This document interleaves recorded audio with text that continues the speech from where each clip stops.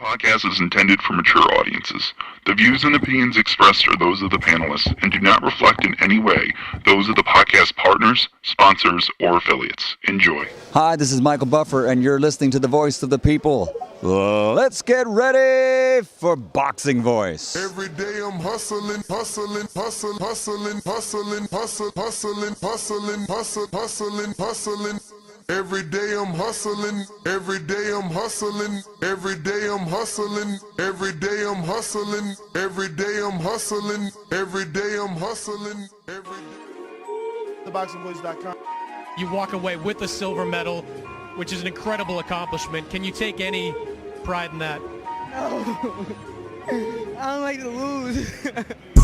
Now it's like I know what feeling I don't want to ever go through. He was talking about you crying and like, you go watch Floyd. Floyd was crying after he lost his leg. I don't ever want to feel that again. I don't want to ever lose. Like I'm not cool with losing. This is a TKO victory for Shakur Stevenson. He's tough. He don't take no for an answer, so I gotta beat it out of him.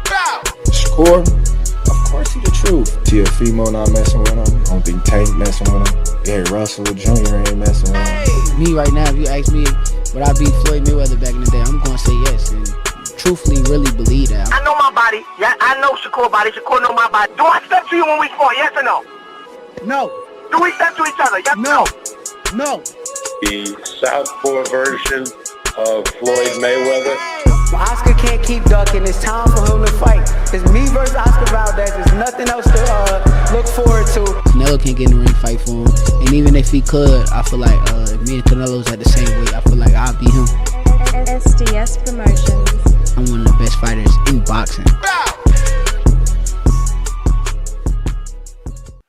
What up, what up, what up, what up? Welcome back, ladies and gentlemen. Welcome back to another edition of the Boxing Voice Radio. I am your host, Nestor Gibbs. Solo Dolo, Scarface, no Manolo. It's all good. We're going to bring this episode to you guys with or without a co-host. Maybe we have some guys jump on remotely. But if you're watching this on YouTube, don't forget to smash the thumbs up, as it's going to help with the visibility of the show and continue to put this episode and others like this in the eyes of boxing fans that haven't found us just yet. So today we're here to talk a two-parter. That's right. We got Shakur Stevenson roasting Tank Davis, calling him a cherry picker for fighting Frank instead of De Los Santos or himself.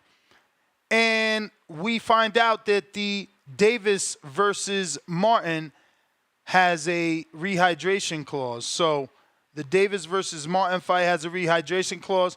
And before you jump to conclusions, it isn't Davis that's put the hydration clause. The WBA has adapted the rules of the IBF per se, and they have a rehydration. Obviously, people are still upset because they feel, it will benefit Tank and not allow Frank to come in at his normal size. But it also puts a cap on Tank and what he could weigh and not balloon up to, right? So maybe if all of the sanctionings ran with that, maybe, just maybe, we would have people fighting in the right divisions. Have them fighting in the right divisions versus not doing that, right? Versus, fighting in weight categories that are not their own. And being able to have weight advantages because of the rehydration. If this was a universal thing, now again, IBF does this. Looks like WBA is following suit. Will we get the WBC to do the same? Will Paco and the WBO do the same? This is what we're discussing. The WBA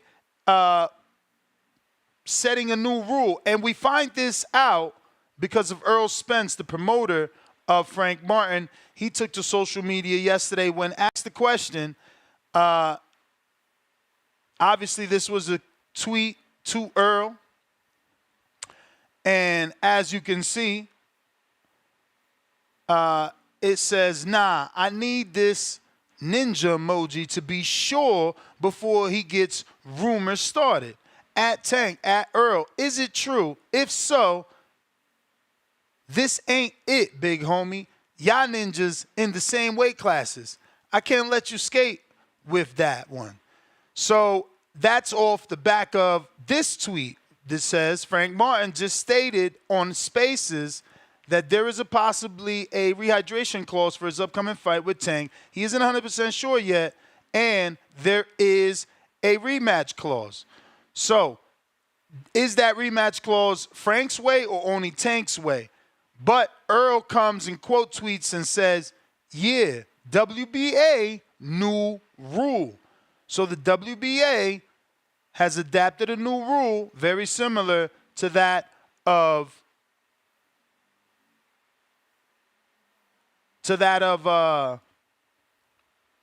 what do you call it?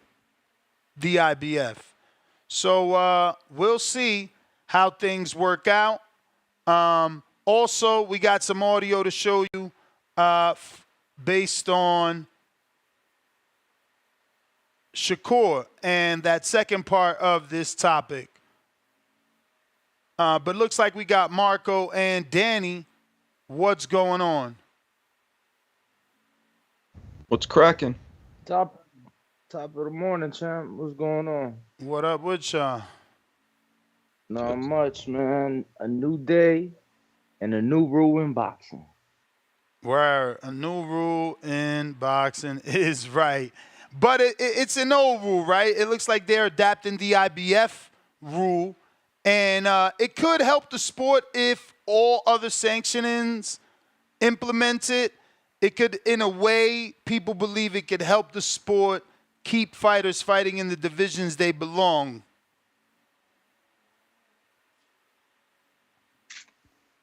Yeah, I mean, if that's what they feel is, the healthiest for the fighter, then sure, that'd be the case for sure. Why, you think it's a concern capping a fighter from rehydrating? I think that they moved the weigh-in to the day before the fight for a reason. I think there's definitely reports and studies out there that suggest that, for an athlete or an individual to fully rehydrate after cutting weight, somewhere up to 72 hours. So, I'm just saying, I'm no obviously expert, but we need one or the other. Like you said, they need to come together to figure out what is best and what they should be doing or shouldn't be doing. Again, one way or the other. Marco, former fighter. I mean, obviously you didn't win no world title, so you wouldn't know about next day weigh-ins and rehydrations, but you see it being an advantage, a good thing for the athletes? What? Yeah, man, I think I never really cut weight. Maybe I should have because I was in a disadvantage going in with dudes who were probably 10, 15, maybe even 20 pounds heavier than me during the fight. But yeah, I mean, everybody knows that the fluids around your brain are what stop your brain from smashing into your skull, which is what stops blood clots and imposing death. And everybody knows that when you cut weight, when you cut enough weight, those fluids in your brain drain, which leaves your skull smashing against your brain smashing against your skull. So I think it's a better idea to do it the day of. The weigh-in's the day of. The problem with that is what happens if somebody doesn't make weight, and you can't. It's a lot harder to cancel a fight or get a replacement the day of. That's why they don't do it, I think. But I think those new rules are definitely better. It's gonna deter dudes from trying to make dramatic weight cuts, which will keep them healthier in the long run.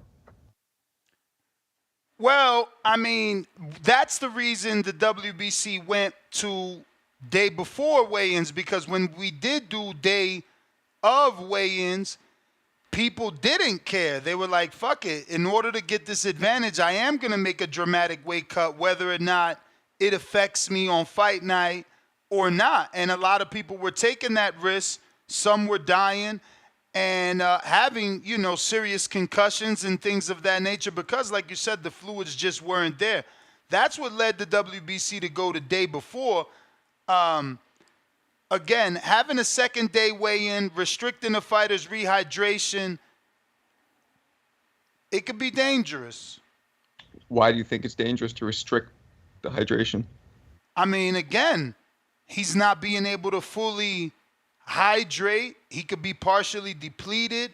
We don't know what exactly he's missing, and what if he's a naturally big guy? Like, again, we've seen now, guys like Julio Cesar Chavez and Devin balloon above 20 pounds for a fight. Well, imagine being held to 10 when you're doing over 20. Yeah, well, the answer to this is simple: fight in your own fucking weight. Like, that's what everybody should be, or as close to as possible. I get maybe a few pounds here or there, but come on, like, I know, but everybody's been doing it the way it is now, so I get it. But everybody could shift to do it the way it's supposed to be, and there'll be no difference. Dudes who are fighting below will fight one weight class above. They'll still all be fighting each other, just at the proper healthy weights. But that's what I'm saying. That's why they went to day before, because they were not fighting at their normal weight, and instead they were still seeking advantage on day of weigh-ins, and guys like a Devin Haney, who you feel isn't fighting at his natural weight, was still not fighting at his natural weight, still cutting all that weight, still cutting 25 pounds, looking to rehydrate those 25 pounds, not being able to because it's same-day weigh-in, not having ample time, getting hit in the head, concussed, potentially dying. That's what led the sanctions to go the day before, to allow proper time for rehydration. Now, we're going to put a restriction on the rehydration time.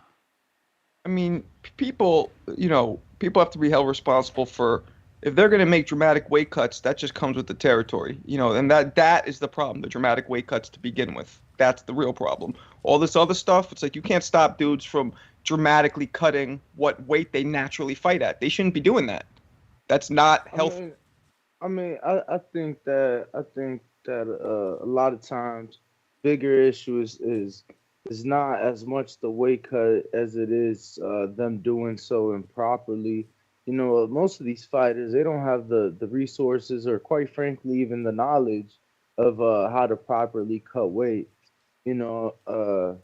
Still see fighters on a day-to-day basis, doing things that probably aren't the best or the safest to cut weight, but that's what they've been doing for all these years. That's what they know. So, I think that it's more so how they cut it than the weight cut itself. But again, we're not the experts. We still have to wait and see. Obviously, we're going based off of the tweets that I'm sure Nestor has already shown. And we'll see what develops. We'll see what other fights this is implemented. We'll see the feedback, from fighters, from trainers, and see what comes from it. It's just cutting weight past a certain extent is never safe, because you're getting rid of just pure water. You're getting rid of fat, fine. That can be done very safely. You get rid of water past a certain amount, that just can't be done safely. People do it, and sometimes it's safe, but you always have that risk. Why do you think you almost never see heavyweights dying of brain injuries? They're not cutting weight, ever.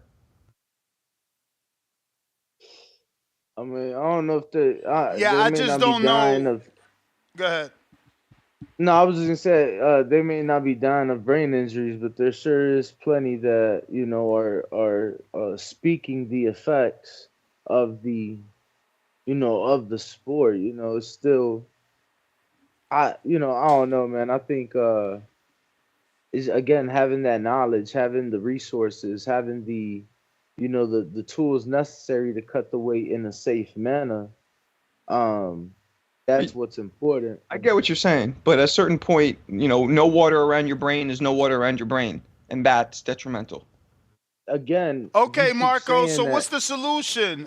Because you seem to have a strong opinion on people not fighting in their weight and looking to not do that. So how do we make sure you're in your weight? Man, that's a great question. Oh, you see that, huh? It comes to a point where adults, grown-ass men, got to take responsible for being grown-ass men, and they need to, you can't stop people from doing dumb shit. But this is what I'm saying. You're calling it dumb shit. You're calling it irresponsible. That's competitive edge. If I want to kill myself in the gym to make 135, how is that any of the words you used? Because you could die from it.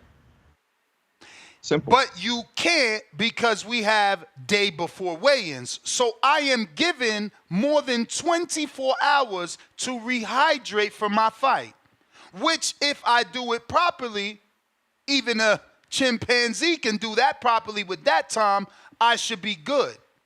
Right. But now we want to restrict. No, now Marco, we're restricting. Marco, and then you just covered Haney Garcia. You keep talking about like once you get past a certain point of cutting weight and not having the water in your body, it's unsafe. Yo, didn't you see both guys? I mean, and obviously one guy missed weight, but both guys were drinking water all week. Right. No, we're talking about the people who don't do it. Like, it's obviously not dropping off every fighter like flies, but the ones who don't do it safely, we're talking about that. And that's what I'm saying. And that's what I'm saying, that it can be done safely if only they had the knowledge. You get what I'm saying? Resources. So it's not about them doing something wrong because of them cutting weight. They just don't have the knowledge or the proper knowledge. They fought at 140, right? They're probably both really 147. Why don't they just fight at fucking 147? What's the difference? It just makes no sense if they both come in the same weight.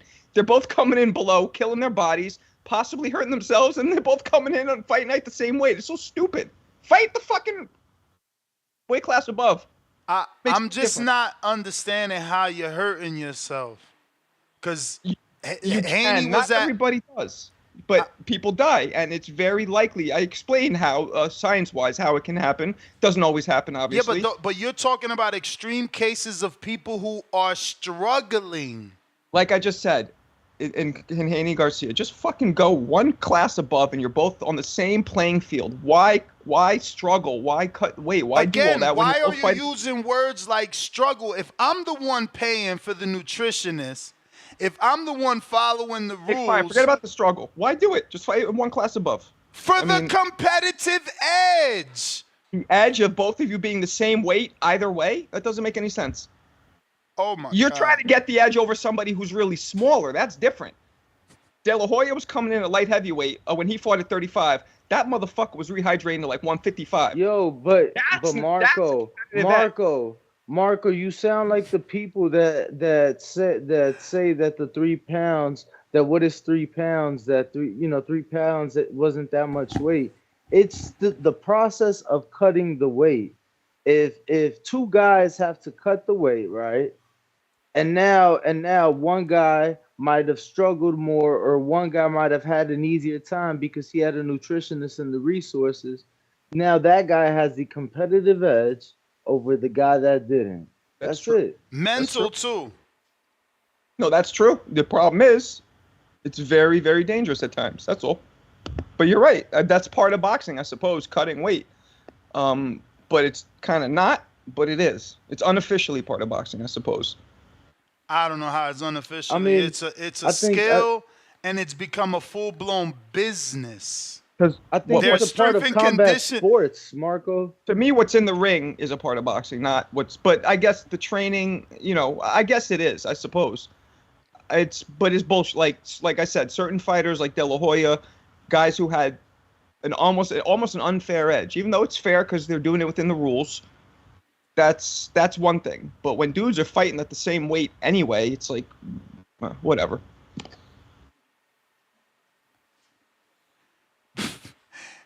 you do understand that we could fight at the same weight anyway, but we both had a different weight cut. Exactly. You are getting what me and Danny are trying to explain to you. Right. That's when the competitive edge comes in.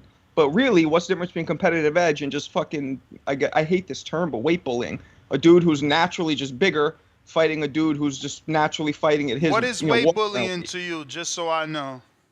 I don't really believe that's a tough one because I don't like using that term. Weight bullying, I guess. I mean, you interjected it into the conversation. I know. It's what guys use who are naturally way bigger. Like when they're in shape, they're a way heavier weight than the dude that they're fighting who is in shape.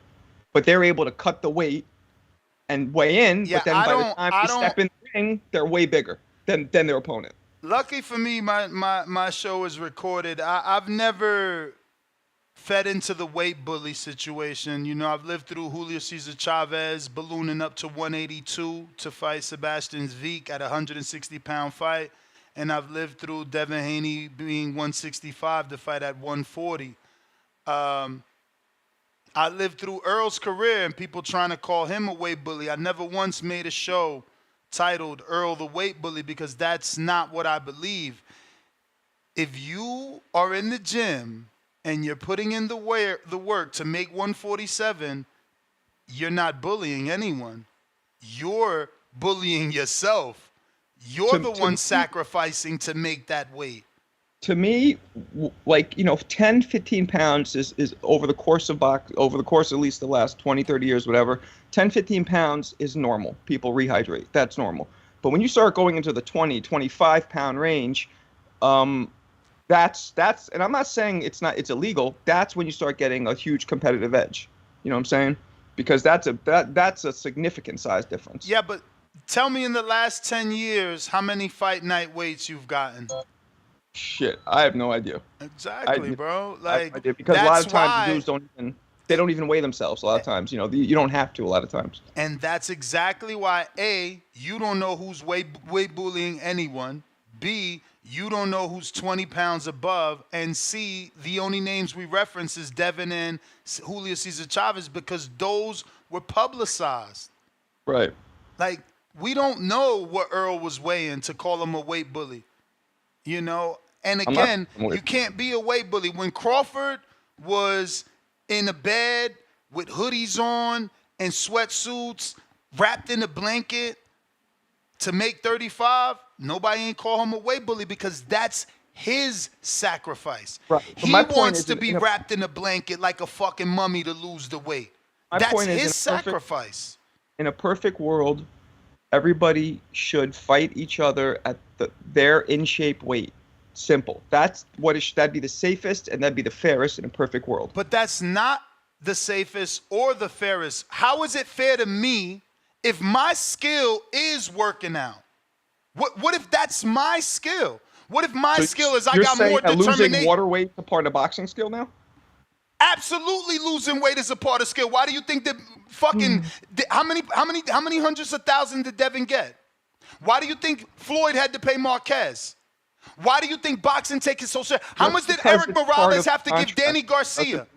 No. It's part of a contract because of the seriousness. If it wasn't serious, it wouldn't be written in the contract and it wouldn't cost you financially. Come on, brother. Anything could be written. If it's not a skill, why do nutritionists even exist? It's a skill. Is it a boxing skill? That's what we're talking about. Of course it's a skill. What the fuck are you talking about, Marco? The athlete needs to make weight, so it is a boxing skill. You can't just box without making weight. This isn't the gladiator time. Weight are different things. In the ring is what boxing skill is all about. My brother, it's all one thing. A boxer can't get in the ring without making weight for a professional fight. Am I wrong or am I lying? Yeah. Does the weight cut not affect? Yeah, what? And the way you rehydrate not affect the way you look in the ring? It can, yeah. So then how does it not? I mean, it's beating a dead horse, I'm telling you. Okay. I think it's a totally different thing. But I mean, it's a part of it. It's not a skill, audience. It's not a skill, but he just said out his own mouth that it can affect the way you look and perform in the ring. But it's not a skill. No, It's also not a boxing skill. not Boxing part of skill is boxing. what you do in the ring. Simple. What you do in the boxing ring is boxing skill. Bro, you can't even get in the ring without making weight. The quicker you acknowledge that, the quicker you'd get the point. And it does make it a skill because how many people aren't world champions?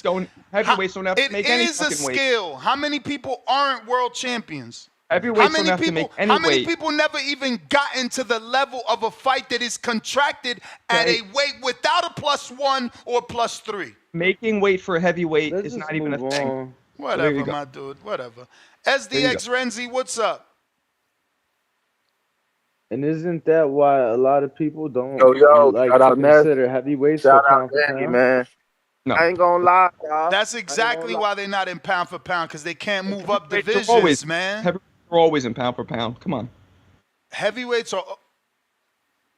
Whatever you're drinking, you do need to drink more of it because you have more energy than normal, but it is clouding your judgment. SDX, what's up? Yo. Shout out TBV, man. Shout out TBX. I want to say this morning, y'all, I normally don't agree with Marco, but I agree with him this morning. Y'all giving Marco a really hard time this morning. He gave y'all the science. Y'all don't want to accept it. Ness, I just want to pick up off the question you asked, more or less to the solution of how do we, manage how much these boxers cutting and all that. And I feel like it's not really hard. It's not rocket science. It's already in high school wrestling now. I know boxing doesn't have its own commission to, continuously monitor these fighters, just like you don't get VADA tested damn near if you ain't fighting. It's shit like that it's rules implemented, but they don't always count it. So like, in wrestling, in high school wrestling, there's a thing where throughout the season, when the season starts or top of the year, you get weighed. And from that initial weigh-in, they're tracking your body to see how much you're losing in between matches, how much you're losing in between the season, and they're gonna set a cap on, based off your body mass and body fat, how much weight you can even lose that whole season. So me, just say I have the skill, I can be a person that is naturally walk around at 145, 150. Based off my body mass and how much body fat I got, they may let me cut down within the season to wrestle at 130 or like 125. But if I go below that 125, even if I feel good, they're not going to let me wrestle because they're going to say that I lost too much. They're going to tell me that I broke the cap of how much weight that I could lose. And I feel like this goes back to what a lot of rules that, if we look through some of them, like the WBA already has a rule that says, if you're 5% overweight 5 days before your fight, they're already, technically can be watching you to say if the fight's going to happen or not, because they don't want you cutting weight at such a high rate. And even like we seen with what Regis said after the Haney fight with Ryan, he came out and said even the WBC has a rule that says you're not supposed to be over 10% of, you feel me, the weight that you weigh in on fight night. Though those things aren't being checked and actually making sure that it's there, the rules are there. So we can't talk about these fighters that so-called break the rules or shit like that, but the rules that's already set are not being checked. They not making sure these fighters coming in. So the argument can be, when the last time we got fight night weights, or when the last time we got these weights? Just because it's not happening don't mean that there's rules there to protect those fighters and protect their health. So I just feel like it's more or less about enforcing this shit. Do we not get a fight, on fight night because that fighter didn't make weight? Some will say, well, the crowd and champ. this That's and that. But I didn't hear. Yo, real quick, hold on, real quick. Ness, real quick. Is he still there? No. I wanted to know how first of all, I'm sure you could answer this where he's located. But I wanted to know how they monitor these high school wrestling weights, right, Ness? Mm-hmm. Because I was in high school not that long ago, believe it or not. And no, seriously. No, your sarcasm is hilarious. I remember, Ness, they would excuse the wrestlers from class all fucking To day. go make weight. Bro, no, they'd be in the weight room making weight all fucking day. They'd be excused from class if they had a meet. If they had a wrestling meet that evening, they'd be excused from class to be making fucking weight, and they'd be in the weight room all day checking their weight, hopping back on the treadmills, taking the sauna suits on, like putting them on, taking them off, like. So I just want to know how exactly they monitor them, yo, because I know the Byron twins, my boys, the Byron twins, bro, they was cutting from 195 to 155 to wrestle. From football season, they'd cut from 195 to 155 to wrestle. Cutting weight is just part of being competitive, man. I watched this thing on MTV. I'm pretty sure people watched it because it's old. But I think it was like, I want to be an athlete or I want to be a pro, and whatever the pro was that week, it would be. One week it was like UFC. This dude was locking himself in a car in his barn in the sun to cut weight. Like, I seen another dude getting in them little weed growing tents. You ever seen them shits? With a chair inside of it. Yeah, of course. With a chair inside of it to use it as a portable sauna to cut weight. Like, yes, it's a skill, Marco. That's why, because we got dudes in Kansas City that go and lock themselves in their barn in a car in the heat. We got other dudes that go lock themselves in a weed tent with a stool.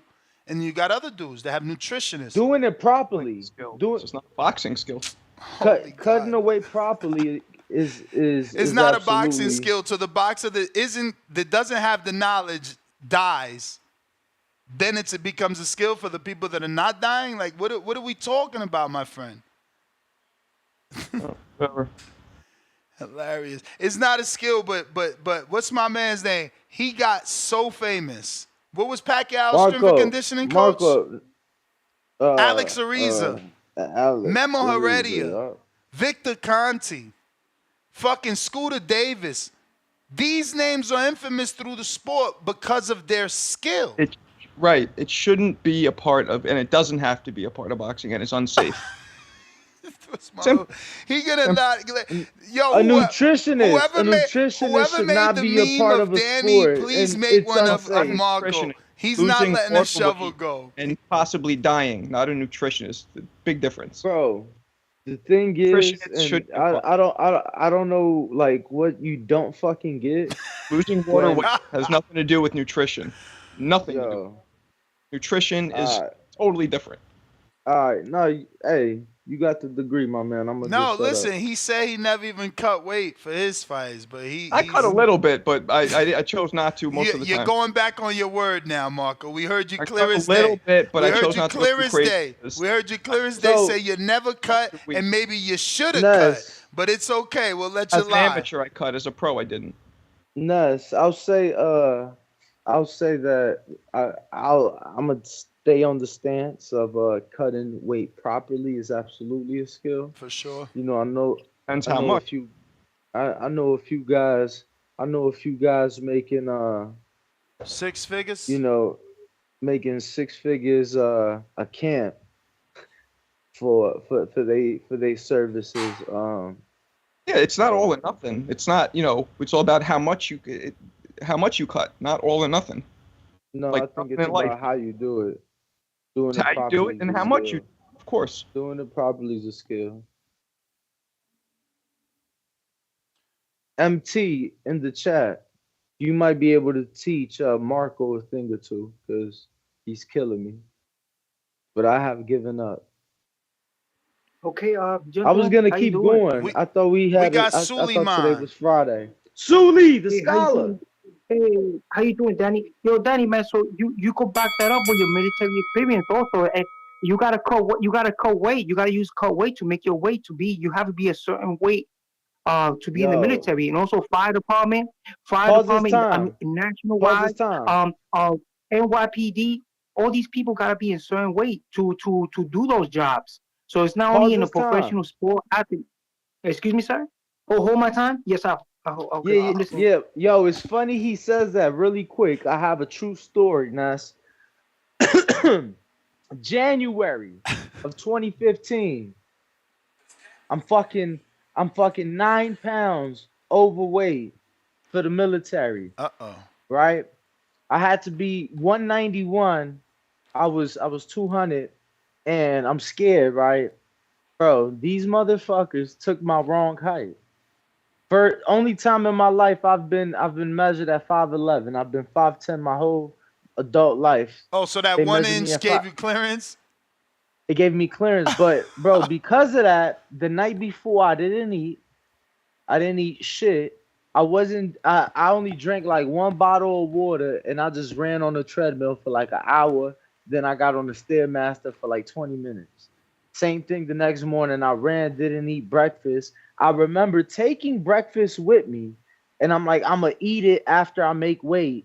And the French toast syrup spilled all over my bag. I had to throw the Damn. breakfast out. I was 6 pounds under though, 6 pounds under because I had improper knowledge. I didn't have the resources, the right skill to make the weight, Nas. I just Damn. wanted to throw that Yo, story it's out funny. there. It's funny. Why do you make weight for the military? It's funny, Only Danny. time, so that's the only time you had to make it was coming in, but they just wanted to make sure you wasn't a fat piece of shit. Oh, like for your height, you have to be a certain weight. Yeah, based off your height, you had to be a certain weight. Okay. Bro, it's funny because I swore I was dying to cut you off to be like, oh, I bet you this story leads to like, you know, Danny needing to make weight, but being able to manipulate that weight because the military isn't strict, and how somehow it would, you know, coincide with boxing and how they are not strict with the weight process. Because when you think in solution, it's the answer to everything that's wrong with boxing. You need policing. The problem with that is it's impossible. It is a global sport.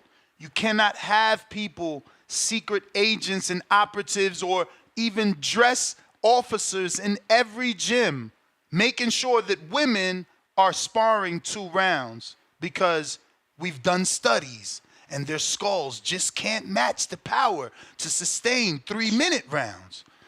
So where's the policing? Where's the policing in the gym when they're making the weight improperly? When they are coming in 50 pounds above weight? You know, no one sees them cutting all that. So it's policing. It's the answer to everything that's wrong with the sport. Or policing. Or the amount of times a fighter gets knocked out in sparring 2 weeks before Exactly. a fight. The guy just died because he was knocked out here in Vegas, and then he goes and fights in a fucking fight, and he died a couple weeks ago.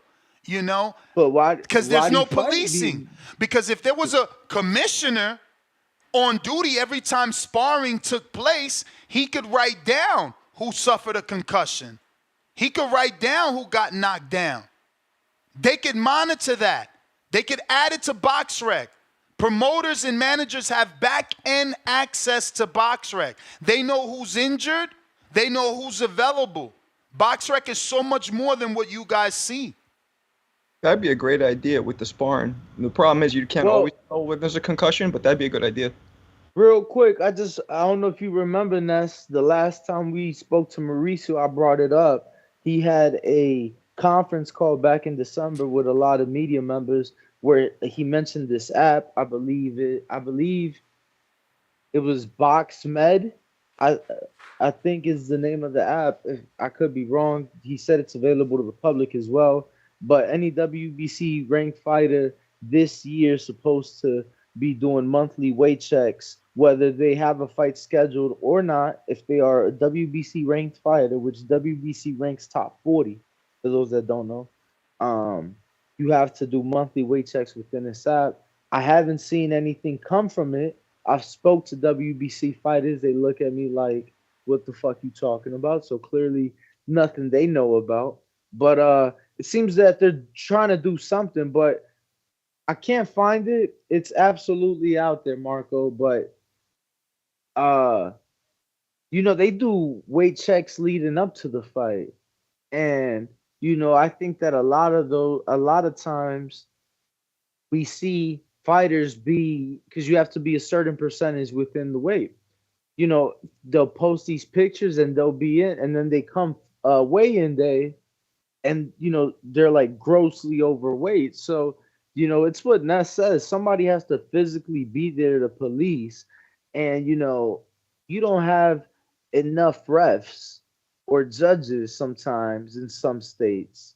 But we're gonna have somebody in every gym, And or they're just not capable, bro. Like, we got to be real. These are retired people, 60 plus years old, reffing. Now you want a solution? You want a solution? I'll give you a solution, and then we'll let Suleiman speak, and then y'all have time to think about what we've been saying. Yo, put a fucking PI. Let the promoters come together, or maybe it has to be His Excellency Turkey Al-Sheikh. Build a fucking PI for these fighters that don't have the resources, the fighters that don't have the knowledge. They can go into this performance center. They can get the proper nutrition. They can get the proper knowledge. They can cut the weight properly and not have to fucking hurt themselves, not have to put themselves in compromising situations. But Suleiman, go ahead. Yeah, hey man, very well said. But yeah, let me give you an example. Remember James Brodak, the guy that used to be the lead sparring partner for Mike Tyson. That guy was a boxer. He was an ex-Marine specialist. Got out. Actually became NABF heavyweight champion by beating an undefeated heavyweight who had a good career. He lost the weight. He gained a lot of weight because he left the military. And he started gaining weight, and that was what destroyed his career. He kept gaining too much weight, and he had to become a sparring partner, and he got brain damage by being a sparring partner for Mike Tyson. So he's a perfect example of weight. You got guys that got natural skills, beautiful skills. They could box, they could move, but if they don't have the right condition, that weight's gonna go against you, man. Buster Douglas, another one. He ballooned in weight too much after the Evander Holyfield fight. He became a diabetic. It hampered his health and everything. So weight cutting, even in the heavyweight division, is being used. These guys like 6'9". You think that's his natural weight, 270 for a guy like that guy's supposed to be over 300 pounds, man. So you guys are 100% right, man. Thank you for having me on. Buster Douglas going into is weight cutting? Are you kidding? Yo, what Buster happened to Douglas Buster Douglas is weight cutting to you? Buster Douglas became obese after he got knocked out by Evander Holyfield. Cutting weight for competition. That's having a mental fucking problem and gaining weight. I'm sorry, I don't think that's anything to do with what we're talking about. Even still, you can say that, but fucking Fury gained the weight during his mental health, fucking lost it, and then would gain and lose it depending on who the fuck he was fighting. So he's not cutting weight. You guys are okay. Whatever. Weight, man. He's cutting weight. But listen, if you're heavyweight, you still gotta cut weight to fight. You walk around weight and your fighting weight is two different things. So he's cutting weight. His walk around weight has got to be over 300 pounds. Then he cuts weight like 50, 60 pounds to fight at 170. I don't know about all that. I don't know about 50, 60, but he's cutting. I know they cut weight, bro. I did 6 or 7 camps with Wilder, and he eats totally different during camp. You know, he has food delivered to him, and it's healthy. His mom used to cook too sometimes. I mean, his aunt, he used to hire to cook sometimes. I appreciate that. And out of camp, obviously, he can eat whatever he wants. You know what I'm saying? Diet is just a part of life. You know, people that try to live without one, you know, they usually don't look good. We got Ant, $2 Cash App. Nutrition and weight is a lifestyle. Trying to tell Marcos. We got Tavon Burns. Welcome to the contender level, my friend. The Pullout Bandit with the $5. He says, I love that the WBA have adapted the rehydration rule. The other 2 sanctioning bodies need to follow suit. Yeah, at this point, that's what they need. We got Counterpunch from Malcolm on Twitter. And we got 5 Pounder in the UK from Leonard Sterling. He says, you see Jed I. Goodman tweet, California State Athletic Commission, event weight for Ramirez and Bartholomew. Virgil went from 155 to 176. Female bout, Agnes, 111 to 113 versus Esparza, 114 to 127. So there goes some fight night weights for you. But goddamn, Virgil that big, huh? Holy shit. 176, eh? Okay. CYP counterpunch. CYP counterpunch. So that we're gonna act as if that is a king. So he did cut you, Malcolm. I said Malcolm, but I meant Malcolm. CYP.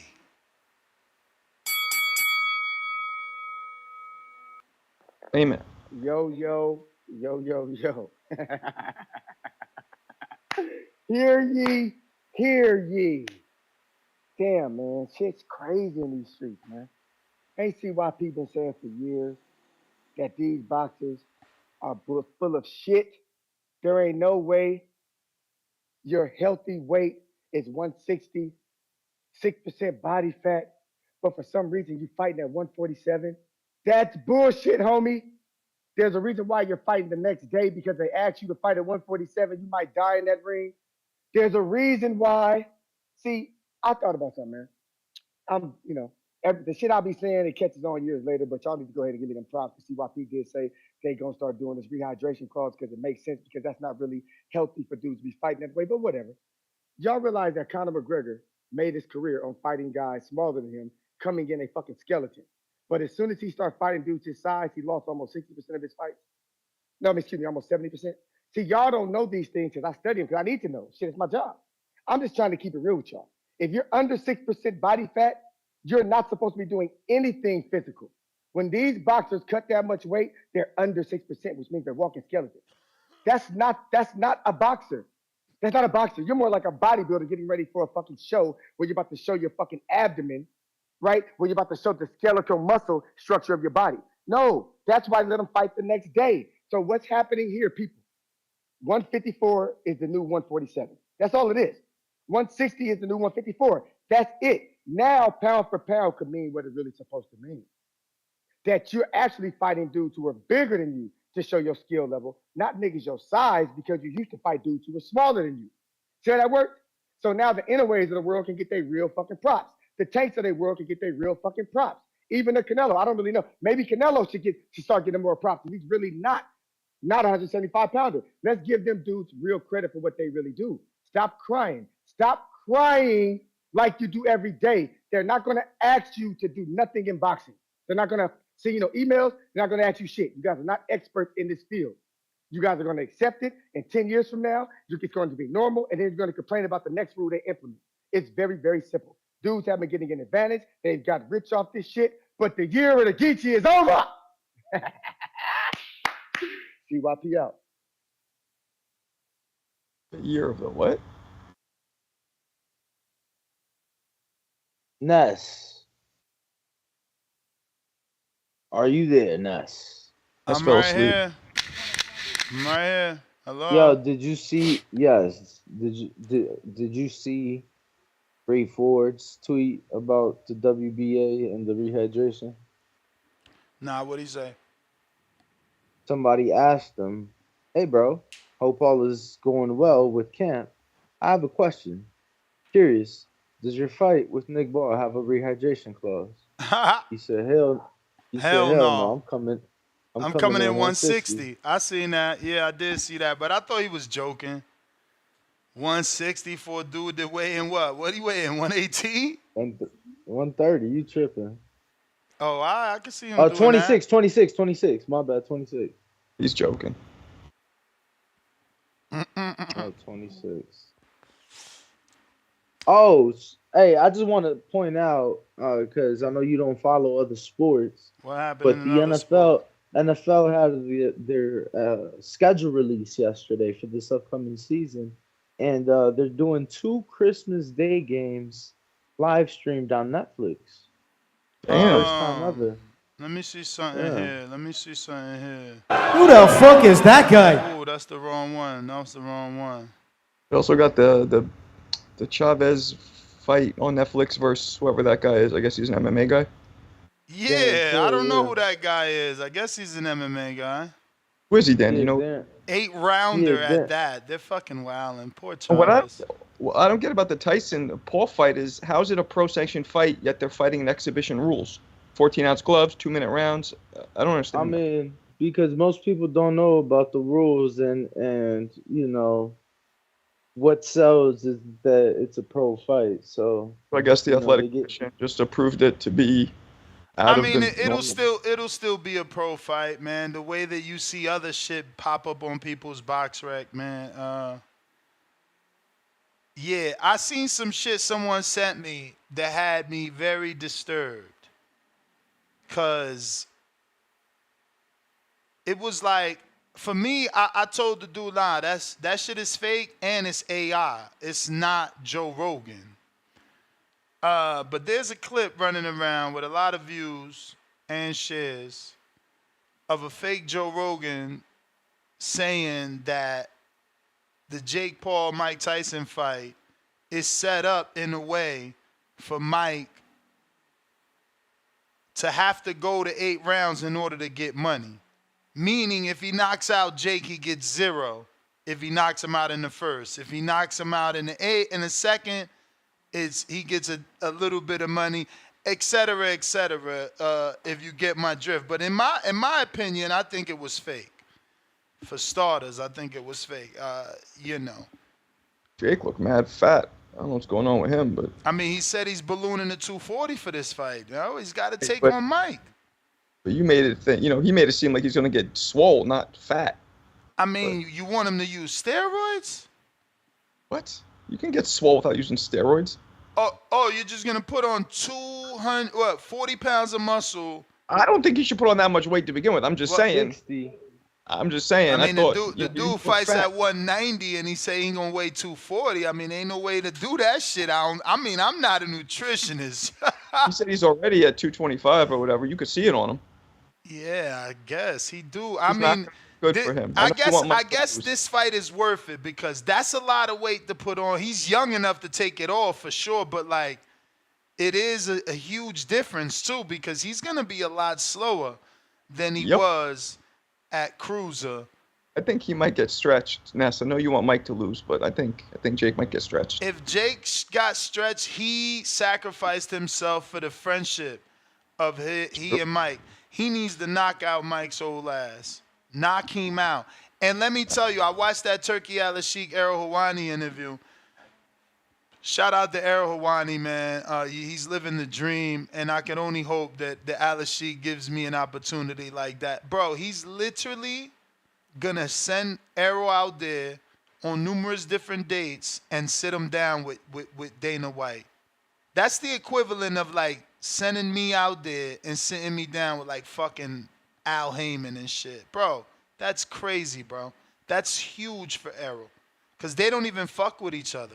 So it's like that will be viral for Errol. And then moving forward, now he has Dana again. You mean Ariel? Yeah, whatever. I didn't know. You're saying Errol. I'm like, Errol Same Spence? Same shit. Errol. I mean, Ariel. I don't know that it'd be like you talking to Al, and that's because it's like you've never interviewed Al before. That's the point. This guy did interview Dana, but he's been blacklisted by Dana. So Al-Sheikh's power is about to bring. I mean, look, whatever. It's huge for me. It's huge for me. Shout out to Hawani. He's living a fucking dream. That shit is gonna be epic.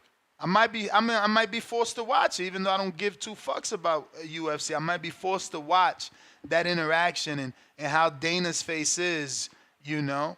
That's crazy, bro. Crazy. Yeah, man. I don't know, bro. I feel like that would be like somebody that you interviewed on a regular basis, and then like they cut you off and stop fucking with you. Yeah, I get what you're saying, bro, but you're not factoring in how big Dana is to the UFC and his position. All you're factoring is that Ariel had a relationship with Dana. Ignore that. Remember that he is the man at UFC, and he doesn't want to talk to a specific media person. and Alice Sheik is making it happen. That's what you need to focus on. You keep you keep remembering that he used to interview. He's cut off. He can't get Dana right now. Dana don't fuck with him. The comment section said, let me give you this analogy. The comment section used on the interview. If Alice Sheik gets Dana and Ariel to sit down, we have a higher chance of Israel and Palestine fixing their issues. And go look at the thumbs up. You can suck your teeth all you want. That's just perception in the MMA world, that it won't happen. Even Ariel said, I know you're powerful, but I don't even think you could do this. But if you do, I'm open to it. So, I mean, again, you know, you're minimizing it. Ariel certainly is not, and neither are the fans that fucking related it to a religious war. Borough City E, what up? I'm sorry, go ahead. Yeah, that's extremely excessive, I would say. I mean, for boxing, for MMA, they're using that. For boxing, they use Cold War. It's the same shit, bro. They're both extreme. I mean, I think it's asinine to compare it to that. I mean, I don't know. He got like Frank Warren and Eddie Hearn, you know, which I think that's bigger than you know, Dana and Ariel. So. I mean, Frank and Eddie both bring something to the table. For Dana, he don't need to talk to Ariel. What does he bring to the table? It would just be a favor for Alice. I'm going to let it go. Danny loves these type of arguments. Borough City, what up? I mean, he brings the biggest numbers is what he brings. Bro, we've already addressed that. You sitting here capping. What's good, fellas? What up? Dang shit, man. Look, I'm gonna be real, man. I disagree on this one, brother. I disagree. But I feel like once you start camp, I feel like once you start camp, and how long is fight camp usually? What, 3 to 4 months? Nah, 2 months. Couple months, yes. 2 months, and some of the rich and famous might take 3 months. The only one that'll take 4 is David Benavidez. I feel like once you start talking about climbing up over 25 pounds and all type, and I'm talking about before the fight and trying to suck down, I feel like, man, you know, that's a little too much. I like once fight camp start, or either like a month before fight camp, you gotta do some shit like random weight test, bro. See how heavy you is. If you like 30 pounds over, bro, just go up to the next weight class, bro. Like trying to cut 30 pounds in 2 months, bro. That's just too much stress on the body. And after seeing how Earl looked, and I ain't gonna give him a weight drain excuse, but I know being weight drained, it's just using common sense. Being weight drained a little bit, it took some of his chin away. Yeah, I mean, we don't know if that's because of the car accident, but a lot of people feel like it was because of the weight. The same thing with Devin. When you looked at Devin for that weigh-in with Ryan, even all throughout training camp, and I got the 5 if I run over, even all throughout training camp, Dev looking all sucked up, his eyes looking black. He got to wear shades because his eyes sunk in, and he looking dehydrated to the max. I mean, like, once you go over a certain weight, I mean, just go up to the next weight class, brother. I mean, that'll just get the fight at a catch weight or something, and let it be on an even playing field. Once you start ballooning up too high, it just ain't safe to come down, man. Like I feel like the weight, even though it was a bad strategy, 2 things could be true. I feel like it was the weight. Fuck with Devin a lot. I feel like it took some of his speed away, took some of his stamina and agility, his explosion, his quickness away. Because like after you weigh yourself out, getting all that weight off of you, you're just not gonna have that same quickness no more. You're not gonna have that same explosion anymore. Like even mentally, you could be drained some because you didn't have to put so much work in and just to get to the fucking fight. Like, you know what I mean?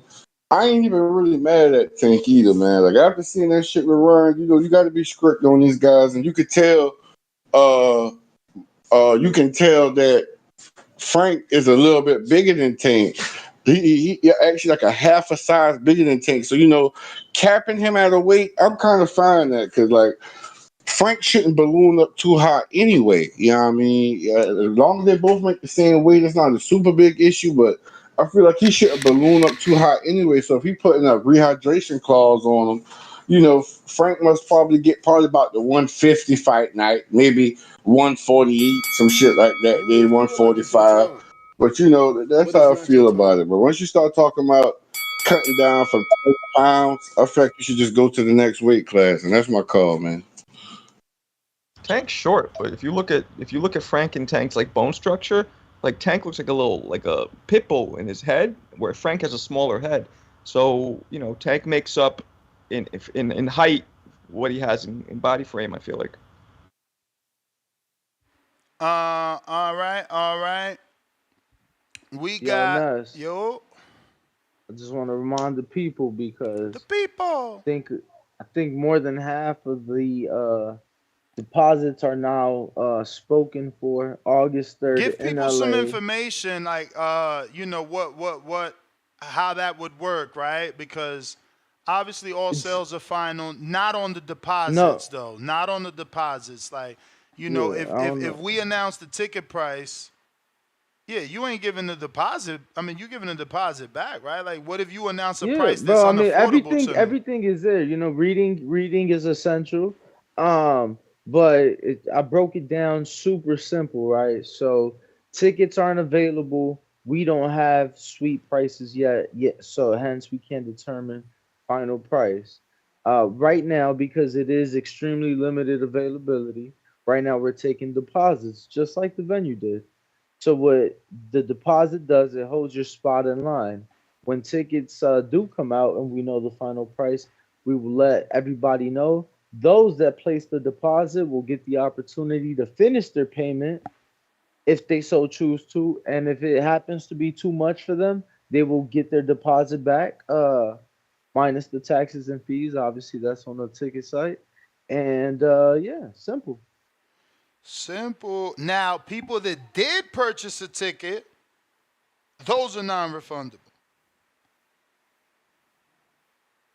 Right. Once tickets come out, those tickets will be non-refundable. Only deposits are refundable, and then obviously, they'll have to make a choice rather quickly, on whether or not they'll want to purchase the ticket for the suite. And what obviously could one expect? it'll be yes, what they can expect is a hospitality premium suite or lounge within the BMO Stadium. Um, they can expect obviously food, beverages to be included. They can expect a bar package of some sort. I'm hoping for open bar. That's our thing, but they can expect a bar package of some sort. And just from what the resale market is, because obviously season ticket holders for the LAFC, they get But it's not your time. My bad. they get options to purchase tickets to all events year round. So from the resale market, there is some tickets available. I project that what we will be charging will be way better than the rest of the market. So obviously, what you'll be getting with it will come with a lot more than just entrance to the fight, but entrance to the fight party with us, with the boxing voice, and just a good old time. So Troy Isley's saying that he's considering coming. I saw him in the comments. So looking forward to it, man. It should be a great time. Yeah, nah, man, that's an amazing fight card. Certainly want to be in the building for that one. That's one you don't really want to pass up. Phone lines are open, and we're getting back to that. We got a couple super chats. We never got the Malcolm, right, Malcolm? Jesus, we're horrible. Yo, y'all hear me? We got you. My bad, champ. My It's all, bad. it's all good, my brother. Shout outs to Boxing Boys, Ness, Danny, Marco. Appreciate you guys this wonderful morning. So like I'm kind of on the fence. I see both the points you guys are making. In general, when it comes to this whole weight shit, I feel like if you can make the weight, it is what it is. You know what I'm saying? I've always been more cool with catch weight over hydration clauses. You know what I'm saying? Because you're gonna kind of kill yourself or whatever and meet in the middle, but you can still fill your body with whatever liquids you need to fill. You know what I'm saying? Now, on the other hand, when it comes to just everybody fighting at their walk around weight or a weight that's comfortable, I'm gonna pull a Troy right now. You know, I competed in the amateurs. You know what I'm saying? It was nothing too crazy, but they make you fight, and it's the same day weighing. So everybody, you know what I'm saying? You have to fight at a certain weight, same day weighing. So I was always close to a little bit less than a walk around weight. And let me see, in New York in the amateurs at the time, it was between 126 or 132. You know, and I could only hit 128. For me to get those other 2 pounds was fucking difficult, and I probably would have risked some shit happening, even though it's only 3 rounds. You feel me? So while it was slightly a disadvantage to fight people who were bigger, you know, we were all still at a similar weight. You know what I'm saying? And yeah, I think the solution that you guys are talking about, I can't think of one. You know, if another caller calls in, or you know what you guys are saying about a facility, if that works, that works. You know, but if one section is gonna do this, everybody else needs to do it and follow suit. If it's only for these fucking championship bouts or just for people who's in rankings, all somebody got to do is just pull a Hitchens and be like, oh, I don't feel like competing with this sanction anymore, and just go to another sanction. You know what I'm saying? So it's gonna have to be an all or nothing. And if everybody just does it, sanction by sanction by sanction, it's just gonna be a shit show. You know, there's The always athletic chaos before there's some kind of peace. You know, what was that? I said the athletic commissions need to adopt it, all of them, and then it would be something. Yeah, and then it'll be good. But if only that's for, you know what I'm saying, just for championship and you know just regular sanctioned fights. Because if it's everybody in general, then you know some people also don't have access to nutrition. Even though, listen, Google is pretty easy to just check shit, but there's a lot of false information. You know what I'm saying? So it's either like an all or nothing. But that's it, man. I'm gonna just tune into the rest of the show. Shout out to Vox and Voice, man. Appreciate you guys. New York in the house. Malcolm, appreciate you. Appreciate the call, champ. X Spaces Discord available. Yo, Nuss, I wanted to send you this video. I don't know if I did or if I didn't. You may feel like But it's your time, but it's not. Pat McAfee on his show this week, live on the live stream, right? They bought a car via auction, bro. It was like the fucking most hilarious thing. They bought like an O2 Escalade. For what? I think for like one of the employees or some shit. Pretty sure it was like one of the employees on the show. Like one of the tech guys or one of the sound guys, you know, like one of the background guys. But a O2 Esky, they wildin'. Bro, dropped 20,000 on it. What? 20,000 on an bro. O2? On an O2, my brother. Nah, but why? I mean, it was clean. No. I don't know how many miles it had. I'm gonna send you the video, bro. It's impossible. They wildin'. That's just not worth it. Oh, 16,000 miles on it. It still ain't worth it. Like, I don't care. The only person that's gonna say is, well, Ness, I'm keeping it. And all right, but it's still an O2. We talking about 22 years old. Like, that's insane, bro. Jesus Christ. But hey, man, what are you gonna do? Shout out to Ramon. Ramon just bought his ticket to the suite. Let's go. Tell you, there ain't gonna be no tickets left. Ain't gonna be no tickets left. Anybody that knows Ness, actually, you know what we need to do? I'm gonna send you a link. Mm-hmm. The link will be the recap video for the fight party we did with Bud's last fight. And what we'll do is you'll just show the first 30 seconds of that, because I think that really depicts you know what a TBV fight party is like. Oh yeah, you're right. Another ticket sold. That must have been Ramon's. Yeah, but that was an epic fight. That Yo. was like, bro. As many people want to say they expected that, I never. Like, yo, that first knockdown was a jab. I'm like, it was a jab. Oh my God, he knocked him down with a jab. Then the next fucking huge moment was the shove. It's like, he's stronger than Earl. Oh my God. Yo, that fight was just too much. It was, it's going to be hard to replicate that. Yo, I was watching the open workouts yesterday, right? And two weird things. Both fighters were working out in the opposite of the stance they fight in. Fury worked out in southpaw, looking blazing, by the way, and Usyk worked out conventional. You think that's some kind of mental? What's going on? I mean, we always knew Fury could switch, so nothing new there. Usyk though, and the whole workout. Like, what do you think they're trying to? Usyk, I don't know that much, but Usyk is just funny. There's this sound by he's like he looks skinny. he's fucking hilarious. His That's voice. a, like, Barat accent thing going is funny. Yeah, I gotta play that, man. It is just fuck. And he So stopped funny. doing the Iveri feel. He stopped doing that. We got Box for money with a counterpunch for CYP. We got Ivan, $5. Marco calls Canelo a duck and protects Tank. He is a fanboy. What? 7 thumbs up on that, Marcos. Years of lurking, $2. Marco went Nello to fight David. Oh, excuse me. Want Nello to fight David, but defending this? 7 thumbs up on that too. Ooh. Get out of here. I'll put a thumb somewhere. Free smoke. What the freak? Free smoke, $2. Salt baths and saunas are a boxing skill?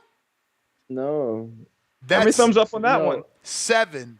Okay, well, you don't talk about that, huh? But that's the point. That's to you. That's literally the point. That's literally the point, that people that do that don't have the knowledge and don't have the resources or the skill to fucking properly cut the weight properly. All right, I'm not doing it anymore. You guys got it. Because let me tell you something. I know fighters cutting big weight that don't touch any of that shit in camp. Don't even see none of that shit in camp. Not a salt bath, not a hot bath, not a sauna, not a sauna suit. We got free smoke, $5. Knowing how to dope and not pop dirty is a skill. That's how y'all sound. How many thumbs up on that one? 5. Just 5, okay.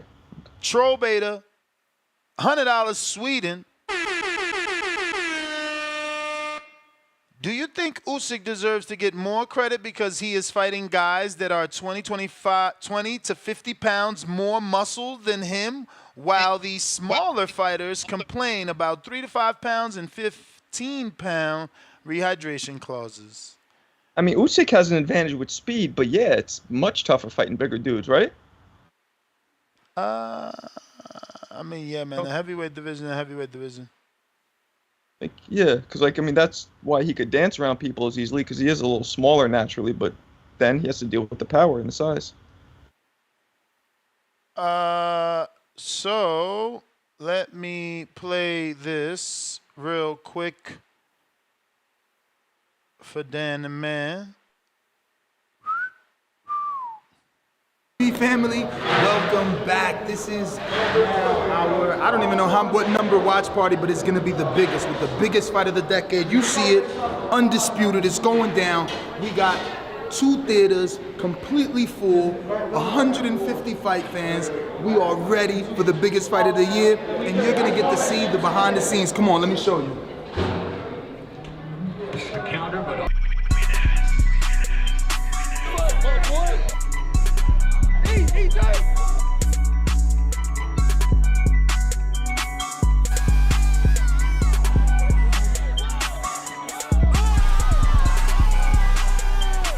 How you guys doing?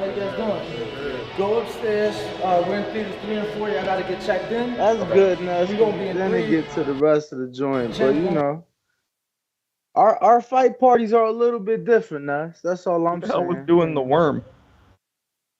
Man, that's out of excitement. Ain't nobody pay him to do that, champ. I believe it. You know, I believe I it. don't Yo, But he was since we doing the talking worm all Shakur, night. nah, he only did it 2 ways, like coming and then going. But since we talking Shakur, calling Tank a cherry picker. Don't think it's been played perfectly by either side, but there's never really been a time where they've wanted to discuss it and actually sit down and try and find a resolution. But and hell of a promoter. He loves that hell of a word. Surely you guys pursue that after this. I know he said he wants to go fight by fight, but working with Shakur I think would be... we are. I'm one of the few promoters that fight by fight's not necessarily a route that makes sense for everybody sometimes, but I don't feel the need to tie a fighter down for 3 or 5 years. Like, if you work with me for 2 or 3 fights, you're going to get an idea if you want to work with me for the rest of your career or if not. And to be honest with you, if we can't deliver the opportunities and someone else can, maybe you're better off elsewhere. But traditional promoters are hell-bent on locking fighters in for a period of time where they may not deliver. We gonna stop it there because shout out to Don't Help Me. Don't Help Me.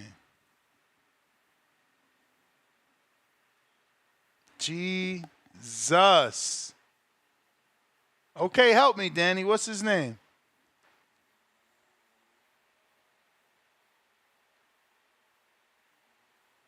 Was it? Hold on, is that Rob? No. Oh, No. The one that used to work with us for a brief period. The youngest one.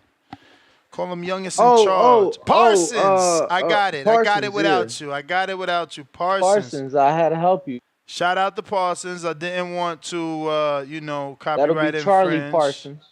Didn't want to copyright infringe, but obviously, I just wanted to show that, look, Eddie Hearn is willing, and I think put out there clearly that he's good with, Marcos, come on, my man. I'm about to kick your ass off this call. That he's clearly good with. That's you with the background noise, my man. You got to mute up. Yes. Believe me, it's you. But Eddie Hearn at least put it out there that, he's willing to deal with Shakur on a fight-to-fight basis, which is something I'm sure Shakur wanted to hear, which will make the initial conversation a whole lot smoother for the two of them. And we could potentially get that Shakur versus Matias in the future. Who knows? We got the Jack artist sends his $10 for the Tony Harrison glove. Remember, we're doing that raffle May 31st. So shout out to the Jack artist for sending his 10 for the raffle. We got to get to Tone Deaf, $2. Canelo spends $500,000 to be 168 pounds. Probably. Brambo, $2. Tyson Fury is a modern-day Andrew Galata. No way. No way. Marcos, come on. You're the old head. First of all, I'm not an old head. That's rude. Second of all, nah. Andrew Galata never even won a title. What's he talking about? Exactly, bro. Disrespecting my mans like that. That's racist. That's what that is. Whoa. Racism. Whoa. We all don't look alike. Whoa. We got the Pullout Bandit. $5 more. Isn't Frank rated higher than Edwin? Why would he fight Edwin? Well, again, I didn't play that audio because according to Shakur, he's like, why is you fighting a dude that avoided me? So let me find that audio. I put it in the pre-pro, but shit be getting buried.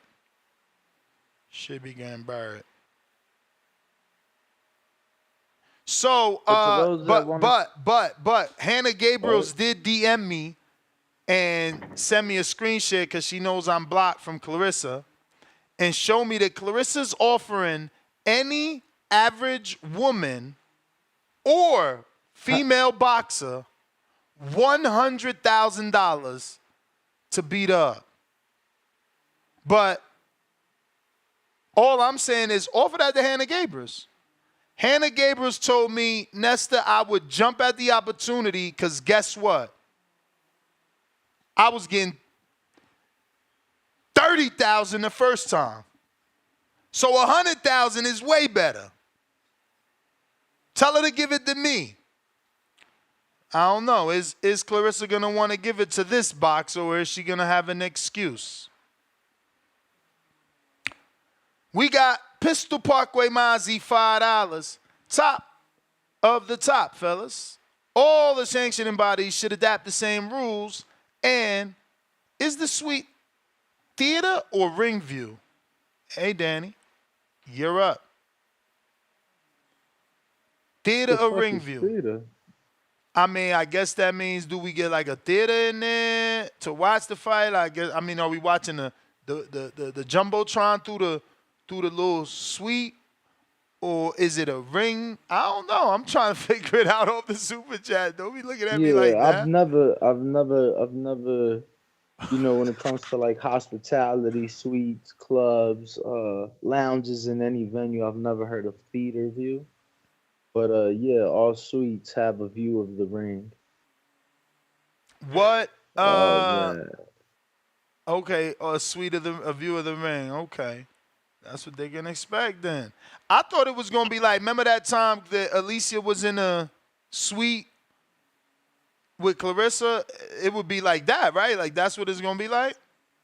Yeah, but that's what I'm saying. You could view the ring, or you could sit at the table, watch it from a TV in the suite.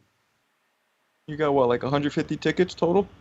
Nah, only 40, bro. It's only 40. It's a small room. Okay. Small room. Word. All right, I still haven't found it. My guys in the pre-pro, help me.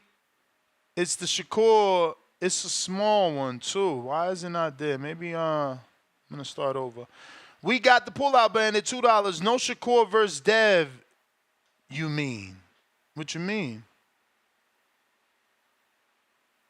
Yeah, Oh, he says no. He says no. Shakur versus Dev, you mean? So I guess he means not Matthias, but instead fight Devin. But I don't know that.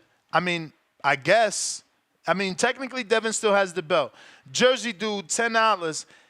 If you never been to a TBV fight party, excuse me, Jersey Dude, $10. Salute, champ, salute. If you've never been to a TBV fight party, you are missing out. I just bought my, I guess I just bought my deposit ticket. I was at the Crawford Spence fight party. I'll be seeing you guys again soon. I'm Ramon. Ramon, what it do? Salute to you. We going. Yo, this dude sent me his flight itinerary and his hotel already, Ness. Who? Along with the screenshot of his purchase, obviously, for the deposit. Salute. It's gonna be lit, bro. It's gonna be lit. Nah, for sure gonna be a good ass time. You flying in or you driving in with me? I don't know, champ. You know, that's just so far out. Is that even worth like cause where is it gonna be? Is it gonna be where Isak fought Tank? No. Damn. Okay. It's in a soccer stadium. Okay. So there might be parking. So there might be parking? I mean, I'm pretty sure the suite comes with valet. What? Pretty sure. Nah, that's what's up. Okay. Cause that's what I was concerned. Like, you know, it's LA, bro. It's like to get out of there. I was like, yo, should we get like a party bus, pull up in style? I mean, but boy, we gonna pick us up from the hotel? What the fuck? From the hotel, bro. You know, LA traffic a motherfucker. LA traffic is worse than New York. I don't care what nobody say. I stand on that. So it's like, bro, you could just be chilling, chileando in traffic on your way to the BMO. You feel me? I'm just saying. I hear you. Jersey Dude back with another 5 to my damn. A lot of spelling errors in my last message. I'm at work, y'all, shaking my head. It's all good, champ. It's all good. We going out to Majid. What it do?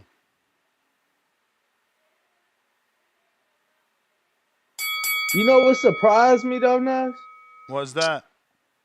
all of these purchases is from like people flying in. Like, where is the LA community at? All these dudes talking about y'all ain't brought shit to LA, Why man. We didn't you bring shit. guys?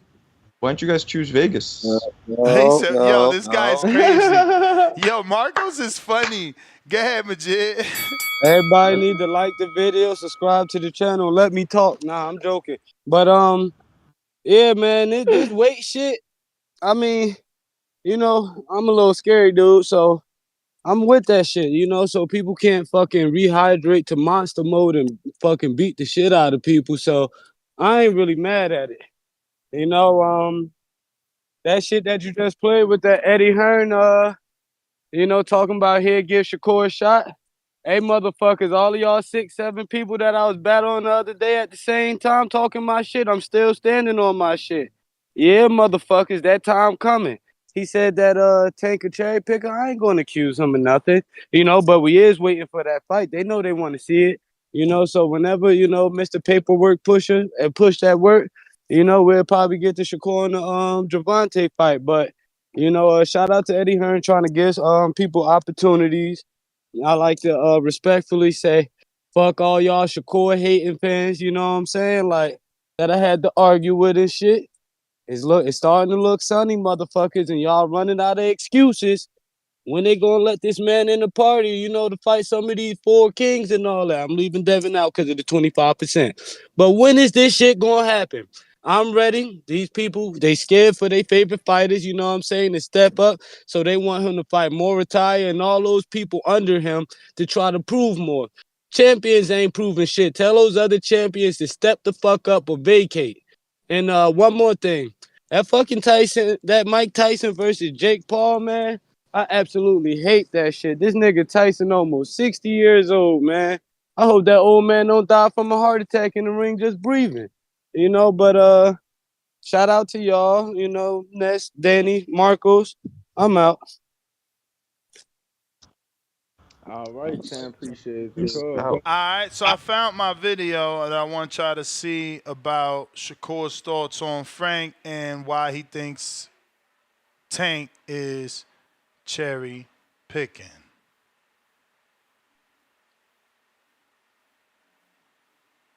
You think Tank washes you think he washes Frank Martin? I mean, that's why he fighting him. He's picking and choosing. That's what he do. Tank take the least risk. If Tank was really a risky nigga or this person he claimed to be, he would have fought Edwin De Los Santos. Why not fight the nigga that actually fought me instead of the nigga that pulled out from fighting me? You think Tank washes you think he washes? You think that makes sense, guys? Nah, he's sort of, but he's also trying to put himself up. Like, dude, I beat. I mean, because the dude that he's fighting is the dude that didn't want to fight Shakur for $1 million and a title shot. But you could also argue that he felt like it was not that he was scared, but he felt like he should have got more money. I mean, who knows?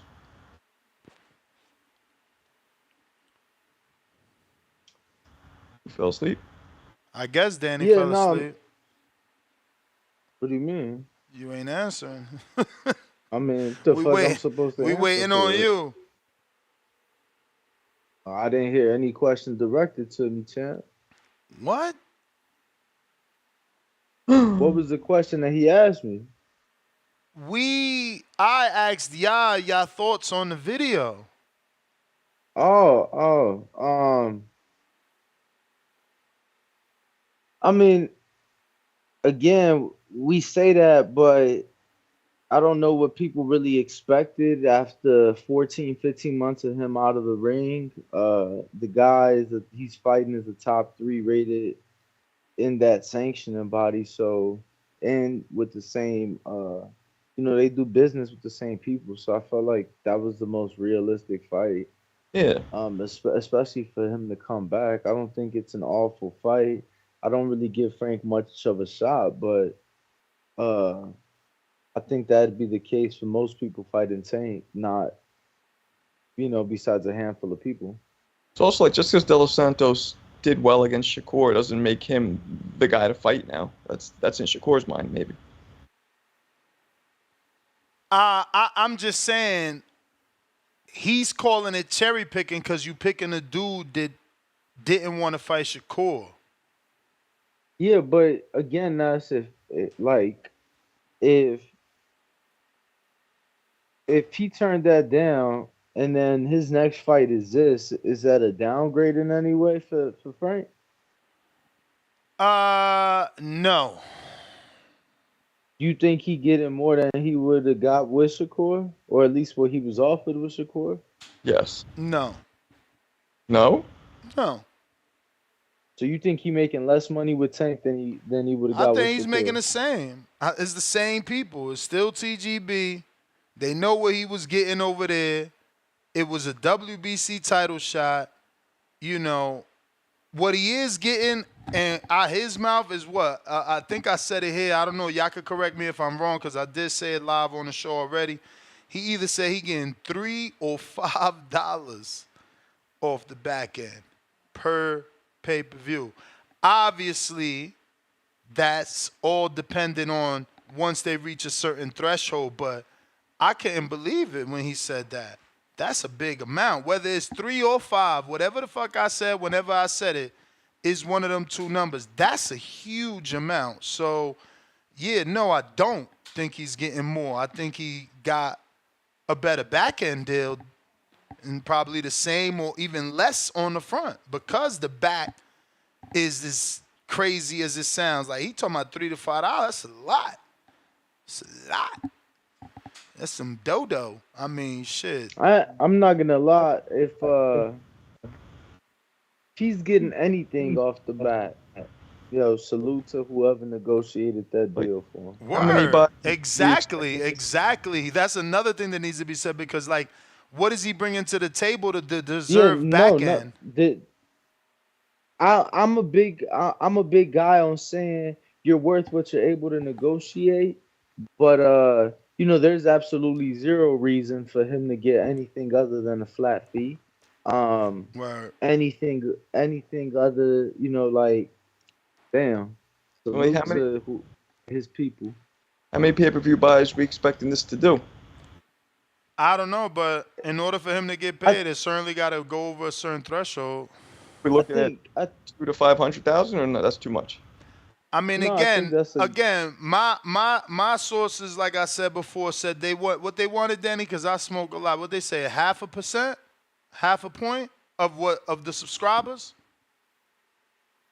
No. I don't know that that's what they said. I just think that that's the point we was making. No. Even if you said, I mean, unless, I mean, it's either 1%. I'm just trying to see if you remember did I used to use the word 1% or 0.5%? 0.5 because, again, I think it's 0.5 of the percent of the subscribers is all they looking for, and they still do 2 million house homes.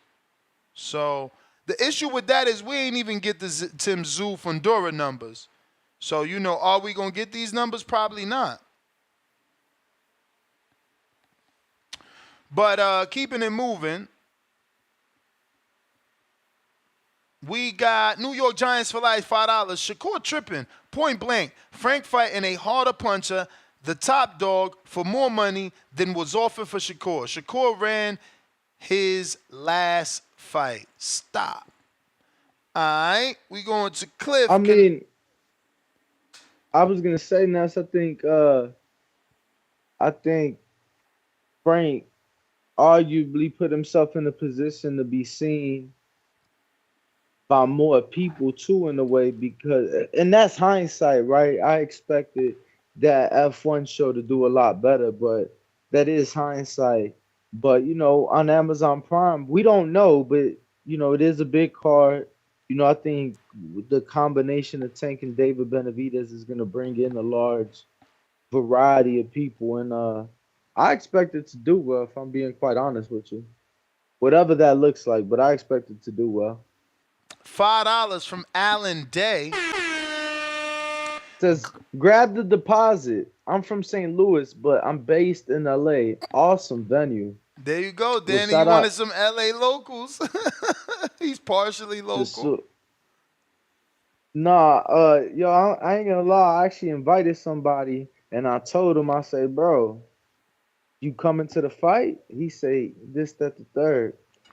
I'm like, you gotta bring one of your celebrity friends with you, cause it's LA. Everybody got celebrity friends. So I told him to bring one of his celebrity friends. We might have us a special guest in the suite. We'll see August 3rd. We got keeping it moving. Bumgarner not $2. going? She on the West Uh, Coast now. yeah, she may be uh in Having her camp own suite. still. Oh. Yeah, no, she may be in camp still. Fight's not official, but they're looking at we're looking at late July, early August, so we'll see. Let's go. Um Ness is gonna end up like that double M bag. Marco is fast. Marco get smoked, man. I keep telling y'all, like a pack of new ports. He don't get enough sleep. 100. He don't get enough sleep. Yo, Cliff and Connecticut. Now I don't get enough sleep, bro. I need to find a way to sleep. Danny said he's gonna send me a breathing exercise. That was a lie. How many hours of sleep, Ness? Oh yeah, I Bro, forgot to maybe do that. 4, 5, 6 at Damn. most. Never 8. I need those 8, man. I'm trying to grow muscle. I need them 8. Start racing. You can't stay asleep. No, I just just wake up. Damn. I don't know about mind racing because I don't be remembering nothing. Cliff, what up? I just be waking up. Yeah. Got to buy some ZMAs. I'm about them snack ZMAs. Get that sleep. Yeah, if I sound a little out of breath, I just finished that mile. Did it in 8 minutes, 12 seconds. Damn. I did How it much you weigh? How much you weigh? 200. See, I walk around at like 205, 210. But if I dehydrate, I'll get down to 200, 198. Damn, my man doing 8-minute miles as a 200-pounder. You all right. How old are you? 34. Oh, shit. Look at Cliff. Marco, stay away from Cliff, man. That's all conditioning right there. Goddamn, 8-minute miles, 200 pounds. Impressive, champ. Yeah, if I was to be a boxer, I think I'll be fighting at like 168 though, because I'm walking around at this weight. Therefore, that goes to our topic. I feel like Tank is wrong for trying to put that hydration clause on Frank and like he did Ryan. Like, Whoa, that shit is champ. We weak don't to want to me. we don't want to give you false information. Tank didn't do this. Tank actually tweeted out that he don't know nothing about what's going on. This is all the WBA, their new rule, and Earl tweeted out as well, confirming that it was a new rule. But I'm gonna screen share Tank's here where he said, "I'm not sure what the f y'all talking about, but in parentheses, if it's true, y'all telling me I have enough power to tell the WBA what to do?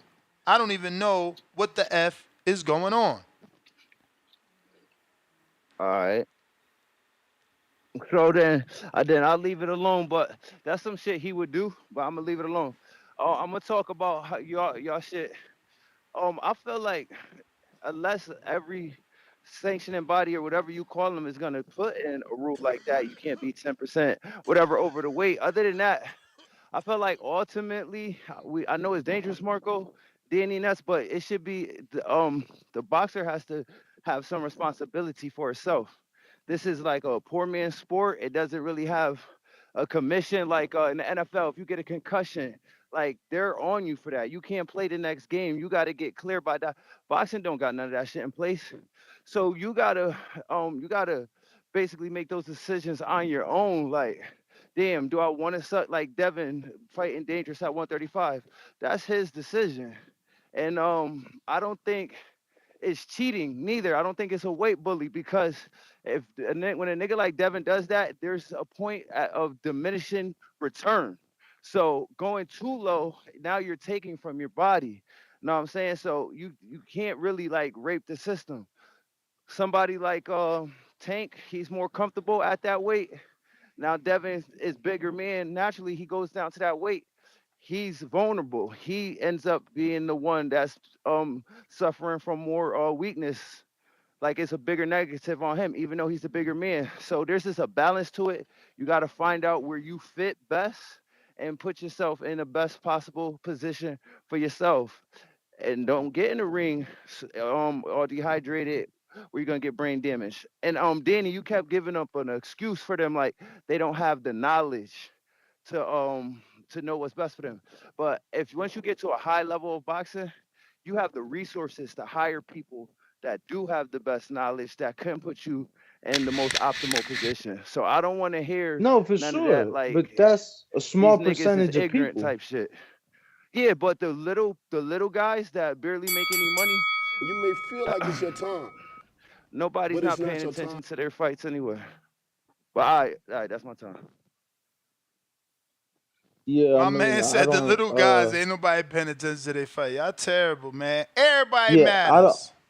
I don't think that's the fucking point though. Like, an NBA, NFL rookie, they don't get any less access to their staff or to the training, uh, equipment to their resources than a pro. Like, I mean, a veteran in the league, like they get in the same benefits, the same resources to be able to have the same advantages as everybody else. So I'm just saying, like I kept bringing that up because Marco kept talking about shit for the people that don't have the knowledge.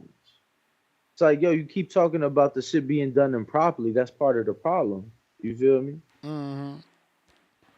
Don't let me forget Brandon in Cincinnati Counterpunch. We got Montez, $5. If Tank fought De Los Santos, then Shakur would be saying he's fighting my leftovers. Ooh, good counter.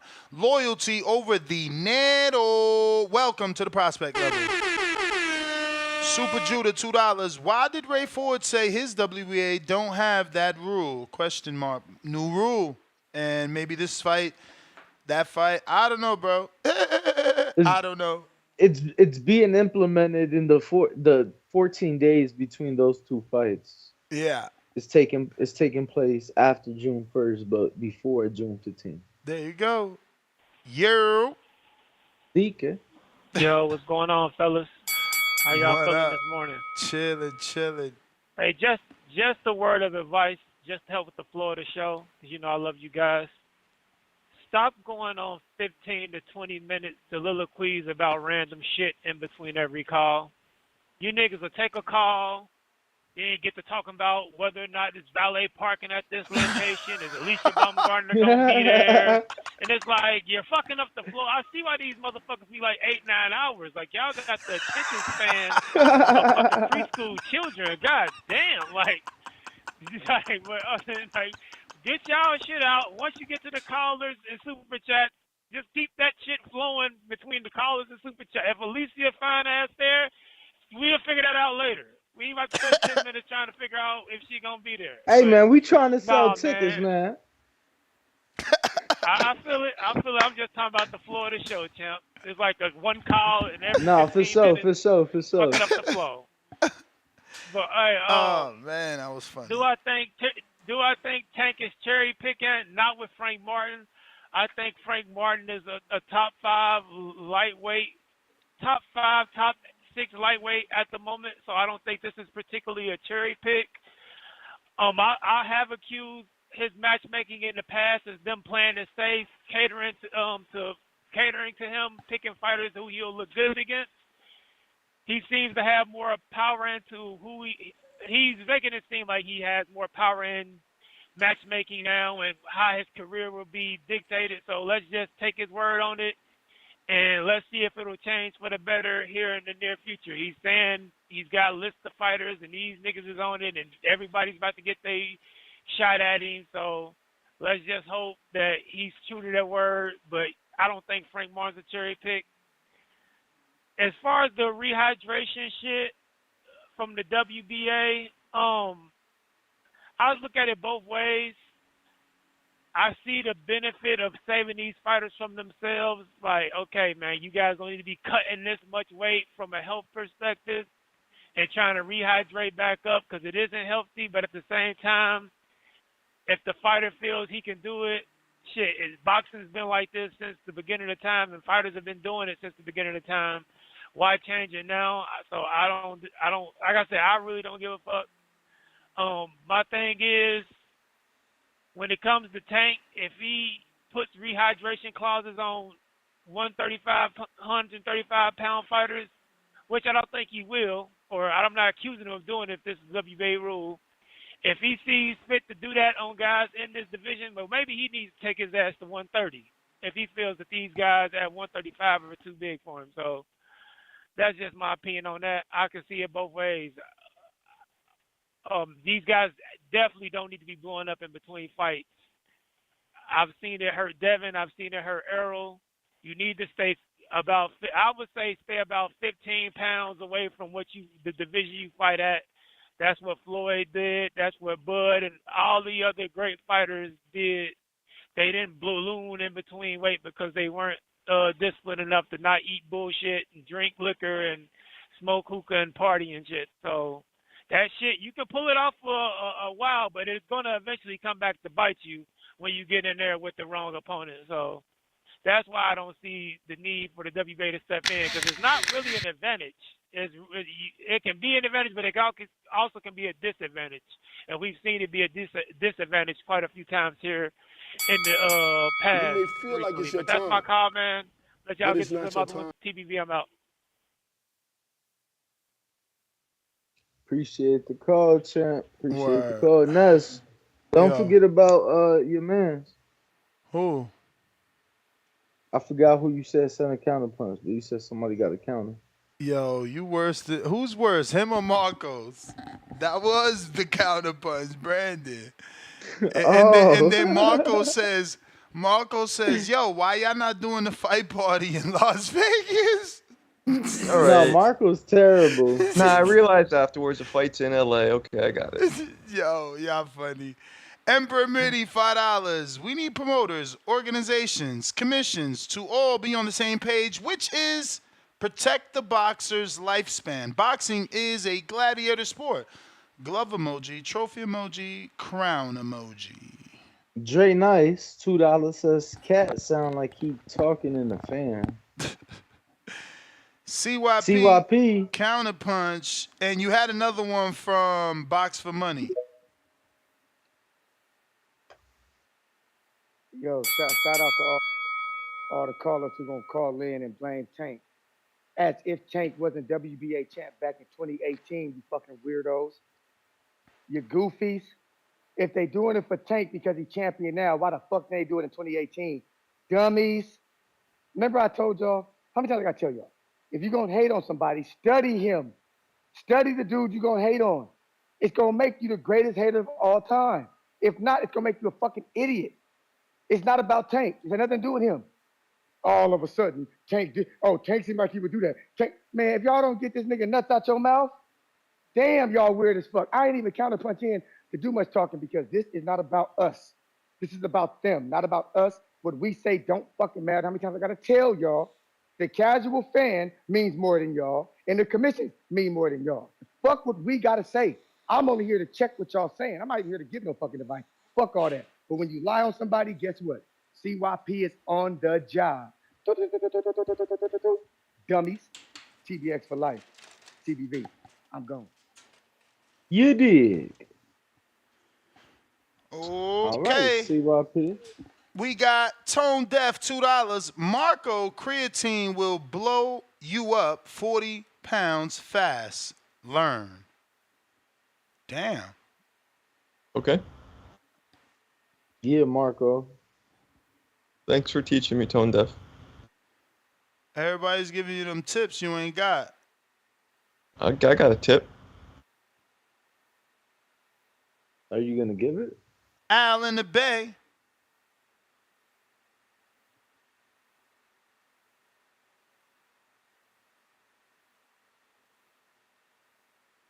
Al, are you there? Yo. What's up? What up? Yes. Um, yeah. Yeah, so some people's upset about the rule, some people's not. I understand it. I think the reason why people make that cut is because the more you move up in weight, the more power they have. And some people can't take their power, you know. You go from 140 to 147, that's a whole nother power that you gotta protect yourself from, you know. Uh Punching power, that what I'm talking about. So I think that's why some people uh decide to cut all that weight. Um to Marcus to Marco, heavyweights don't cut weight. So, you know, and sometimes it's a disadvantage because you could be 200 pounds and fighting somebody that's 260. You know, you just have to deal with it, like Wilder had to do. You know, uh, if it was up to Wilder, Wilder wouldn't want to fight somebody that big. But since heavyweights don't cut weight, he had to.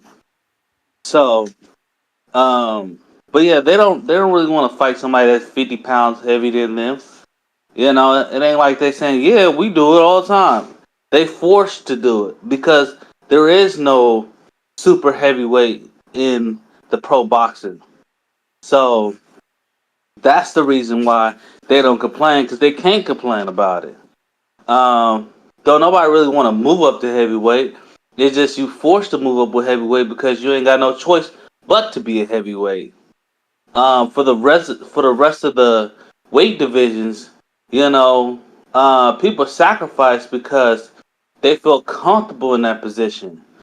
You know, they know what the power that they fighting against. You know, they know what's coming back. You know, so that's my call. That's why people make those major weight cuts because the more you move up, the more power you have to deal with, and some people will feel like they can't take that power.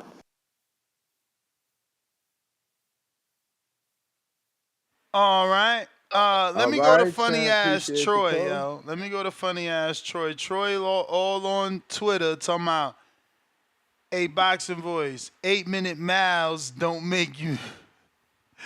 teach you how to box though.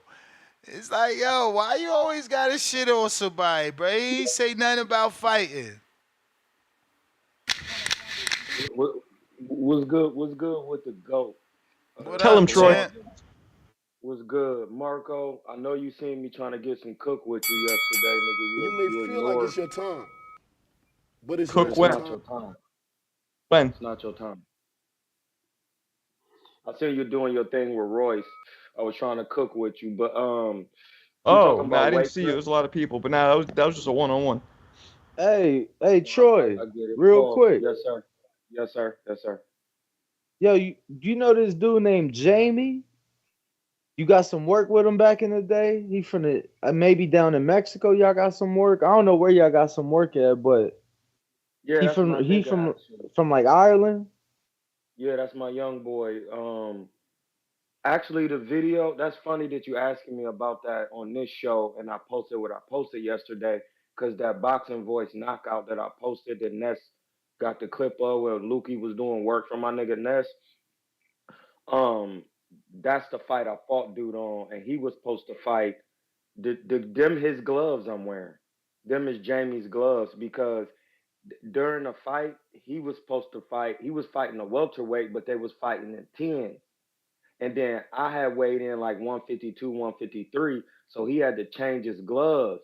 So then when they saying that, I snatched the gloves from the promoter and was like, I'm wearing these. Cause they was kleptos and they was eights.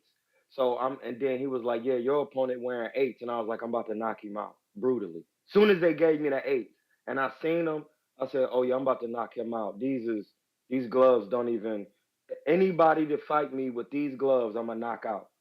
Cause it don't make no sense. I be knocking niggas out with 16s on this sparring. So when he gave me the gloves, I literally went upstairs. The girl you hear saying, "Oh, fuck," that was my Salvadorian little mommy that was handling business for me because a guy. No, I'm telling you actual facts. I'm not even laughing. I didn't have no coach, and Sean Estrada's brother had to coach me because my nigga Ricardo Schoolboy Ricky Pinnell, my manager Mario Ortega, they thought I didn't make weight, and they was like they thought the fight was canceled, and I'm like, no, I just renegotiated the contract because at that time I wasn't vegan and I could not make 147. Yesterday I was 146. Like I used to fight at like 150, 149 because my body just was too stout. Like niggas be talking about the legs, like Marco. I got legs, so it'd be hard for me to get that weight down. I didn't get this size I am till I turned vegan. So when Sean Estrada coached me, I had to pay them niggas $100, 50 a piece, wrap my hands, and 50 for the coaching. And then I ended up knocking dude out. But the girl that I took with me was the girl who was taping it because I didn't have nobody coach. She was about to work my corner. And that's a fact. So like that's where I met Jamie at. And we fought on the same card. He fought before me. That's my homie, blood. Yeah, that's my You guy. may feel like it's your time, but it's not your time. All right, champ. Yeah, Appreciate you. no more. Damn, I got short. Yo, it's crazy. I just wanted to know real quick. He took the whole call to give us the whole backstory. That's fire though. It's a small game, small boxing world, Nuss. Boxing makes the world small, you mean? Your number one fan. I don't know that he connecting.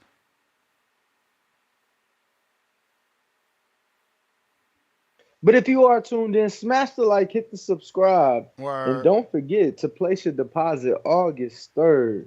Angel BMO Stadium in LA for the Padilla. Riyadh season fight party. Angel Padilla, welcome to the prospect level. We going to Coach G-Von. Oh shit. Hold up, G-Von. Hold up. Your number one fan. You connected. What's up? Yo, what's up, y'all? What's up? Can y'all hear me? Yep. So listen, man, on the topic of the day, man, I just had some general questions just to get a better understanding of, weight cuts and all that shit, man, because I'm going down this rabbit hole of understanding fundamentals and all that good shit, man. So I wanted to ask all three of y'all some questions about today's topic so I can get a better understanding. Cool? So. Alright. So for you, Danny, what's the difference between weight cutting and losing weight? Huge difference. Yeah, so I think weight cut is, to me, damn near the that's what come after the weight loss, right? So I'll use myself as an example, right? I was 260, right? The first 50 pounds, man, that shit came off easy. Truth be told, I ain't had to do shit.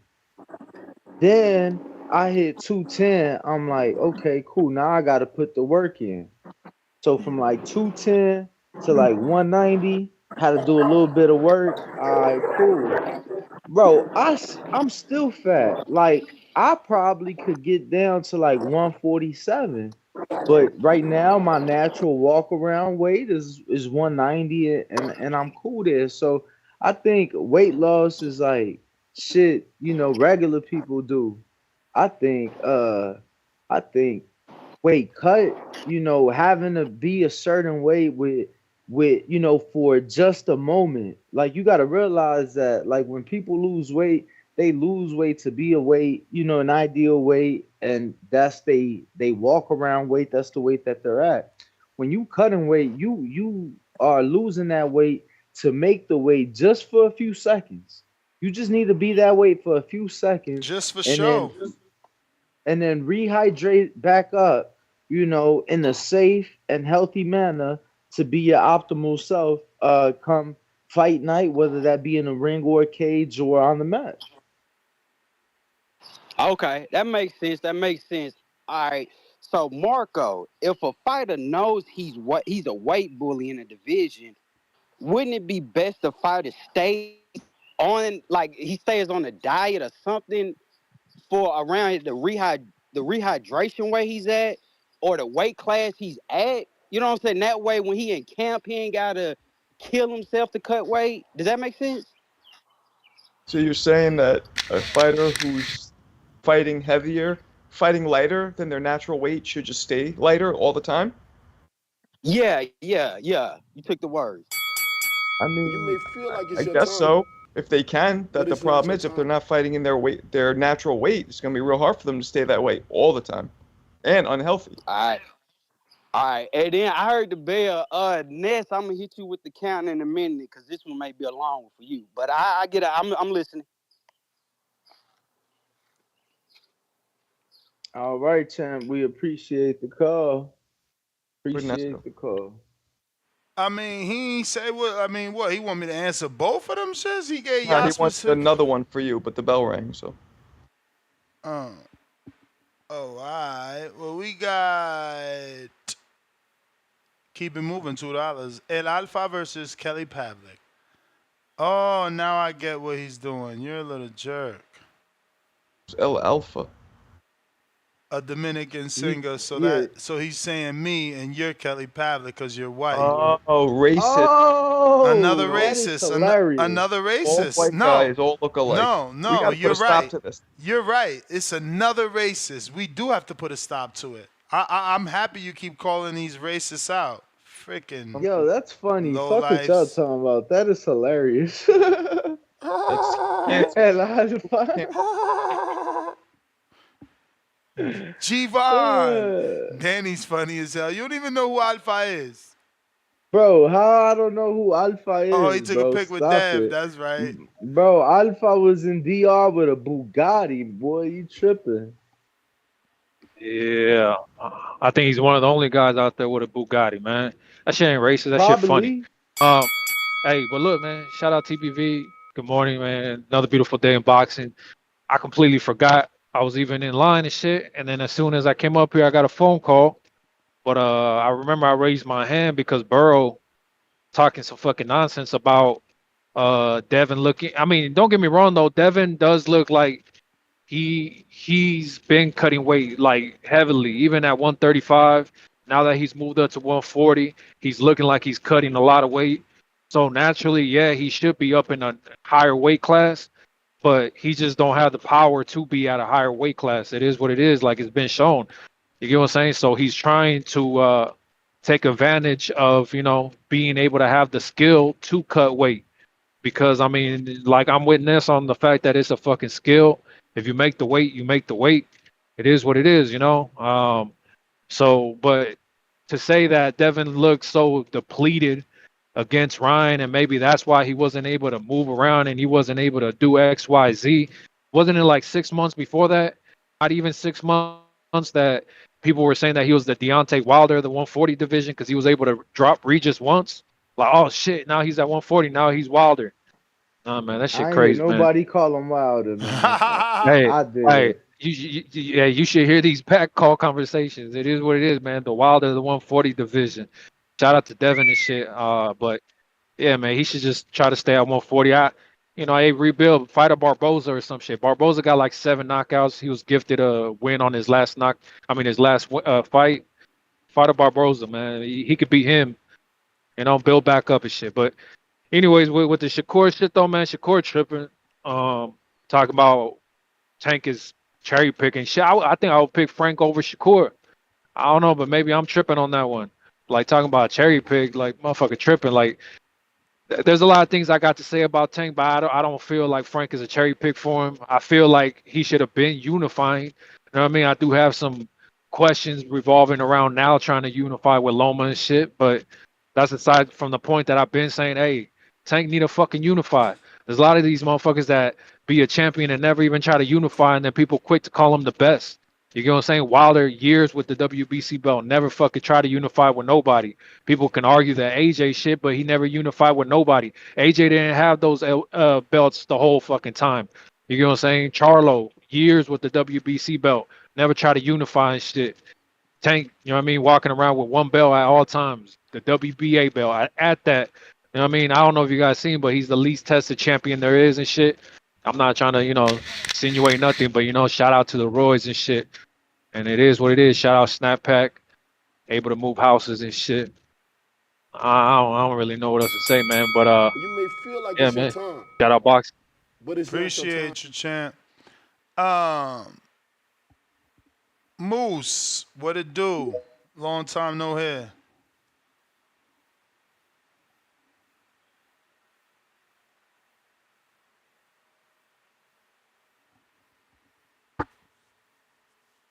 For those tuned in, smash that Oh subscribe. shit. We need that My quarter bad, my mil. bad. Let me get We're it on. definitely on the way. Moose, what are you doing to us? My bad. Is that more quiet? You good? All right, all right. Yeah, man. Shout out to TBV. Shout out Ness, Marco, and Danny. You know what I'm saying? It's been a while since your boy been on the call. But yeah, man, it's on on this topic. As far as with weight cutting, the way I see it is, you know, I agree with Marco. You know, you should fight at your in shape weight. So you should be in shape, and whatever you in shape at, whatever weight at when you get in shape, that's the safest weight to fight at because being in shape is something that can be maintained year round. Now, when it comes to cutting weight on top of being in shape, that's not something that can be maintained. You know, you're at risk when you do something like that. Now, it is a skill. I'm not gonna lie, it is a skill. But the safest route is just to be in shape. That's it. You know. And as far as the Mike Tyson and Jake Paul thing, I really don't care about that to be honest. You know, Mike Tyson old as hell. But I know it's a lot of people out there that do care about it. Salute to them, salute to Jake Paul and Mike Tyson. And like I said, once again, being in shape and then cutting weight is totally different from just being in shape. You know what I'm saying? So that's really all I got to say on the matter. Shout out to everybody. Hope everybody have a blessed day. One love. All right, Moose, you are the man. We going out to Q in North. What up? We got Adrian. Welcome to the prospect level.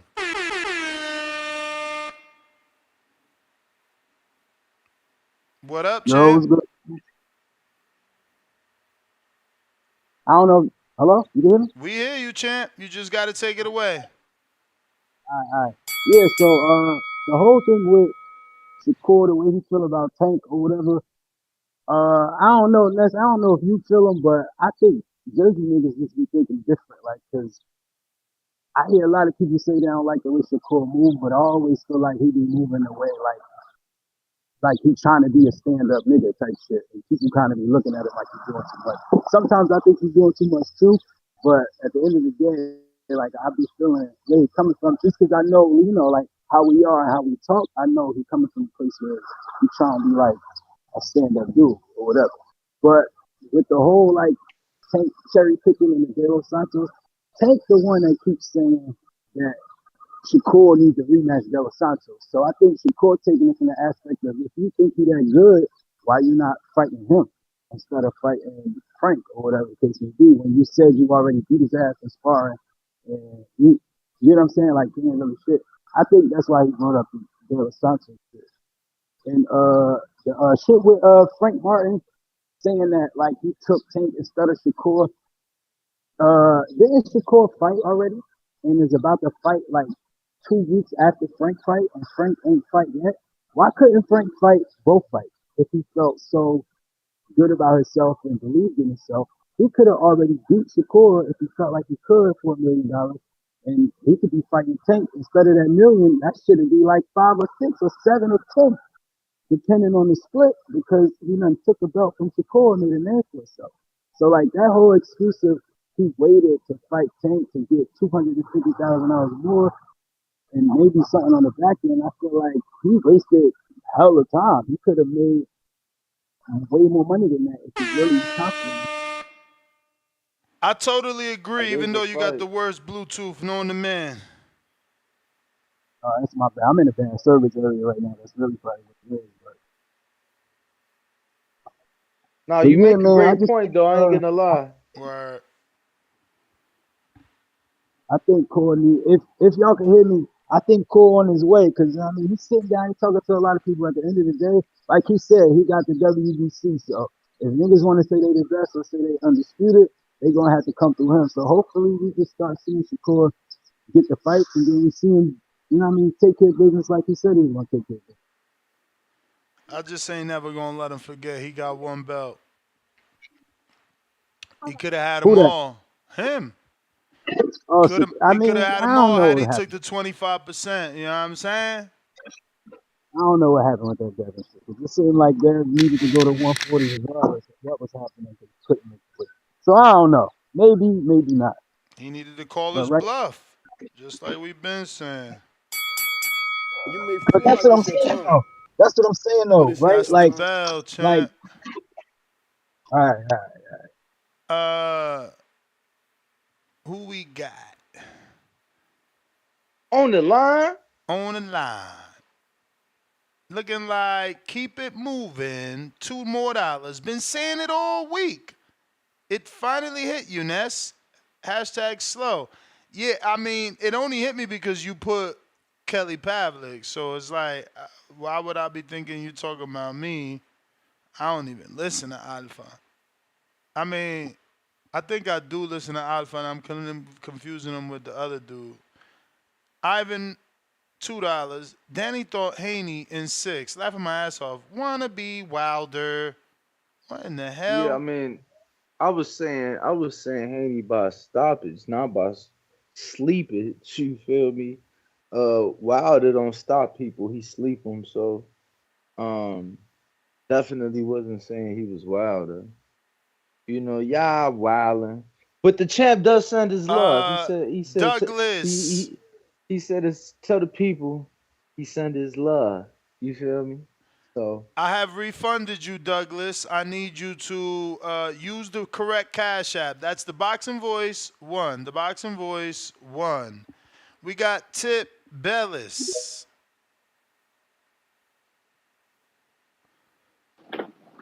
Yo, You. hey man, it's getting crazy out here in the boxing world. Hey Ness, What up? what's you and Danny? What's you and Danny homie, right? The heavyweight nigga. I think he's like a bodyguard or some shit. He's from California, I think. Oh, you talking Uh, about Johnny no, Rice. no, no, no, no, no. The other dude, what was his name? Christopher. Who? Lovejoy? Uh, yeah. That nigga Chris Lovejoy. That nigga out here fighting former G Unit members and shit. Who he for? Who he for? That nigga Game? fought, he fought Spider Loc. Spider Low. They had a real fight? Yeah, no, that shit on YouTube. This is hilarious. Did he That shit lose? was, I don't know. They look like two old heads and they end up tussling on the floor. That shit was funny as fuck, Oh, man. They was tussling on the floor. Damn. He's supposed to be a boxer. He fought Mahmoud Charr for the WBA. Yo, that shit was hilarious. But, My yeah, man, man, my man Shakur, made 200 grand and retired. That's how you know a motherfucker know how to manage money. this is funny. Niggas out here, former professionals fighting G Unit members. Like, nah, that's like, I mean, hey, but yeah, Shakur, he from the West, bro. He was in that game before he was a boxer.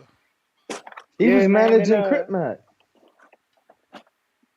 hey, Troy, man, you called in and you ain't tell Danny and them, yo, if you coming to the fight party in LA, do not wear any color hat, please. If you coming to LA, you can only wear black LA hats. All right, that's the safest hat to wear in LA. Do not Man, come I'm with wearing my a do, Dodger blue.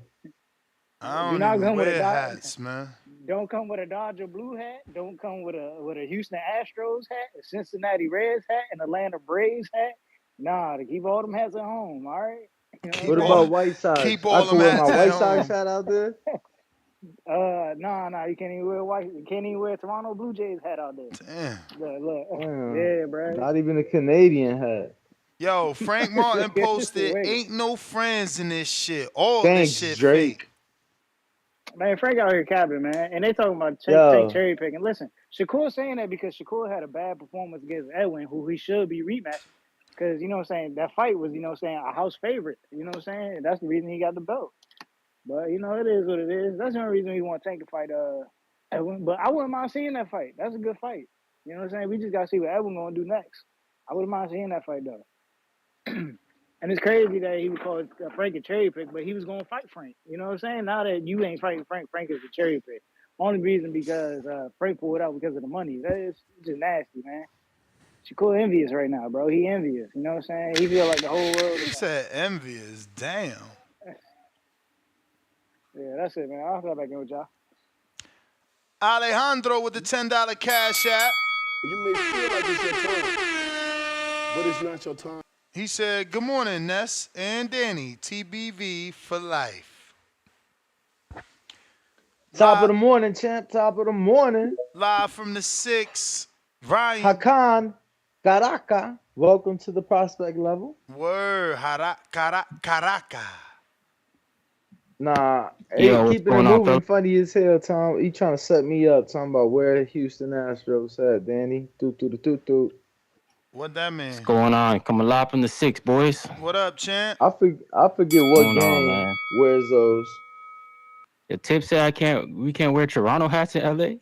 That's crazy, bro. Nah, bro. Nah, look, after Kendrick cooked y'all boy ass, y'all can't wear the Toronto hats in LA no more. Oh, we got the sickest hat in the game, bro. Y'all just Everybody be hating love on that J. game. Why everybody hating on game? Ain't nobody gonna talk how the game cooked Rick Ross. Rick Ross Oh, scared. shoot. Rick Ross scared to respond. He out here talking about, oh, y'all hungry. Y'all need to eat. Man, get your ass out Man, here. nah, Get in the booth. That man cooked his ass. Yo, nah, That Nuts, man you know got what was cooked. worse though? Nuts, you know what was worse? Soldier Boy apologizing to Metro Boomin. Yo, that shit. I'm like, What? damn. Yo, it's wild out here, man. That's Nah. crazy. The game shit was fire because he went down the Oh, list. man. He went down the list of the shit we know Ross was gonna talk about. He like, bro, I don't want to hear about your money and your yacht, not your mansions, none of that shit. He went down the list. Like, bro, he said, oh man, y'all gotta listen to that. I know people don't like Man. game, but that was I. Nah, Game could spit, man. Game could spit. He went head to head with 50, so that's enough said. But I yeah, don't man, know this about whole that weight head-to-head thing. shit, but go Oh ahead. no. This weight bullying thing, I don't understand. And that's like, if you can make the weight, you can make the weight. Like Ryan Garcia said he couldn't make the weight. Like he flat out said I couldn't make 40. So he's a guy who needs to move up, clearly. Like that's a case of it. Guys like Devin Haney, they sacrifice their bodies to make the weight. Now we don't get to tell them what to do and what not to do. You know, if he goes in there, he knows he's going there weaker than what he should be. That's his choice. We just gotta respect it. And some of these fighters, they want to give us the fights too. Like you said, Benavidez, he does 4-month camps. Like, do you know, like doing a 2-month camp, bro, is brutal. 4 month, like that's almost half a year. Like, holy shit, Yo, you got a camp. I'm a pause your time just to add some thought-provoking shit out here, right? Because you know we got the El Bandera Negros out there that remaining silent on this situation, Man. but it's funny to me that David and his father, and I love them. I don't want to get banned from the camp, but it's crazy to me that David and their father willing to go to 164 for Ryan. But they wouldn't go to 160 for Crawford. I think they was All trolling right, because yeah, he Turkey out said streak offered 41. The shit said 140 something, not 160 something. Nah, I don't know what you talking about. Go to Jose. The I'm gonna go to tweet- Jose page myself. Yeah, Ryan Garcia the said tweet, that. the tweet or the thing that Ryan put out about fighting them at 140 something, and then David said send a contract. He was trolling. Yeah, no, He know he fine, can't make fine. that But weight. what about Jose's post though? Jose put something out. I ain't see that. Here we go. He said, "What kind of steroids is he consuming? Someone help King Ryan. I don't give a fuck. Winner takes all. 164 is the weight. I will agree. Let's run it. Benavidez Sports." So I don't know. Is that Is that not He his said what? post? 2 days ago, is he taking them from someone else? I mean, I'm asking. I'm not being sarcastic. It's on his Maybe they page. call him bluff. Maybe they're calling Oh, Garcia's bluff. yeah, no, I guess I'm gonna Because be he's honest. I fighting don't at know what I 75. There's seen. You no know, way he he's didn't gonna he didn't come put so much forward. shit out. I ain't even being funny. Then he posted Like another that. one, and he put send the contract 2 days. Like, believe me, I don't know. Maybe they going with it for the popularity of it. I don't know. Just saying. Shout out to Brandon Lenz. Go ahead, champ. Oh no, yeah, maybe they're that's the trying to one. Look, the piggyback off. David Benavidez one. The David Benavidez one. That's the one I saw. David Benavidez. That said, he posted Ryan Garcia's tweet. This was 1 day ago. The tweet says Ryan Garcia versus David Benavidez 178, right? David posting the contract in the caption at King Ryan, send the contract. I'll go down to 144. So that's what I was talking about, him trolling. Yeah, David ain't going to 144. But his No, dad, obviously. the manager, he posted 164. Yeah, no, I mean David did too in another post. Oh, he did too? Oh, that's even I better. believe so. Let me That's see. even better. Fuck, man. Yeah, so David a day ago said at King Ryan 164, let's do it, you little Disney bitch. Told you. And then the post before that was the one I was talking about with the tweet that said Ryan Garcia versus David 178. David posted with the caption saying, send a contract, I'll go to 144. Now I get it. It's like, yo, he knows Crawford is skilled, more defensive and all that.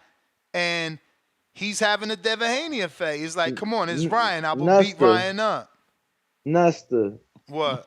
Do you believe in all the background and all the access that you got to David that he could ever make 160?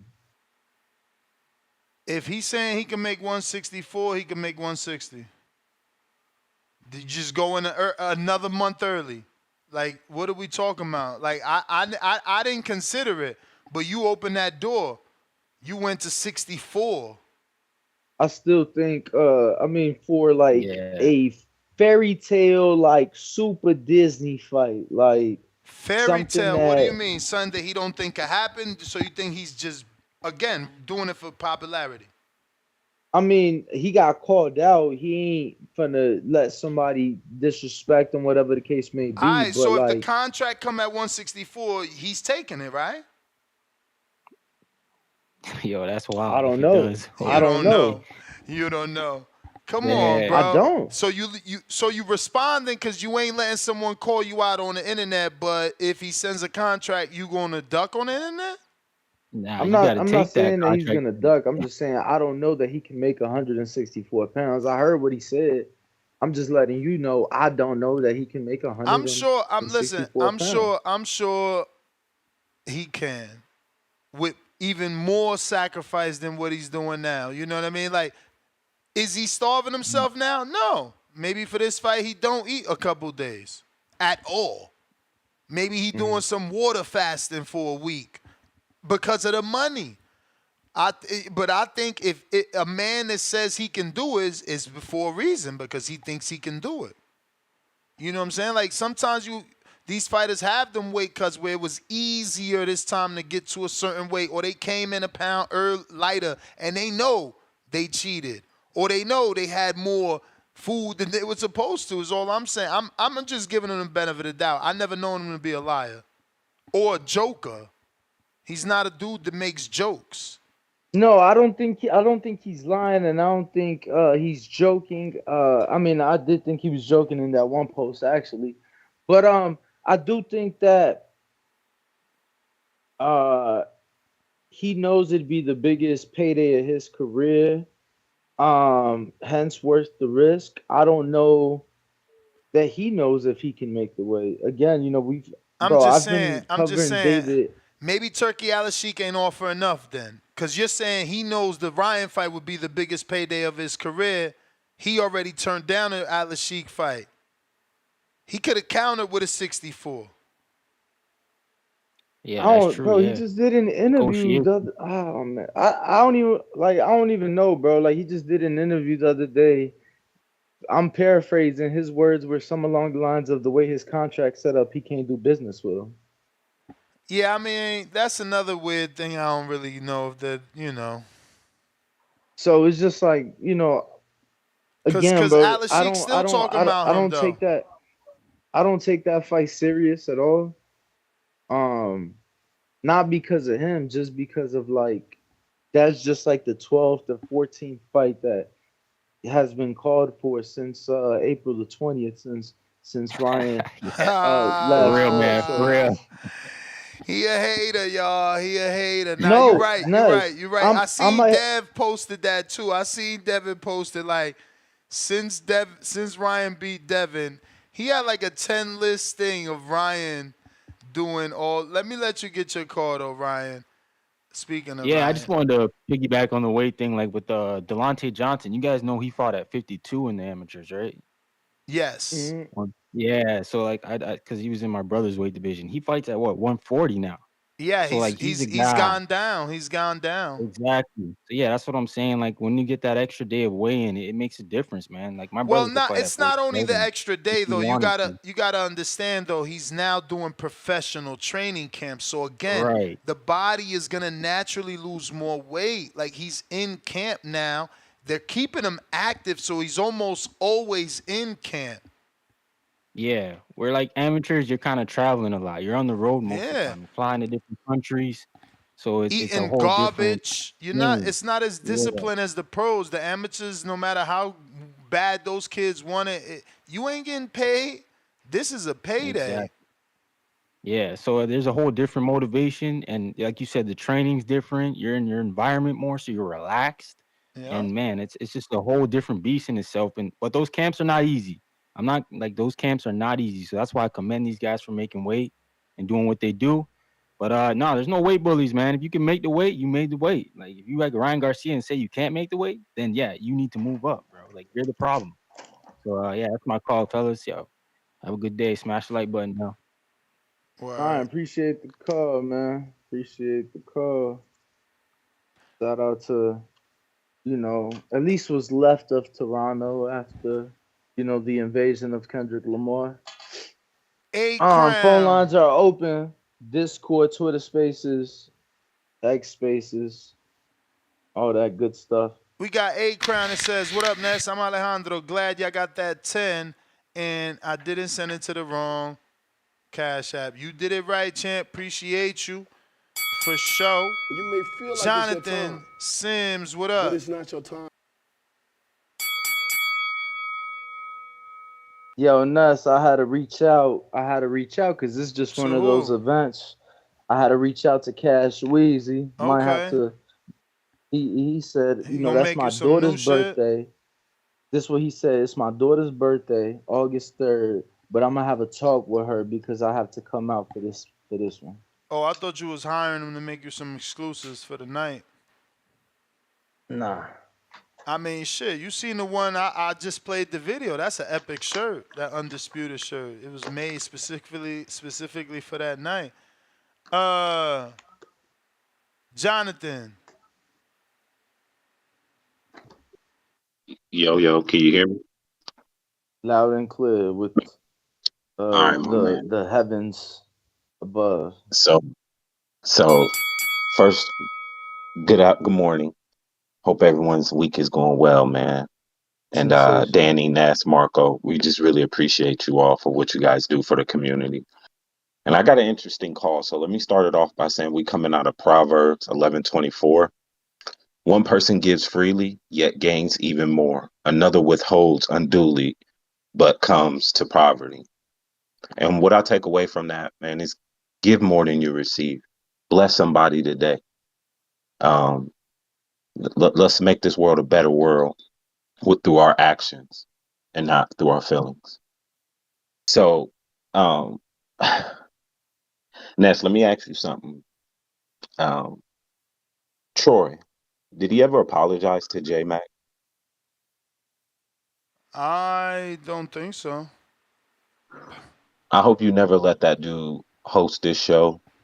I can't go as far as to say he should never call in. And for those who are like, what is he talking about? The fact that he brought that man's kids into the argument and never apologized, and Ness, I hold you accountable for that, is ridiculous. Now, the big bitter back and forth between the two men, I have nothing to do about that. But when you bring people's kids and wife into the situation, it's uncalled for. He shouldn't be allowed to call in until he makes that right. That's just my opinion.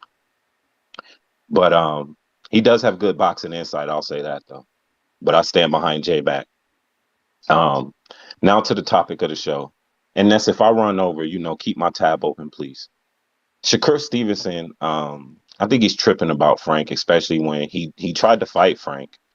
But these boxers, they contradict themselves. They throw hissy fits. It's part of the marketing and attention ploy. But my thing is, like we used to tell the other fighters about Canelo, stop chasing Tank and create your own lane. Every other word out your mouth is tank, tank, tank, like you begging. Just create your own lane, bro. And if y'all cross paths, y'all cross paths, but do your own thing.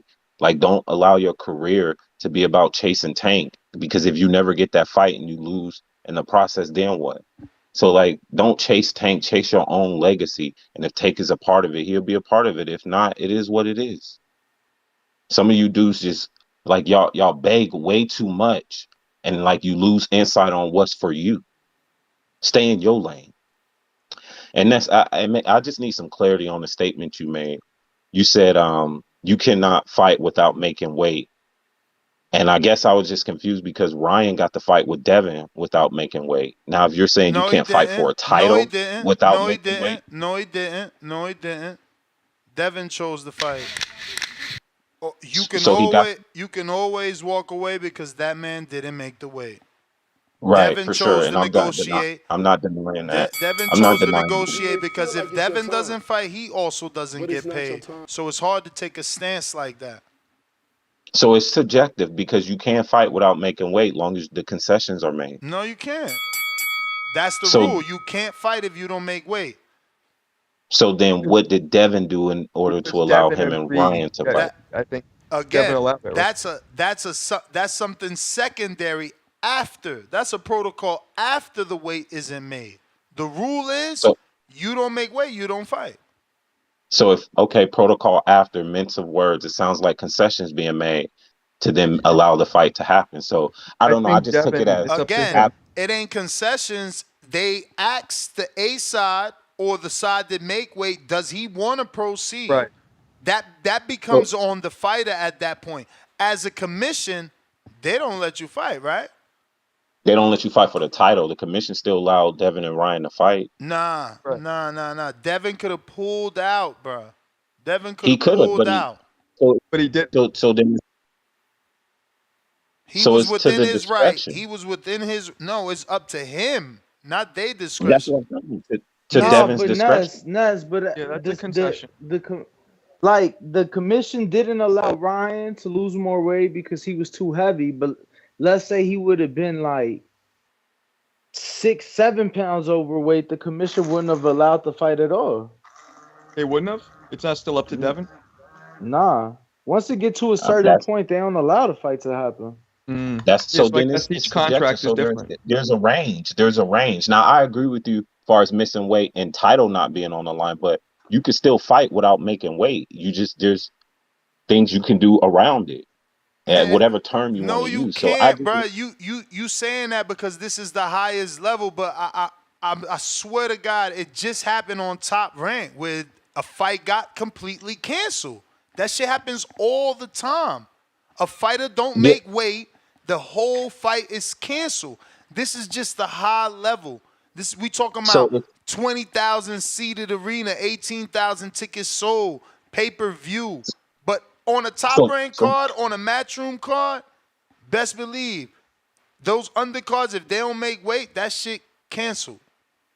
Cancel. so all I'm saying is that statement is not absolute because obviously we have examples where even though you don't make weight, you still made a fight with Devin and Ryan because of the money, because of whatever. Right. So all I'm just saying is that statement is not absolute. It's not clear cut. If you miss weight, you don't fight. That's not Right. true.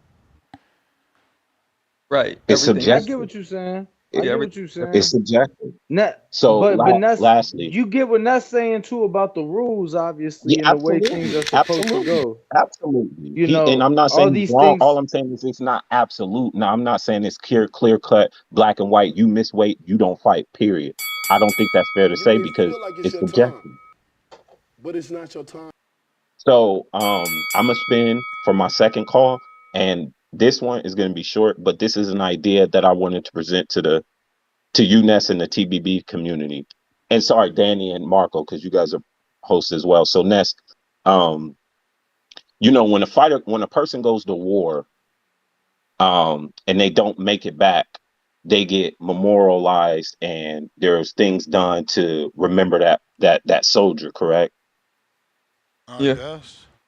So we have stuff like Memorial Day, Veterans Day, and things like that. Now, veterans is not more or less about somebody dying, but whoever you know provided their service. So where I'm getting at is me and the brothers on the back call were talking, and the idea came about, what if we had our own boxing Memorial Day where we took a day out the year to recognize our fallen Ooh, soldiers who put their life on the line. that's dope. Um, the So structure could be something do like we you start include the show guys off like with a 10 Gerald sec, McClellan? 10 sec, huh? Do we include guys like Gerald McClellan, Pritchard Cologne who are alive but not really? You know what I mean? Yeah, absolutely. Next, you start the show off with a 10-second count. The show don't all have to be just about that. It could be a mix of other things, but I think we as a boxing community need to make sure we're paying our respect to those soldiers we've lost in war, keeping their name and legacy alive, as well as track the progression of making sure the health and safety of these fighters and that they make it home. So, we were just talking about it, and that's something I would like to present to the community. I think we should have a boxing Memorial Day where we recognize our fallen soldiers. That's dope. I like that. Yeah, I actually like that idea. At least give them that recognition. I mean, we obviously do it and acknowledge it whenever it does occur. And, as unfortunate as it is, we'll do the 10-second and give them their moment there and things as such. But I think, just to kind of add to that, um, they're doing something here in Vegas similar to that to remember some of the fighters who have passed and who are no longer here with us. They're doing something this month.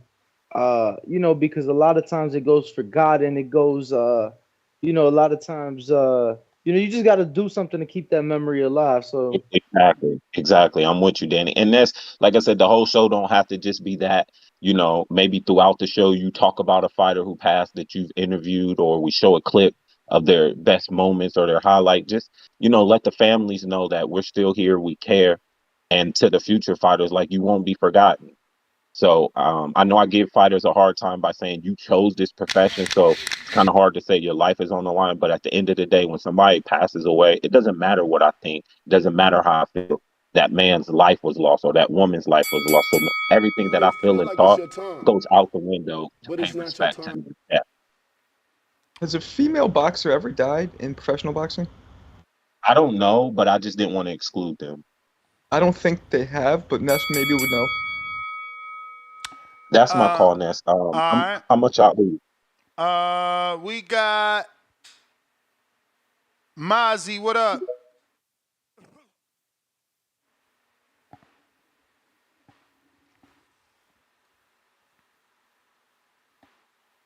Mozzie.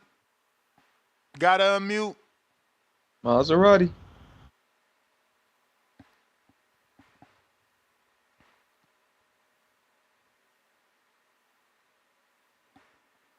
Tip counter.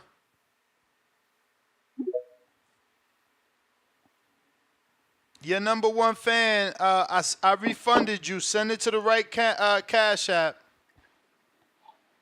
Yeah, man. Hey, your boy Turkey Al Sheik in the way, man. I'm really getting tired of this dude, bro. So now he talking about he really trying to make this Crawford Canelo fight. You know what I'm saying? Manifest. By the end of That's the not the year. fight. It's not the fight we looking for, bro. And if What Crawford do we end up spoiling shit, I'm gonna riot. I'm gonna start a protest, man. I'm gonna start a protest, especially if Canelo lose, man, because it ain't supposed to be Crawford that beats Canelo, bro. Who You is know what it I'm saying? supposed to Especially, be? you know, it's Benavidez, supposed right? to be the Mexican monster, man, 100%. Canelo doesn't want to fight He Benavidez. gonna fight Bivol or Better Beef. That's what Early Sheik said. Who? Man, Yeah. Yeah. look, who is hyped for? Like, come on, bro. There's no hype. There's no traction behind some of these fights, like Usyk and Fury, because these dudes don't fight in America.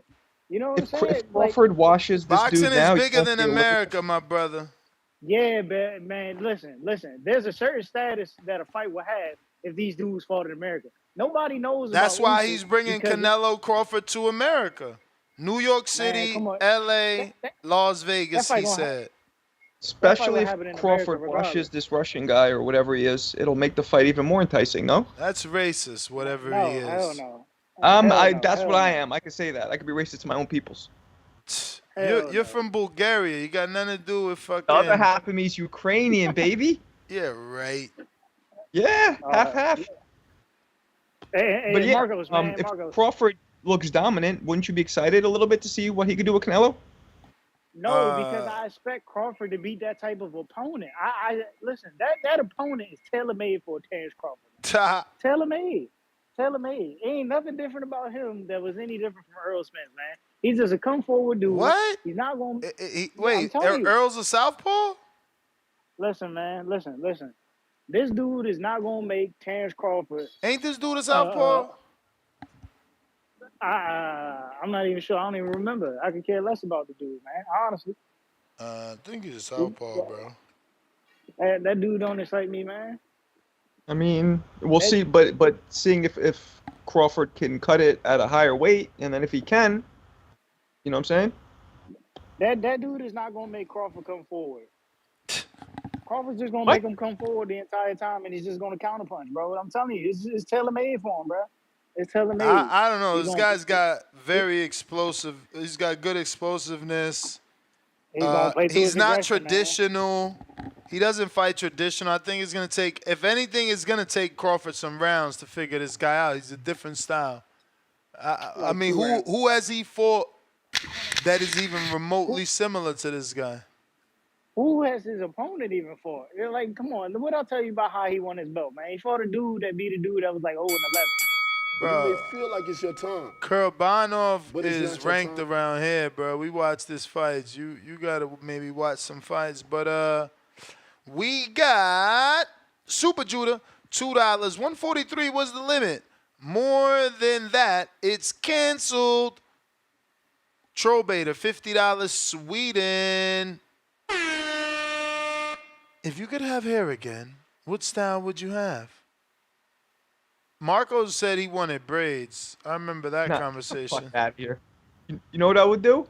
I would just keep it a low buzz, almost like a Caesar. Shit would be dope. But the hairline, that shit would look hot. Oh, so essentially you want what I got. Shut up. Okay. And that's exactly what I would get. Exactly I would maybe what grow I it have. a little bit, but maybe a fade. I've I been don't even getting know the if I'll money fade. making Caesar since Jay-Z, bro. Like, yo, when you crop To to my- the Caesar, I don't need you. You feel To my me? defense, before I started receding, I had that shit real low. It looked tight, so. Okay.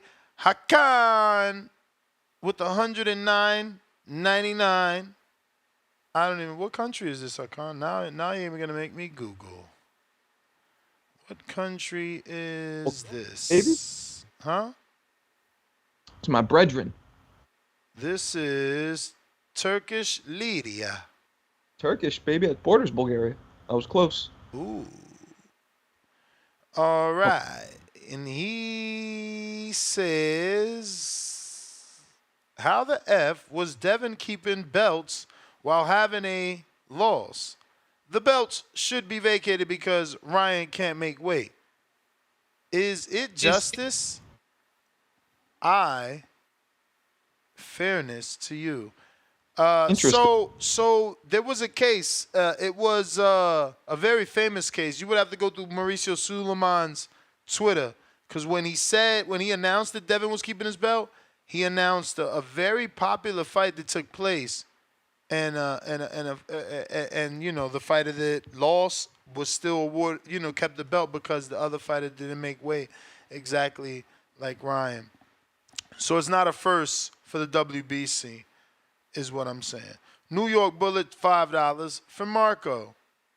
Jeanette Zacaria Zapata, female Mexican boxer who passed away in the ring. Yeah, I remember that now. That's too bad. So it's 1, but still. Derek sent you another email, Ness. Checking it out right now.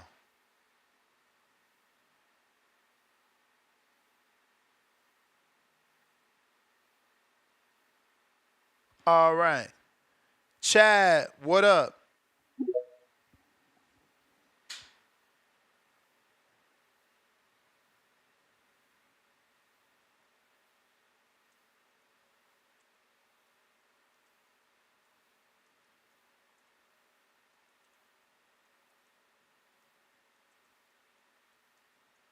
Chad, you gotta unmute. Hey man, sorry. I just wanted to make sure I was somewhere I could connect. You guys hear me okay? Yes, sir. Here we got you. Yeah.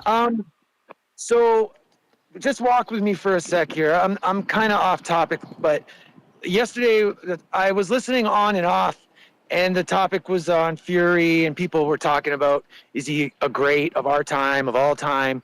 And I don't know if anyone brought it up, but up until recently, Joe Louis had the record for the longest to sit on the lineal champion throne for 8 years, continuously as a lineal champ. The last time I looked, Tyson Fury had tied that record with Joe Louis. 8 years continuously as lineal champion. So, sorry. It got me thinking about lineal champs and all that stuff, right? And I was at the gym, and the young guys at the gym, they didn't understand about lineal. We're talking about that. And then thinking about now the lightweights. So there is no lineal champion right now at 35 because Haney vacated. He was the last lineal champ, right? So basically now the question is, how do you start up when someone vacates? How do you redetermine the lineal champion? So there's lots of opinions on this, but I would say historically, traditionally, the best case scenario is that both guys would be ranked number 1 in at least one sanctioning body, and both guys would be ranked at least number 2 in 2 sanctioning bodies. If they meet those requirements and they fight, the winner becomes the lineal champ. I mean, now, there's rules already, though. It's just the number 1 and number 2. Who's a lineal champion after Lennox Lewis? Because that's the way he retired as lineal. No, but that's how you become lineal. So, for instance, right now you got at 135 Tank, Shakur, Cepeda, Frank, Loma. If let's say Shakur and Tank fight, the ring could put the belt on the line because the 1 and 2 in the division are fighting. Tank has been there. True. That's how it goes. It's true. Sorry, Ness. It's true. Like, ring could decide that, and I mean, really, it's kind of an opinion thing. It's a little bit subjective on that part because sometimes, especially when it's vacant, for the need to create a new lineal champ, sometimes they'll bend the rules or change them a little, just depending on the circumstances. But I'm saying all this because maybe listeners who don't know the lineal thing well might have an opinion about it, and maybe people will care a little more about lineal championship, which I think is a great tradition in boxing. But anyway, who knows when we'll see another one. So ESPN says that after Lennox, Vladimir Klitschko became lineal 3 or 4 years later. How did they determine him when Lennox retired as champion? Again, body of work. If you fight in the number 1 and the number 2, sometimes I think even the 1 and 3 can do it. Okay.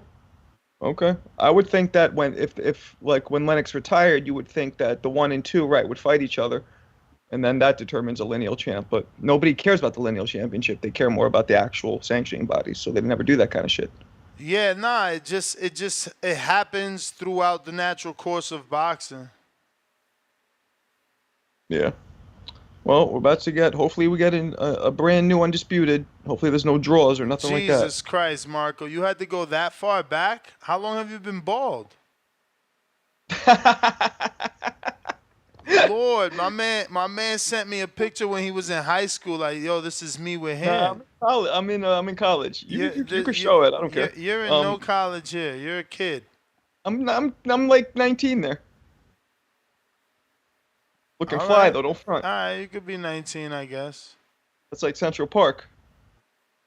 Damn, bro. It's been that long though. That's crazy, bro. Nah, my shit pieced out when I was around, I want to say 27, 28. That's crazy, Marcos. So I had another 10 years to go after that picture. That's just crazy. I was fly though. That's just crazy, Marcos. Yeah, whatever. This is so long ago. It's 97, baby. Look at even the those honey sneakers. behind me. Aren't Look at her those staring Charles at me. Barkley's? Yup. Look at the honey behind staring at me. That was your mom. My mother's a 20-year-old redhead. 20-year-old. Lord have mercy. Now he called that MILF a 20-year-old. George, what up?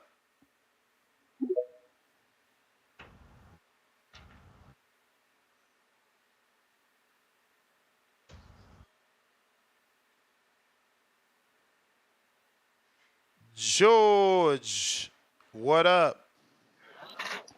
Hey, Ness. What up? Marco, gang. Happy Thursday. Happy Thursday.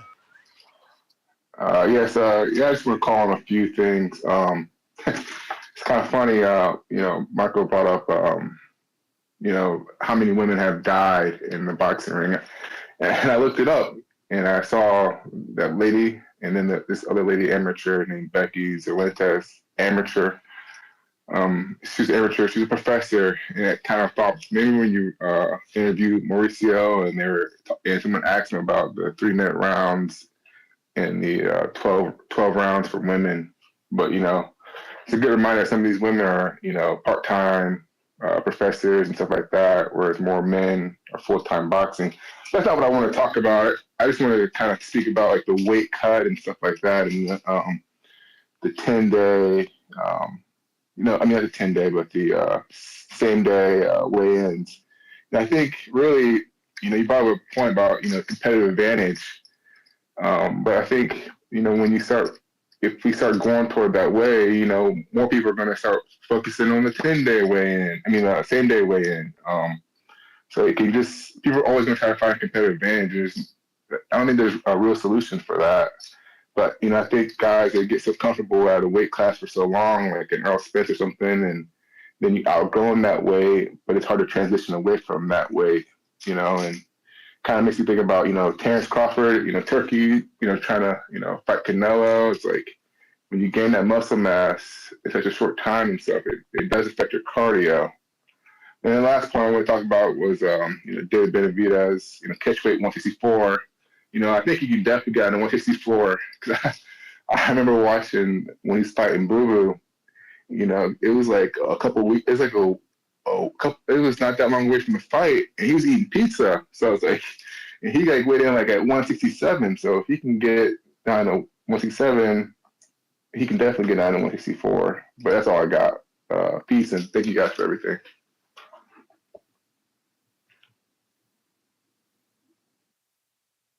Come on, man. Come in.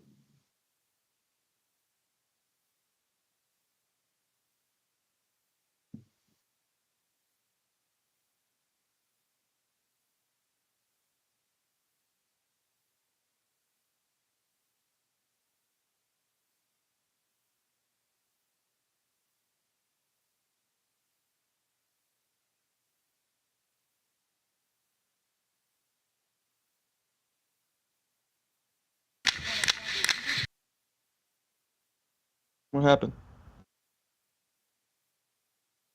Why is there total silence? You may feel like it's your time, but it's not your time. Damn, Ness must have passed out. I stepped away. The caller ended. Well, I apologize, everybody, for the weird, long silence. I think Ness must have just stepped away. I guess I'll talk with Lowe's up in here now. What's up, Marco? What's up, man? I don't know what happened, but we'll run this for a second until he gets back. The topics today are obviously Tank and Frank, and we're throwing in some Usyk. We're throwing in weight cutting, all kinds of stuff. SDX Renzi, talk to me, counter. My bad. I'm just Yo. multitasking. Shout out TBV, man. Shout out TBX and all my constituents. Hey, Ness, I think Jay Sims, he came in with a strong call. He kind of hit it on the head, man. I think when they come to these fighters, it's more about what rules are not being followed, and that shit is what's, like I said in my first call, kind of messing it up. Like you said, when it came down to the Devin and Ryan's example, at the moment in time, the commission took the belt off the line for the fight because the fighter didn't make weight. Like you said, it was that point where Dev didn't have to fight that fight. But, even like you said, post them renegotiating or whatever after that, it was still made okay for them to fight, be it, by the state commission that still allowed the fight to happen. And I feel like that's kind of where the problem at. Like, even the state commission needs to be accountable for what fights they allowing, aligning with what rules they already got set. Because, like Danny said, if he was a little bit heavier, then they would have totally canceled the fight no matter what the fucking promoter or commission or anybody said. It would have just been like, as the state, they don't want to approve the fight because he was just too much overweight. Going back to my solution on what I feel like could be done, it's kind of like what I was explaining, what like like we already had in wrestling in high school. By the time those fighters know they got a fight sign and they going into camp, which most fighters who live in a real boxer lifestyle, they always basically, in camp and ready. But like they already have programs or had programs for us in wrestling where if you starting and you got competition coming up or you got a fight, those fighters should already be getting a weight checked then from the moment they start, get preparing for the fight. If your camp 8 weeks, they got time within those 8 weeks to, still just be checking and making sure that they weight cutting down safe. Because I will say, I don't got a problem for the fighters who cut it right, who got nutritionists and all that. But we talking about, it's some guys that still got all that. And like they said, those last 3 pounds, they cutting that shit in any way they can. And I feel like that's the part where it gets unsafe. So, just a little bit more monitoring, just as simple as weight monitoring. We ain't saying they got to monitor sparring and shit like that. I feel like we kind of got off on that tangent earlier, but just monitoring weight and body fat. Some guys with 10 and 12% body fat can cut more 90 weight than a seconds. guy with 5 and 6% body fat. So I think that generally matters, but I feel like weight classes matter for a reason, and the closer we can stay to that, the safer it is for the fighters, and the better fights we gonna see because those feel like fighters it's are your in better time? shape. That's my call. When it's Shout not out your to time? TBV and TBX and all my constituents, man. Appreciate you. We got Derek. Sent you another email. Derek, that was mailed out. I'm trying to get the date to let you know exactly when. My man's your number one fan. I returned your counterpunch. You need to send it to the right Cash App if you want that second call because you're still requesting. We got Bo Rogers. What's up?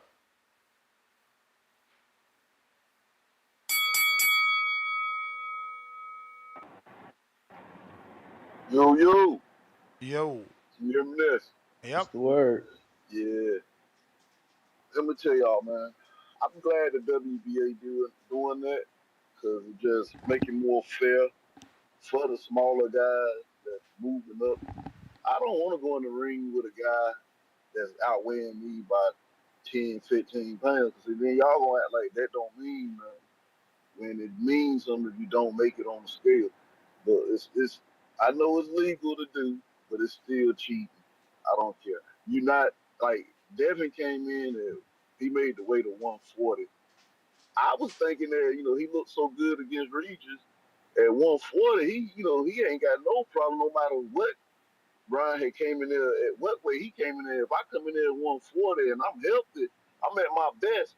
But when it's looking like Devin won't at his best at that 140, and could have probably he probably could have came in at 143 and would have probably said he would have been better.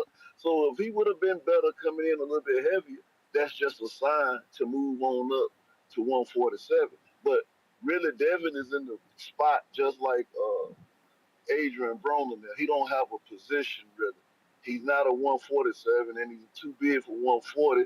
Don't have no power. Don't have. He's just in the between a rock and a hard place. So but I'm cool. But I think he'll probably be better at 147, not having to lose the weight and come in close where he looked good at and fight right there like that. That's what So I don't got no problem with the WBA doing that. I hope the rest of them follow suit and do it. Make it more fair because it just ain't right on the night of the fight. Like Canelo and Floyd. Canelo came in the ring 165 pounds and Floyd was 150 pounds. You 15 pounds bigger than that man. That man showed you how good he was because he beat that bigger man. But it's still 15 pounds. Everybody can't give up that 15 pounds. That means something. That's why they want to do that. They want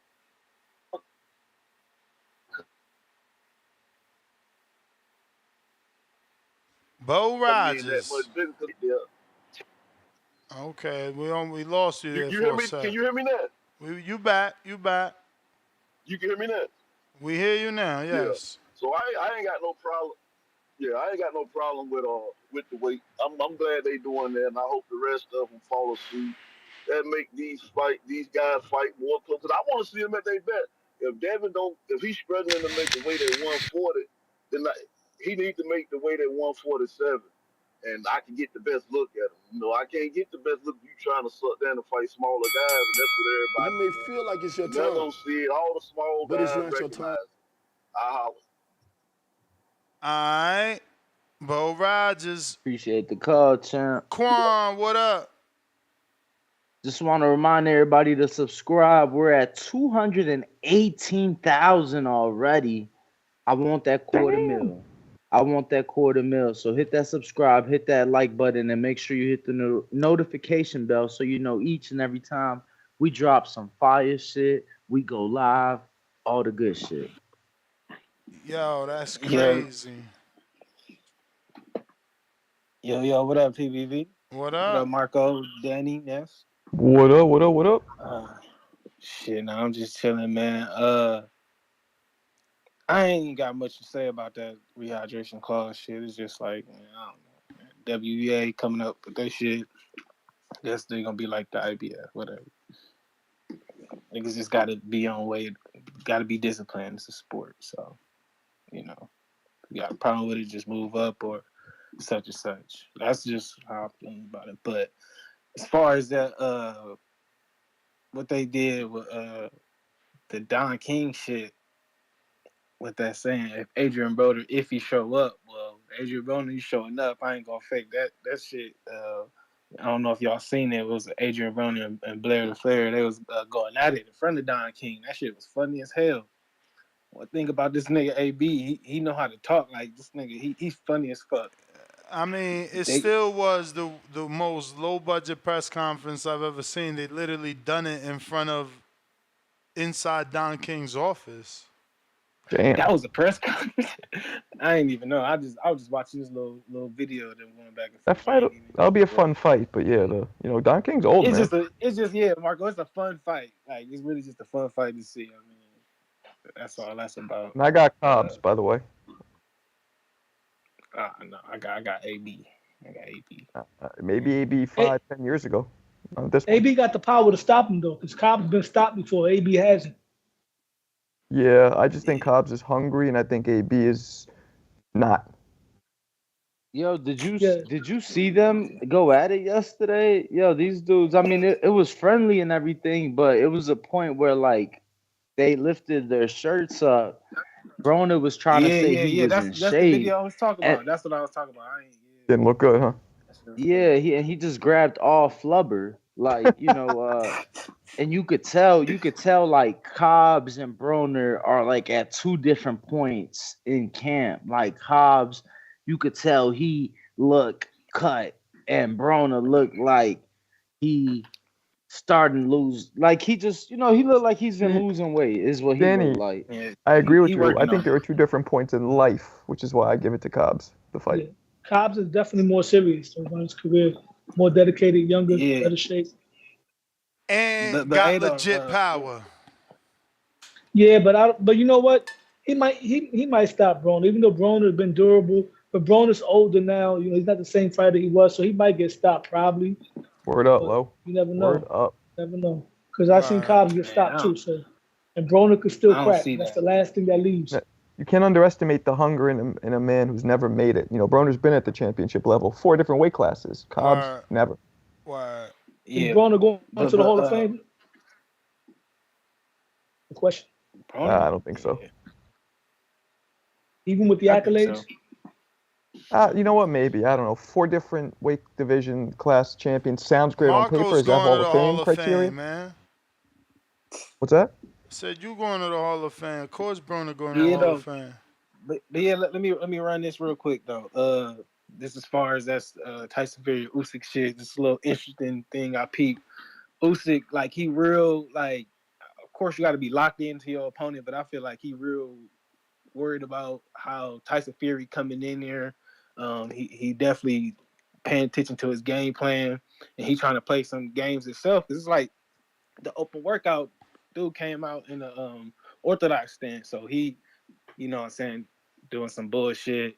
Yeah, He ain't Fury even came in really do. Southpaw. I He seen did a that. little quick mid thing, and he was out of there. But then he was all focused on Tyson. Tyson did a little good workout, so it's just interesting to see the little mind games that's going on there, how they feeling. But Usyk definitely locked in though.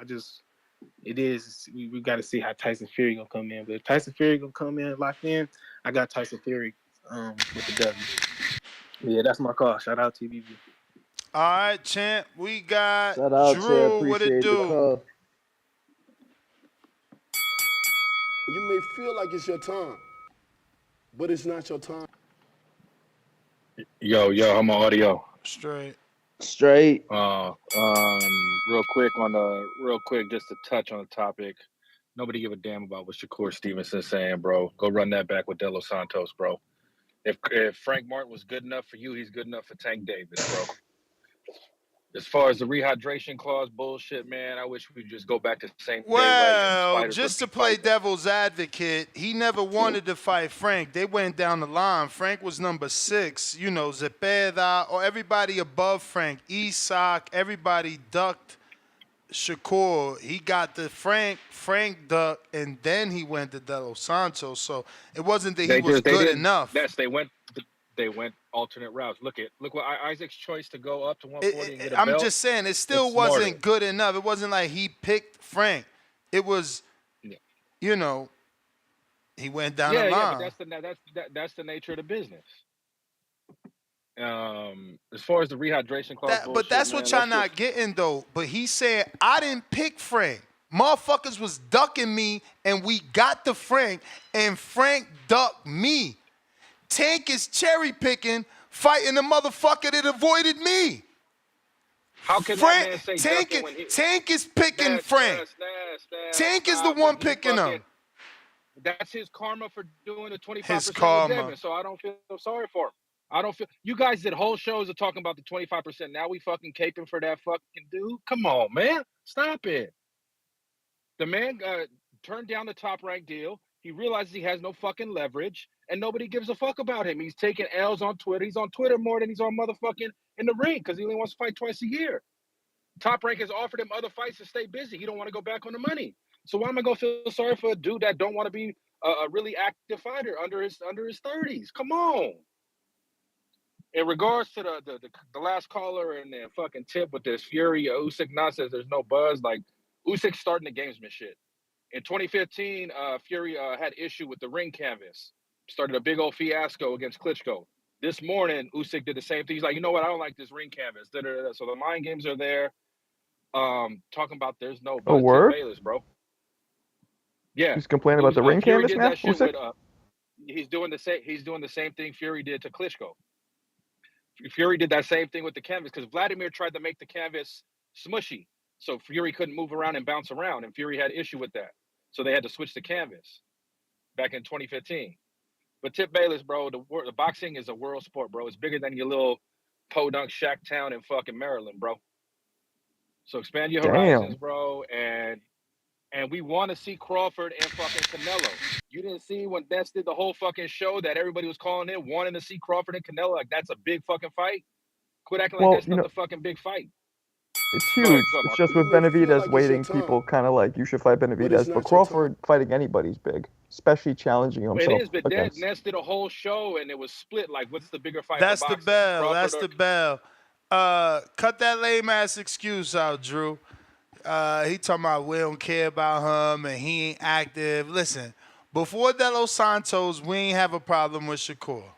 You feel me? Yo, Ness, real quick, Ness. If Fury loses to because I wish I would have been on your show the other day, but I did call in. If Fury loses to Usyk, does that hurt Fury's legacy, being that he almost lost to a rookie last time, and then he loses to a guy that came up from 195? Come on, bro. Why you What's your even question? wasting breath with that shit?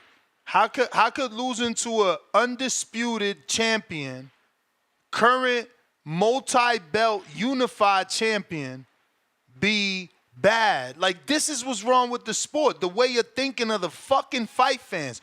You lose to an undisputed champ, somehow you a fucking bum.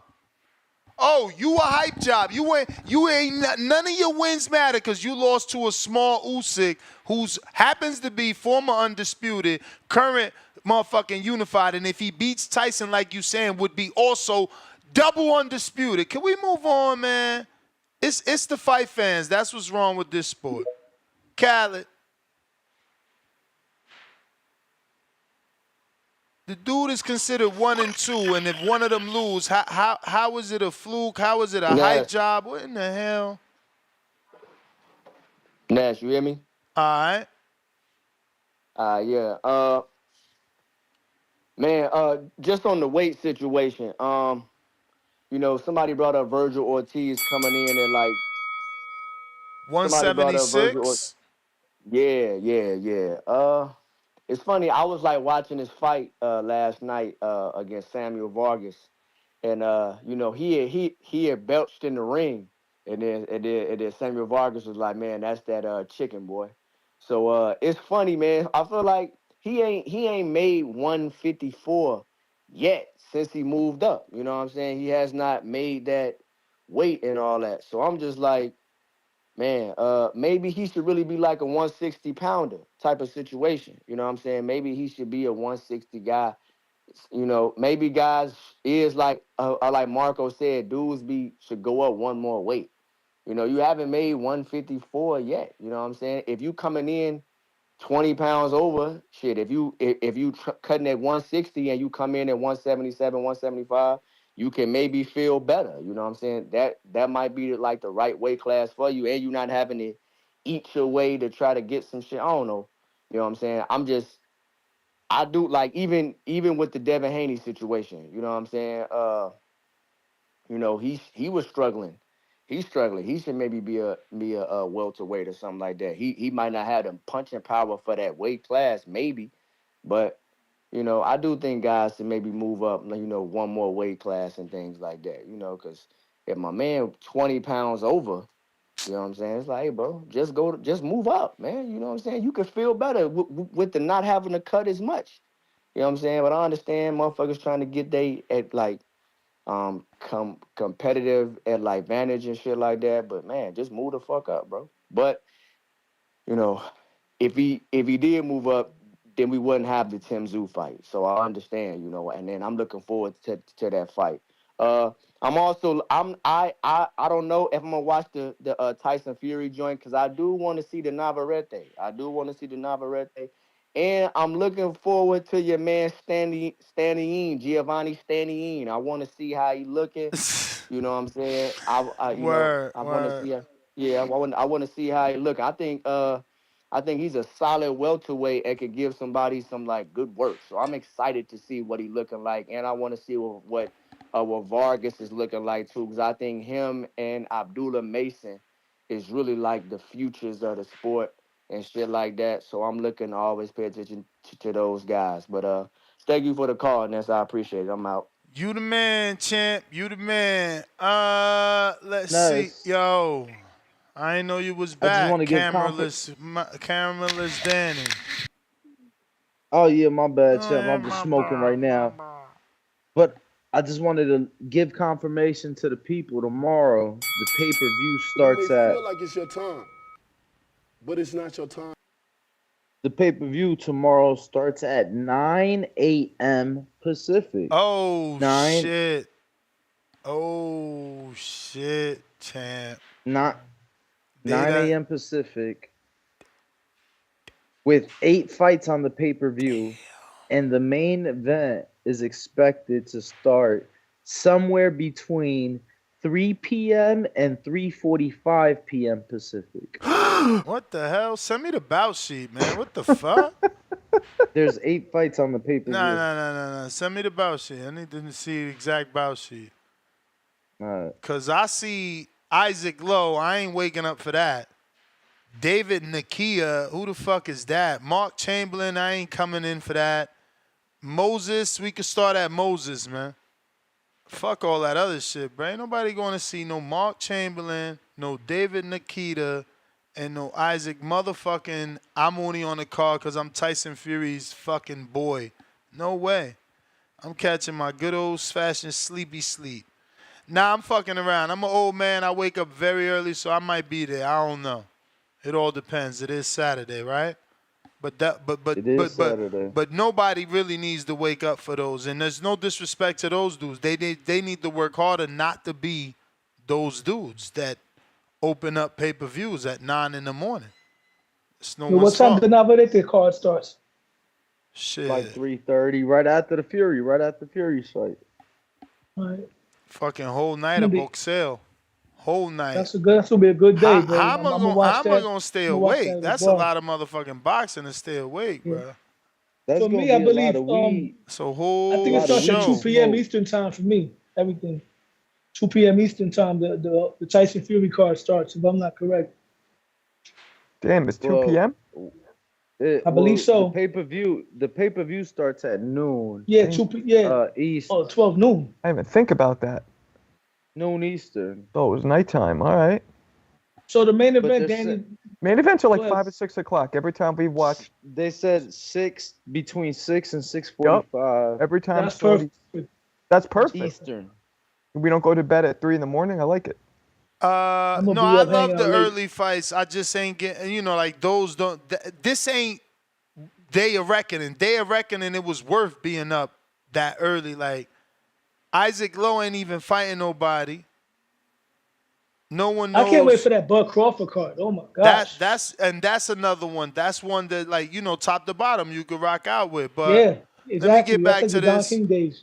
I got And that's why we're doing the Rosin. fight party from the stadium in the suite, August the 3rd, BMO Stadium. Go get your tickets, deposits. We're taking deposits now. They're almost Yo, gone. Why don't you do it in Rosin Vegas? Flight with the $5 says, "Is it still 500 to unlock the chat or 600?" Asking for a friend. Love the show. Keep going. Meanwhile, you sent the It's been $5. 700 for the last 2 weeks. But my G, you sent the $5 super chat. It literally costs $3 to be a member. And you get a free super chat every month. It's crazy. But I hear you, man. I hear you, man. Listen, phone lines is open. A lot of callers, both on landlines and Twitter Spaces, all those things. We're going out to EJ. What it do? It took a nigga to get through. I swear to God, y'all shit popping. It takes me, nigga, quick.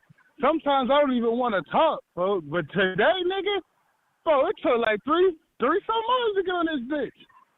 Hey, that's how you know your shit popping. When it's tank, you know what I'm saying, the niggas come out. But I gotta agree with Marco though. It's been so long ago, it seemed like it's off topic. But Marco said something about fighters should fight at the optimal weight. He's right.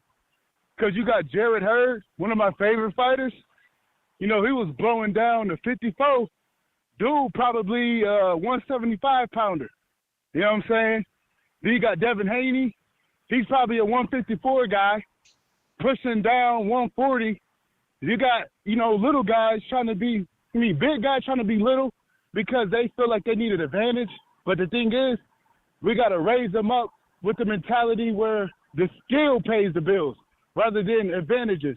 Like Dwight Muhammad or Dwight Muhammad Kauai, little guy, you know, he was going up to heavyweight. He may not have won a world title, but dude had balls. We just need more guys that have balls. I mean, you're going to lose. It's okay, but at least you're not killing yourself, you know, making the weight, you know what I'm saying? Because I noticed that a lot of these fighters, they be doing all type of shit. Champ, the issue is it's easy for you to say they doing all type of shit. It's easy for you to say you gonna lose, everybody lose. But look at how you get treated when you lose. Like Ryan could potentially be dirty. UK, that's all I gotta tell you. UK, they better incorporate how the UK is out.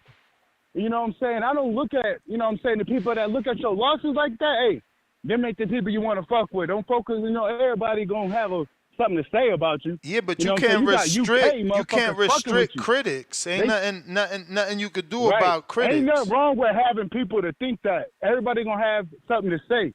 But when it come down to it, it don't matter if you lose. Because Ali lost. All the greats lost.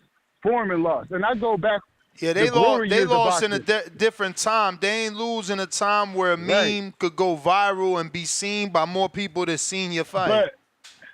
But all I got to tell you is, if you got, you know what I'm saying, if you fight the fight and you know what I'm saying, you ain't got nothing to worry about. Like, let me say Jojo Diaz. Okay, Jojo Diaz got a couple of L's. We know he a tough fighter. You know what I'm saying? Like, you gonna have people to say shit, but you know what I'm saying? That's for everything. But at the end of the day, losses shouldn't matter. You shouldn't throw away a fighter. Like, I still ride with Wilder, even though Wilder lost. Even for Caleb Plant, I lost so much money on these niggas. You know what I'm saying? I'm still gonna ride with Tony Harrison. You know, just to name a few. Like, these niggas lose, but bro, if they fighting, I'm riding with them till the wheels fall off.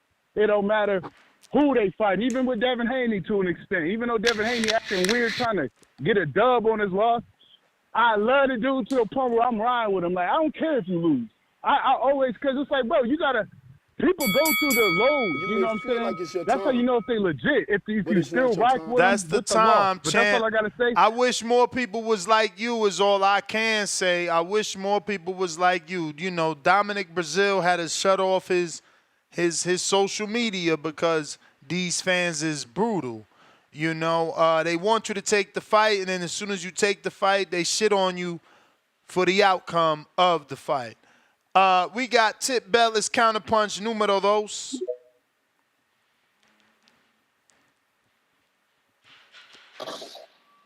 Yeah, man, Drew, you out here talking crazy, man. Talking about Fury versus Usyk is gaining traction. Gaining traction where, Drew? We're not even talking about it in this fight week. It's like it's basically like 2 days away from the fight. We're talking about Shakur, Tank, you know what I'm saying? Still Ryan Garcia on PV. And getting way more callers, too, because we've done so many Fury shows this week. Motherfuckers don't even call. So I do want to apologize and say that, excuse me. I do want to apologize and say that Don King is officially holding a press conference now, and it's not inside of his office. It's at the Seminole. I mean, it might be at the casino. I'm not sure, but it's decent from the image. And then they're hosting the fight at 9:00 Pacific, so it's gonna be at least 12 o'clock Eastern. Like Ness, these times they're not even. No, Tip. Stop. 9 Pacific, 12 Eastern. At 12 o'clock, you're going to get one fight, followed by 2 more that you don't have to watch, which means by 3 o'clock, the pay-per-view starts, which has Sergey Kovalev versus Rob. Actually, bro, it's a lot. It gets good after those 3, bro. You get Moses Atama, then you get Adjit Capabell versus Frank Martin. That's a toss-up, even though I'm picking Martin. I'm picking Sanchez. Then you get Kovalev, Rob Safar. You know, that's another one that I'm super invested in. Then you get Cordina defending his belt. Then you get Opataya Meredith British rematch. Like, you just lying and wasting a call right now. Man, look, Ness, you and me know damn well ain't nobody looking forward to that Joe Cordina fight, bro. I said defending the title. I said I ain't sauce it up. I said Joe Cordina defending his title. I ain't sauce it up. That undercard is trash. That is a trash ass undercard. I'd much rather look forward for that Crawford undercard. My dude, why you doing that? I'm just telling you the truth. Why man. you That lying? undercard is mid. Adjit That's a mid Capabell versus undercard. Frank Sanchez is trash? Well, you know, Frank Sanchez is a part of the PBC, so that's probably like the only decent fight on the undercard. Jai You know what I'm saying? Opataya versus Meredith British rematch is trash. Did you not watch the first fight? Hey man, we Okay, so you showing you a casual. You showing you a casual. So the last one, Sergey Kovalev moving up the cruiserweight to take on Robin Safar from Sweden. That's trash? Man, let me talk to Turkey Al-Sheikh. Turkey Al-Sheikh, man, listen, we got to do better with these undercards, brother. I'm done with you, bro. You're not a real fan. I'm here to support you, man, but these undercards ain't it, man. We got to start building these fighters in, the states to make the fights look bigger. You ain't a real fan, man. You Gotta may feel go. like it's your time. Yo, Ness, the new But it's boxing not your game time. drops October 11th. I just seen it right now. That shit fake, Officially man. drops, The link don't undisputed. even work, man. You can't Say that even. again? You click the link to pre-order this shit and it say the server's down. I've been trying to click the link 30 minutes ago, bro. You ain't breaking Also, no you seen the news. commercial already. You ain't breaking no news, fam. Look, the Yo, page EA still Sports not needs to make working. another one, man. The page still not working, fam. It's just still not working. Like I told motherfuckers, I ain't played video games since I don't know how long, but But you're gonna get this one when it comes out, though, right? Obviously. You're trying yeah, to get it. I would buy that for that reason. But Yes, I'm still playing the old Fight Night to this day. The last one. damn, that's crazy. That's all we Crazy, got, bro. crazy shit, They crazy. come out with Grand Theft I Auto know, more they than don't they come out with boxing games. They don't Nah, have you to ain't buy. lying. 2011. They don't fuck with us, man. You know how it go. Yeah, Ronnie bro. from I'm gonna be honest with you. Phoenix. What up? But Be honest with me. Go ahead, fam. be honest, spit at us. Oh, all right. I was gonna Ronnie say, in man, Phoenix. I was gonna say at least now we can get all the fighters. Remember back in the day they wouldn't Yeah. license. No, Tyson. I was gonna show the commercial, but I'm like, I'm stuck in between. Do I criticize it or do I just accept that they finally gave us a boxing game? Because I promise you, I think they was trying to show us Canelo Crawford. That's a horrible version of Crawford. If I'm Crawford, I'm mad.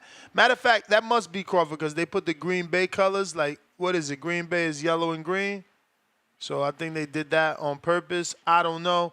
That ain't look like Crawford, though. I wouldn't be happy. Ronnie in Phoenix, member for 15 months on the champ level. Good morning, TBV. Like always, you guys are rocking out. Love the show. I keep hearing landlines is up. If so, what's the number? 563-999-3427.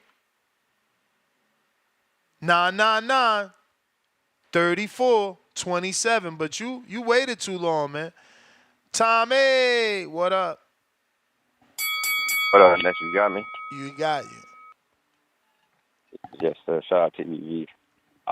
So yeah, I'm calling in about the Shakur shit. I know y'all got a lot of little things talking about, but he talking about he cherry picking, and I know a few people said like, well, you tried to fight Frank not too long ago, and then a couple of calls ago, Ness, you said something that makes sense. Frank wasn't his first choice, he went down the line to pick Frank, and Frank still ducked him. Okay, cool. I don't think he ducked him, but okay, cool.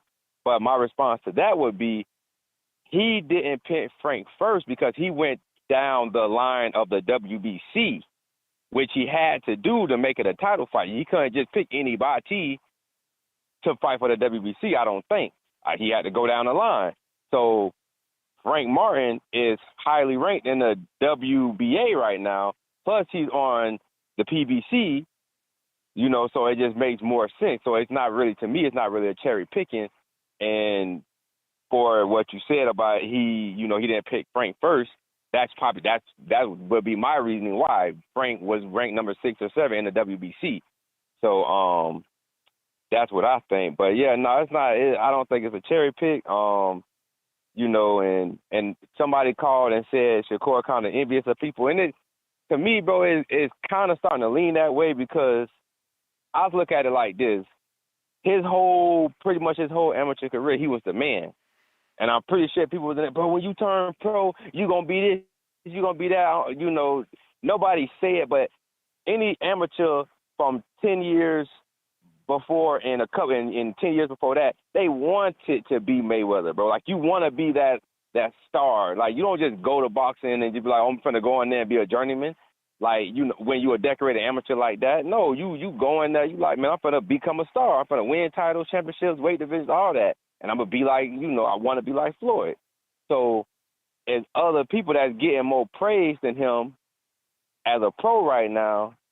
And it's just, but in his mind, he's thinking, I was better than all of them. Like, I was projected to do better than all of them, you know. So it seems like that's what's kind of on his mind, I think. But nah, cherry picking to be a strong word for this matchup with Tank. Can you explain why? A lot of people like Martin. Can you explain why is a strong word? Cherry picking, because Frank Martin he's rated high in the WBA, which is the belt Tank got. He's rated, you know, he rated top 10 at 135. And I don't really see nobody who can name 10 people better than Frank Martin to frame him out of it. But so let me get this clear. You got to name 10 people better than Frank Martin in order for Frank Martin to be a cherry pick? No, I'm saying, if somebody try to say Frank Martin is not in the top 10 in 135, I don't see nobody being able to name 10 people better than him at 135. That's what I'm saying. But why do we got to name 10 people better than him for him to be a cherry pick? Like, at the end of the day, you're not listening to me, Ness. You're not listening to me, Ness. You're ignoring what I'm saying. He's not a cherry pick because he's ranked high in the WBA. I said he's in the top 10, and for anybody disagreeing with that, a top 10 in 135 period. Anybody disagreeing with that, I don't see nobody being able to name 10 people better than him. I'm not trying to make that the purpose. He's not a cherry pick. So is it universal then? Like, as long as you're in the top 10, you can't be considered a cherry pick? That's how you feel? It's not a cherry pick because he's ranked in the WBA. That's why it's not a cherry pick. He's ranked high in the WBA. He's undefeated. He's on the same side of the street. Why? You tell me why it is a cherry pick. Because he never won a belt before? A lot of people never won belts before. That don't make it a cherry pick. Again. Don't have me. Okay, so Ness, before you hang up on me, don't have me defend why it's not a cherry pick. How about you tell me why it is a cherry pick if you think it's a cherry pick?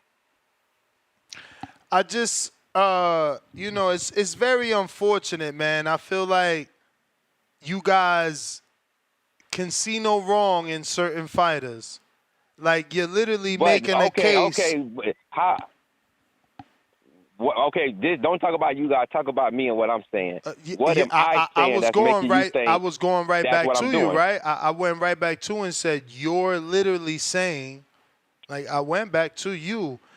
I'm just including other callers as well because y'all doing a lot of goalpost pushing, like. But okay, so separating me from those guys, did they say De Los Santos was a cherry pick for Stevenson? Because I didn't say that. I don't even know why you're bringing that up. That's not the subject. Because you're trying to say you guys are moving the goalposts for certain fighters, and I'm like, well, I'm not doing that. I'm just explaining why I do not believe Frank Martin is a cherry pick for Tank. But it is, I don't think it is though. So explain to me how, so I understand your logic. Explain to me so I can understand your logic behind it. So I'm telling you you never unified. You've been at 35 now. I don't know how many fights. You choose not to send an offer to the person that you could unify, the best in the division, right? That's how cherry picking works. Okay, so you feel like you're choosing not to fight the best in the division. Okay.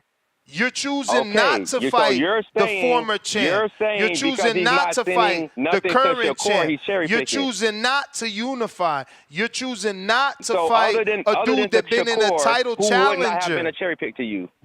What? Other than Shakur, who would not have been a cherry pick for Tank? That did not have a fight time. We would have to go back to that time, which I can't. Or I know right now. Okay, so what you just listen to me, brother.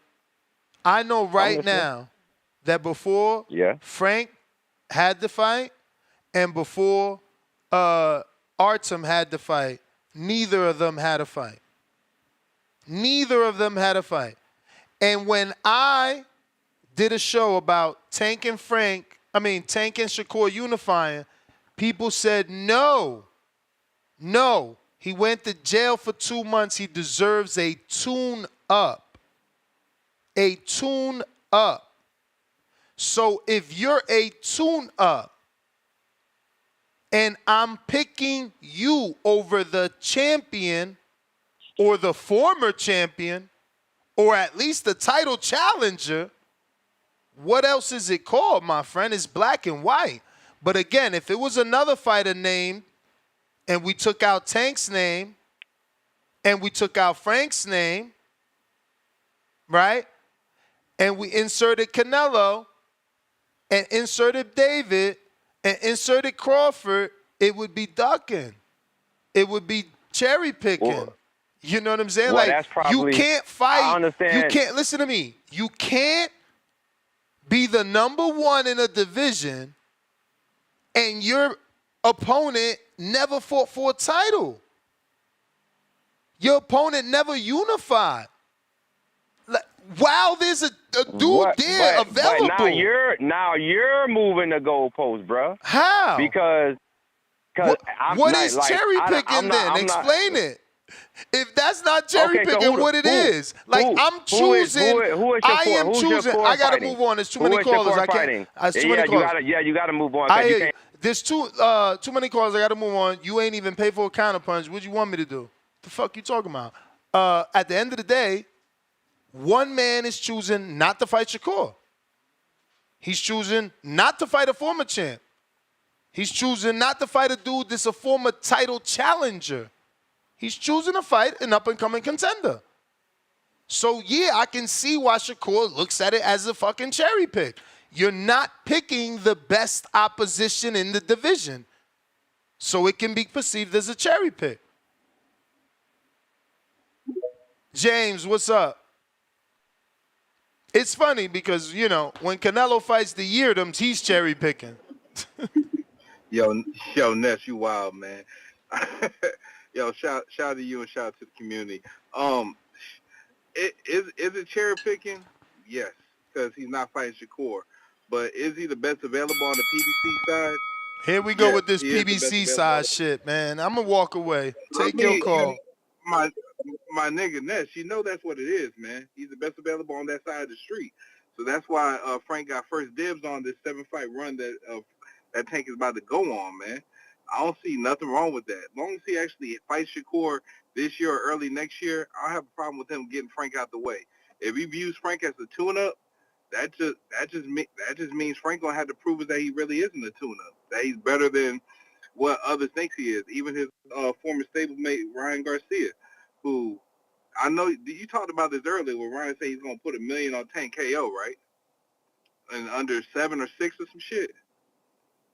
either way it goes, that's wild from a former stablemate to say such a thing like that. What else? What else is going on? Other than that, man, I really ain't got much to say. I ain't got much to say about the rehydration clause.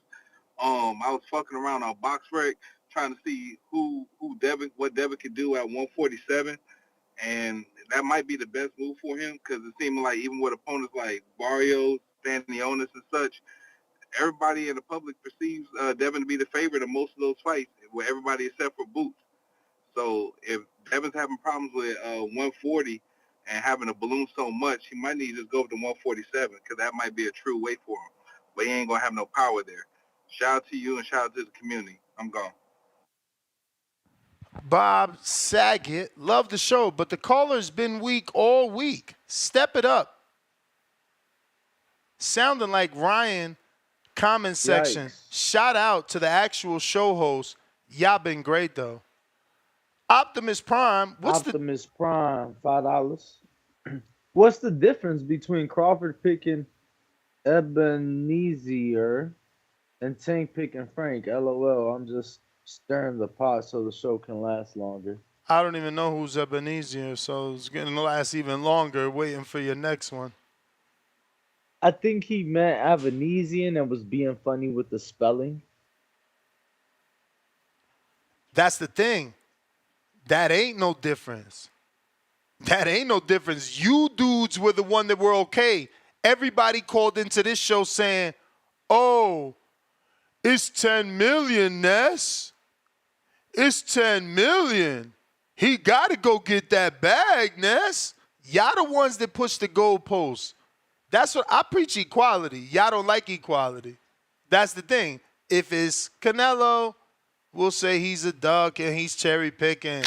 If it's Crawford, man, that's generational wealth. You don't leave 10 million on the floor, Ness. Come on, bro. Like those calls are documented. You may feel like it's your time. You dudes push the goalposts back all the time. All the time.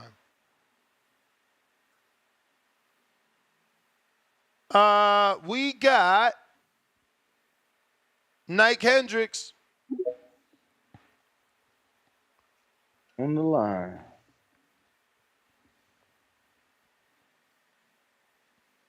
Ike, what's the word? Are you there? Y'all got me? Yep. We got you. Yep. All right, shouts out to the boxing voice, man. So the rehydration clause is true? Or is it speculation? No, it's true, but it's part of the WBA new rule. New rule. What the fuck? New rule? When this rule started? I thought that was only IBF. Not anymore. Well, it ain't start yet because it ain't in effect for the Ray Ford and Dirty Fighter fight. It's gonna take place somewhere between after June 1st and before June 15th. This new rule would go into effect. So it's a you can't go over 10 like the IBF? We don't have specifics on it. Yeah, that's crazy as hell right there, man. What the fuck? Should have kept it the way it is, man. And I'm kind of with Ness. Like it was a couple callers ago. I'm kind of with Ness on this, man. Been in this division for so long, you haven't ever unified. You only been a secondary belt holder in this division. Is he elevated now? Yep. To Super Champ? I mean, not elevated. There's just no other belt now. It's just his. Oh, okay. So they done with the WBA Super in 35. At 35 for now. Okay. Yeah, well, like you said, Ness, for now. Okay, so right now, as of now, you're officially like a belt holder. I mean, he was officially a belt holder. Don't get me wrong. I see my boy CYP in here gonna goddamn counterpunch like Mike. What you talking about? But he was officially a belt holder, but he wasn't a major belt holder, I would say, because it was the Super, right? There was a Super at the time. 30 or 35. Yeah, that's what I'm saying. So he had the regular, and it was the Super. Like when he went up and fought Barrios and won the regular, he could have challenged Josh Taylor for undisputed, but he didn't. Yeah. He's the champ, defending with Frank. Frank, what, number 3 in the WBA? Frank is. Let me pull it up for you. 1 second. Frank. Frank is number 2. Only behind William Zepeda. Okay, is Zepeda fighting though, right? Zepeda doesn't have a fight to be announced. fighting. No. Well, they're saying it's supposed to be him and Yeah, but again, Giovanni he does not Cabrera. have a fight announced. No, nothing Okay, announced. okay. Only rumors. So yeah, I mean, shit, Tank. Damn, Tank. Hey, after this fight, I don't agree with that last caller talking about Jay Benavidez. I don't agree with you talking about next year he fights Shakur. Hell no. You may feel like it's either your this time, year or one of them but it's not champs. your time. That's my call. All right, appreciate the call, champ. H-Town, what up?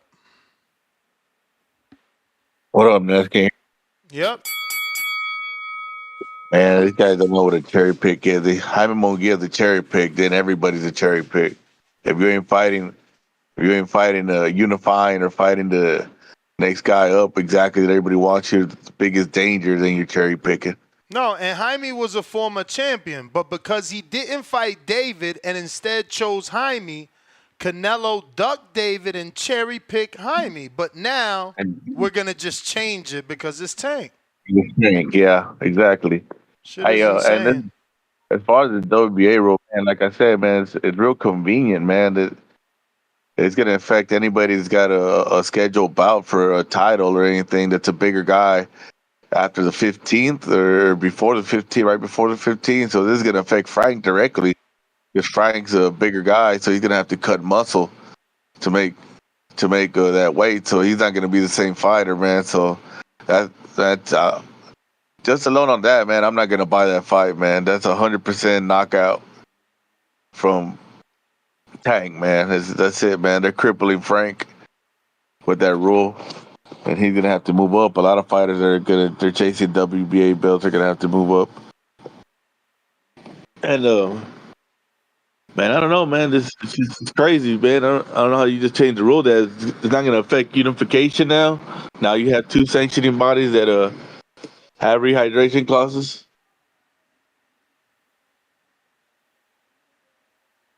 Hello? You got 2. You got 2. A lot of people are hoping that what happens next is that the other 2 follow suit. Hey, Ness, has Boots actually fought under the IBF rule and made the 10-pound? This will be the first fight, but he made the 10-pound because he was interim and he had other IBF belts, which you got to make it for. Yeah, that's a big guy too, and he's only getting bigger. So shit, he might have to fucking move up too. Oh yeah, he's definitely moving up. He's not staying at 47 too long. Yeah, because man, he's a big dude. Yeah, man, it's just gonna change. It's gonna change the landscape of boxing, man. A lot of guys are gonna lose their advantage. Earl's gonna have to probably be at 160, man, because he looks like he's gonna struggle to make 154. He looks big.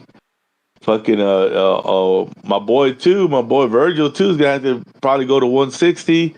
Ryan's gonna have to probably go to 154. Devin's gonna have to probably go to 154. Damn, this is gonna change boxing completely if everybody follows suit.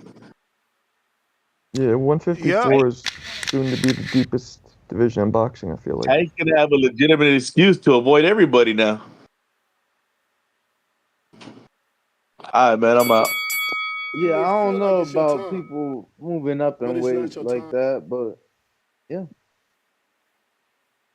We shall see. Appreciate the call, champ. Timboski. What you saying, fam? Word to Timboski.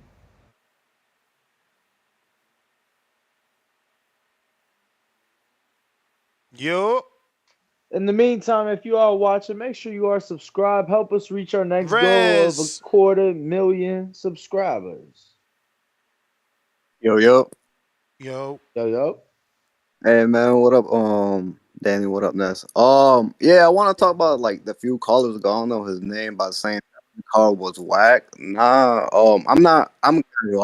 I started watching boxing like early last year, January, but me not knowing the names, I looked them up, and I remember watching their fight, the Frank Sanchez fight versus Anjit. Yo, that probably gonna be a banger fight. Yeah, Yup. that's the one who pretty much put down the Russian Mike Tyson that they was Yup. being joked. Like this, like damn, like I saw that fight. That one, like the most interesting one at the card, aside from the main event, in my opinion. But Ness, I gotta ask you, who do you think wins that fight and how? The Agbe and Frank Marches, I'm Frank going with Sanchez. Sanchez, man. I'm going with Sanchez. You know, he holds the better win, in my opinion. Oslin Beck, I thought, you know, a lot of people could have beat Oslin Beck. He did upset me. I didn't think Ajit Cababel could do that because at the time, all he had done was like a win over Chisora, which was like 6 years Yep, ago. I agree. But watching him, I still don't think he can beat Sanchez. Like, I feel like that was just a great style for him, you know? Okay. Sanchez is a boxer that moves. He'll never get that off with Sanchez. Not in my opinion. We'll see, though. All right. And how do you think he wins? Like knockout or decision? Like if you had Uh, to choose. yeah, I don't know. That's for the betting show, baby. We scheduled for tomorrow, All right. 10:45 All right. a.m. All right, brother. Well, that's pretty much my call. But just regarding the cherry pick thing, I do agree with your logic. You know, we got to apply for everybody, no matter how likable the fighter is. We got to keep it the same. You know, keep it pushing. For Well, anyway, sure, that's my call, man. man. Appreciate it, Uh, champ. we got Capicu. What it do?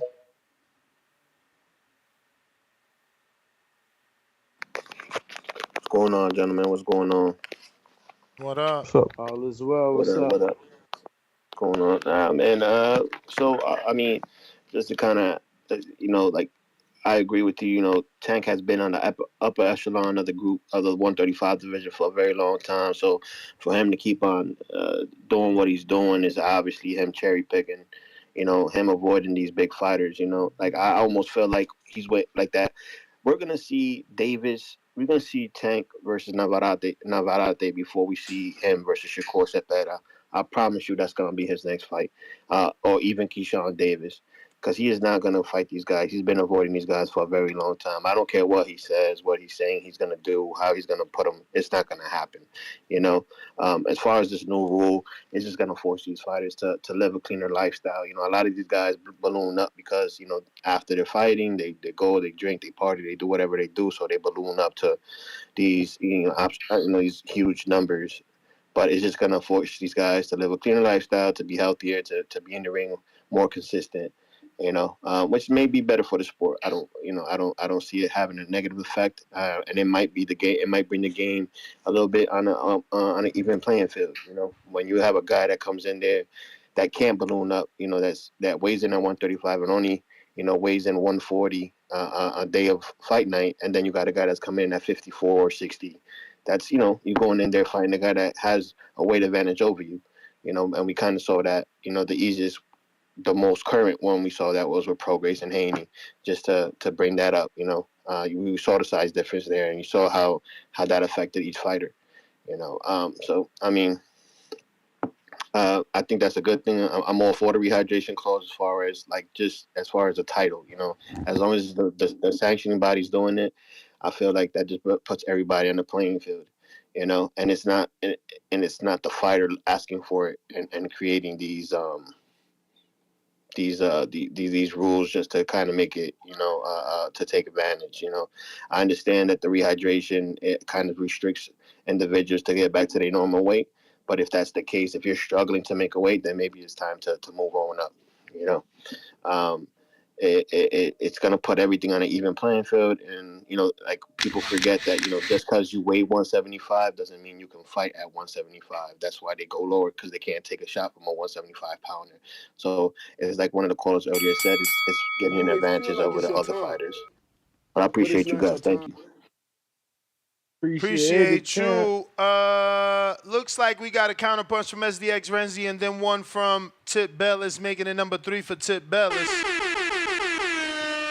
And on Super Chat, we got James Benitez, $2. And the new WBO welterweight champ, Brian Norman. Well, interim. They did put the interim title on the line. I was going to break that earlier and got caught up. But when you heard me making all that noise, that's when that was me in excitement and in shock that the interim is on the line.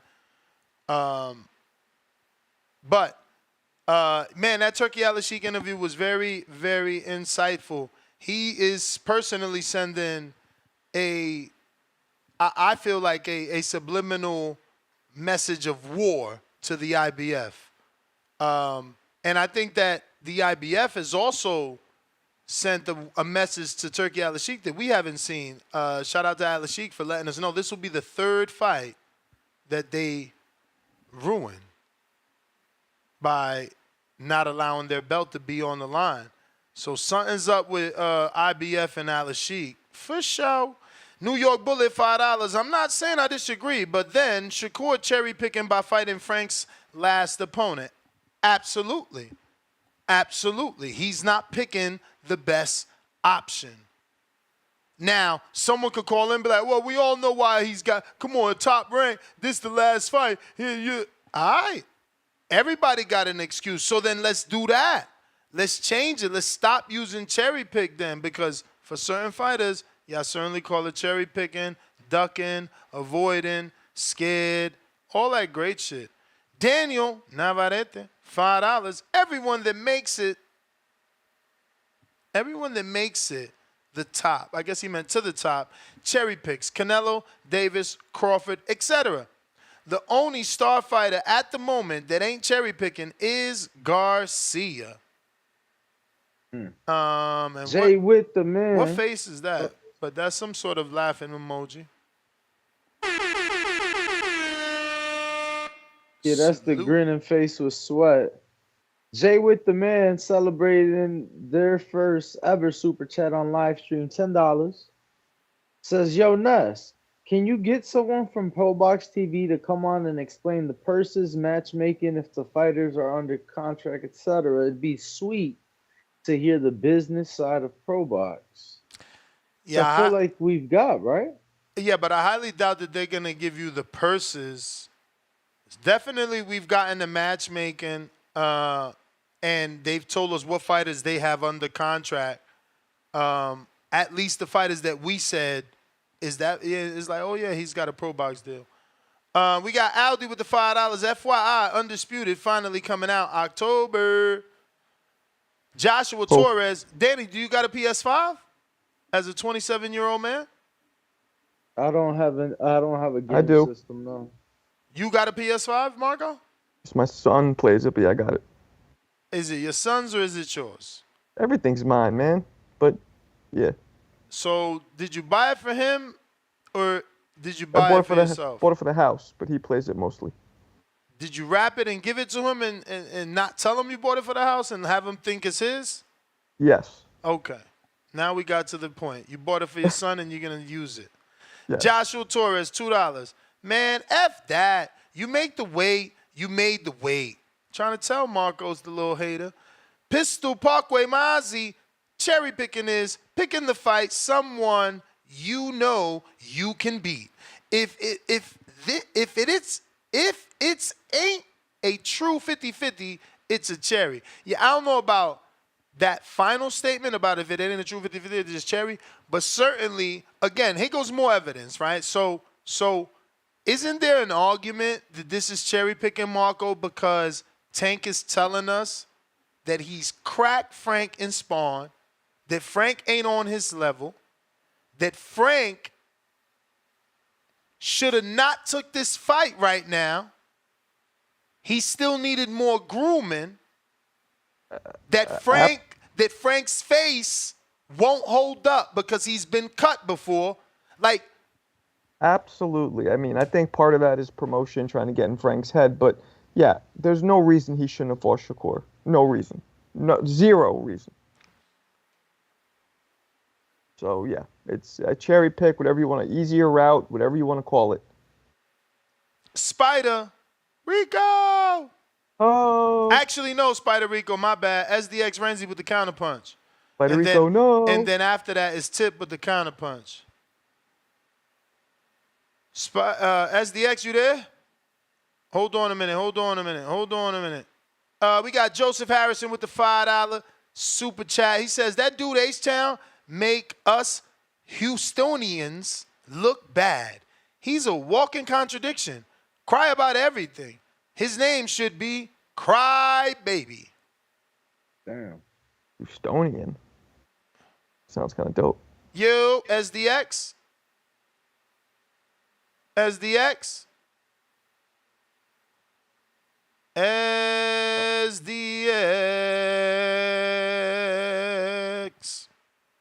Are you there? Yo, you can hear me? Loud and clear.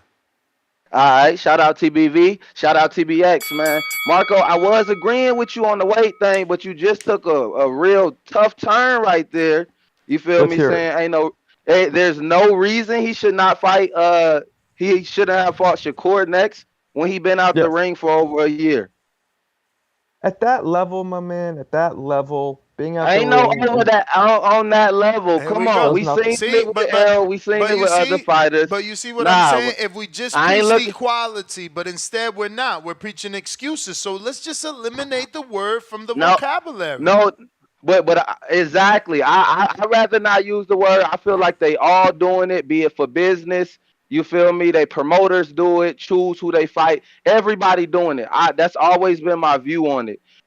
In comparison to the two, though, when it comes to the Shakur thing, I look at it the same way. And that's like you said, Shakur went down the list. Shakur went down his list and he went through all the people. Everybody ducked him until he got to Frank. Frank was going to do it. Then Frank ducked him. Cool. If we look at Tank, same thing. Tank coming back.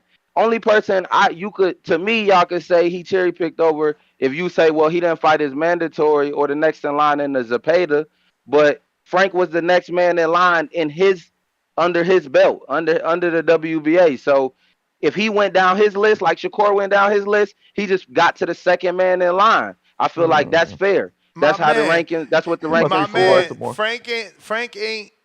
His mandatory ain't been called. This ain't his mandatory that he's making. I didn't say that. No, I said if anybody was his mandatory, it would be Zepeda. But he skipped over to Zepeda and took a Frank, which is his number 2. So I'm like, to me, that's still like going down the list. That's still within his list. No. You can't do that for Tank because belts don't matter. So how the fuck do the rankings matter and the contenders matter if the belts don't fucking matter? So the belts don't matter, but we're gonna follow the rules of the belts. So if I said fuck you last year, that means I'm still saying fuck you this year. I just need you to answer one question. I just need you to answer one question.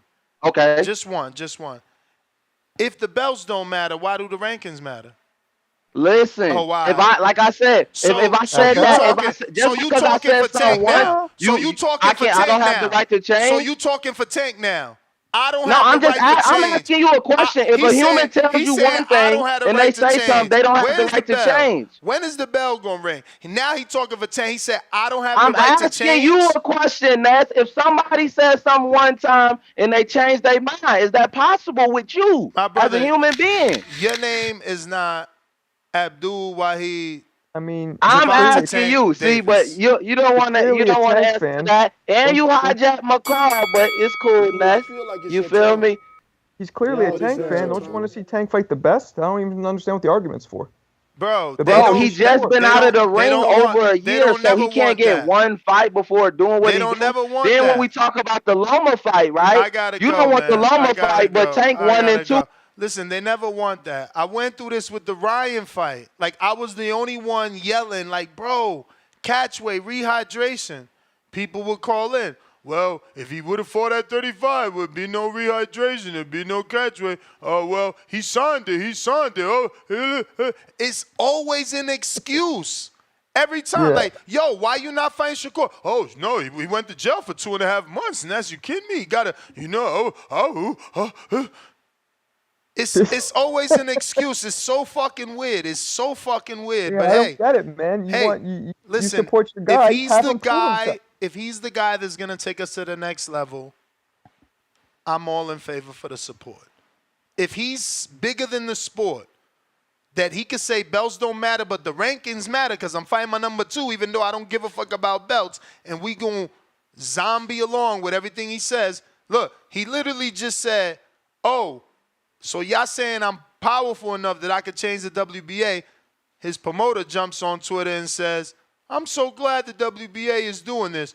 Now these weight bullies can't be bullies. It's like, I don't know. You make it seem like it's not a coincidence is all I'm saying. But I don't counterpunch get it. tip.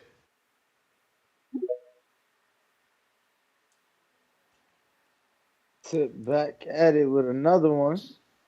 I'm just saying. So now we creating false narratives and shit. That's what we doing. You know what I'm saying? Now we calling Tank a duck. So now listen to this, TBV. Now we could duck dudes that just got to the division, and we ducking dudes who ain't never been in the division. You know what I'm saying? That's what it is when it comes to Shakur, right, Hannes? Man, The division? do he want to see how long Shakur been asking for that fight? That's 5 pounds. Shakur Come been on. telling us he want that fight before he even got to the division, bruh. These dudes have had back and forths. Like, cut the shit. And again, this is what I'm saying. He's talking about that's cute. No, what's cute is you protecting your little man friend. You know what I'm saying? That's what you're doing. He called it in to tell us why we should not want a unification. You trying to create a narrative, man. Have they ever been in the division at the same time up to this point? Were they not in the division right now, both with belts and both available? Okay. Yo, they're 5 pounds apart. Oh, That he's gonna division tell shit us. is not an He's gonna excuse. tell us what that other caller told us a few shows ago. How Earl didn't fight Terrence back then because he was helping Terrence make the biggest check of his life because he was building the fight. So now you saying Shakur and Tank ain't ready. They got to build it, right? You want some manager shit? I'm just saying. You want some manager shit? He just had his second fight. He ain't even been there long. Do he got a belt? Do he got a belt? Man, he got gifted a belt. Okay, so belts do matter or they don't matter because the last dudes caller are tried the to tell same us weight. They're that the the same belts don't size. matter, but the rankings matter. I'm just trying to figure it out. They're the same size, same weight. 5 pounds here or there doesn't mean shit. They should be fighting. In my Simple. opinion, because I don't know what they go off of. Everything matters. In my opinion, everything matters. You know what I'm saying? But I'm just saying. You know what matters to me? What matters to me is why Tip Bellis would not rather, keyword rather, see Shakur versus Tank versus Tank versus Frank. Hey, That's man, what I'm saying. I'd rather see whatever Excuse the best me? fight is they can make at 135. No. I'm asking you specifically why you would not rather see him fight the Shakur best. in June. Which is the best fighter in that division besides Tank? No, my dog was just out for a whole year. He can't. Okay. He can't get a Here come the mandatory fight. excuses. You see what I'm saying? What do you see what I'm mean? saying? He It's can't get- never the same, bro. It's never the Shakur same. just fought twice, bro. He just fought twice. It's never the same, He champs. He's 30 years old. He's been a pro for how These long? grown-ass Taking a few man months off. fans can't keep the same energy. They cannot be equal. They can only hate on certain fighters. So we gonna act like we haven't seen fighters perform at their best when you know what I'm saying, when their tools haven't been sharp. Nah. Let my man get into it and let him sharpen the tools a little bit, he's just and then sat we for a gonna year, get to not Shakur. going to the You gym, not heard doing him, the anything? man on Just the because you list. don't How fight can doesn't we mean you duck can't a stay sharp in man the gym. that we saying is on the list? This ain't no Earl Spence shit where we gonna double back. This ain't no Terrence Crawford shit where we gonna double back. Nah, he on the list, and we gonna keep him on the list. How Just long like is we this told list Devin. taking for you to execute it? Where my You put the Kendrick list in the at? vault? On the list. Nah, This bro, we list coming is for in the the vault smoke, for like man. 2 years. Take it Y'all out tripping. and execute it. Excuses, excuses, excuses. I knew it was coming. That call's over, thank God. CYP, counterpunch. You may feel like it's your time. No. Holla. You gotta stop being a bully sometimes, man. Let these people, be delusional if they want to be. Yo, what we got to do is learn how to take L's around here, dog. The topic of the show was about the rehydration clause. You lost that. You can't accept it. So now it's about Tank being a duck. This shit is weird. This shit is pathetic. It is what it is. We know y'all don't like the hydration clause. We get it. Take your L. Now this nigga's a duck for fighting a nigga number 5 Ring Magazine in his own division. He's number 5. So I'm gonna do some math for y'all because y'all don't know this shit. If they got Tank number 2, Frank Martin number 5, 5 plus 2 is 7. You know they got 3? You know they got 3? You know who's number 3? That would be Shakur. If Shakur was to fight Frank, that's 5 plus 3. That equals 8. So according to Ring Magazine, that would be a worse fight. Tank versus Frank would be a better fight. But for some reason, now he's ducking. The only motherfucker else to fight would be Zepeda. Zepeda is in talks right now to fight Shakur. That's it. That is all. This division ain't what y'all think it is. Devin gone. Ryan gone. Lomachenko's now champion. Get over it. Y'all motherfucker said he wouldn't fight a black fighter. Oops, he's fighting one, but he's ducking him. Y'all say he ain't never fought a top 5 person in the division. He's top 5. You still making excuses. Y'all hate the fact that you are fucking wrong. You grown-ass men. Listen to me. I think that Tyson Fury is going to beat Usyk. But if Usyk wins, I'm not going to hate on Usyk. I'm going to give him his fucking props because I was wrong. Y'all have a fucking problem in this fucking community. Grown-ass fucking crybabies. If it's one thing, it's another. Take your fucking L, nigga. There's a new face of boxing, motherfuckers. Y'all got a problem. Do what I do. Pick better boxers to be fans of so you don't run into these problems in the future. You crybaby bitches. That goes for all y'all. The era continues. CYP out. I mean, the conviction was nice, but he lost me. Usually I agree with him, but not this time. That shit didn't make any sense. Nothing to agree with there, my friend. It was so about many, 7 so plus many 2 things, equals 8. so many things wrong there. He's like, well, y'all wanted a black fighter. You picked the wrong one. You just got to be honest. But I'd rather not be honest because I'm a fan of man. So I'm going to lie. Well, you asked for a black fighter. Frank is a black fighter. Well, yeah, I don't Is he the most understand qualified? No, he's not. No, he's not. Yeah, I don't get it. What do they call that? Tribalism? When, like, you love a fighter so much, you just don't see anything but... Exactly. The 2 things could be true. You could love Shakur, Tank, but then also be like, he's being advised not to fight Shakur. Then he says, take the L about the WBA. Like, what did that have to do with anything? No clue. Just so many things there that were strange. You know, again, another grown man that would rather see Frank and not Shakur. I don't get it. I just want these dudes that keep calling in with excuses. Tell us why they rather see Frank versus Shakur. I'd rather see Loma over Frank even. You're going too far now. Well, after his last performance especially. But. Trey Nice, $2. Fact, I'm from Houston. Bro, H-Town is a casual. Put a cheeseburger emoji. What the fuck? H-Town, $2. If you ain't got haters, you ain't popping. Laugh out loud emoji. Salute. Chris C, $2. Can you post a video of your previous Spar Wars? I guess he's talking to you. Me? Yeah. He's probably talking to you. Your Border Wars thing. No, but he says Spar Wars. That's you. I think he meant to say Border Wars. And I got sparring clips posted on my shit. Keep it moving, $2. Ness got kids too, Marco. You're on thin ice. Ice cube emoji. I don't Laughing get it. out loud emoji.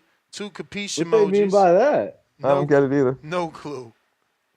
No clue. My man, he's probably gonna tell us that what that meant 3 days from now and shit, like he did with the El Alfa one. Arthur, what up? So you're saying it was race driven?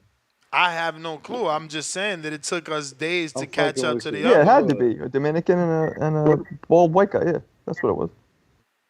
What's good, Ness? What's good, Danny? What's good, pal? What up with it?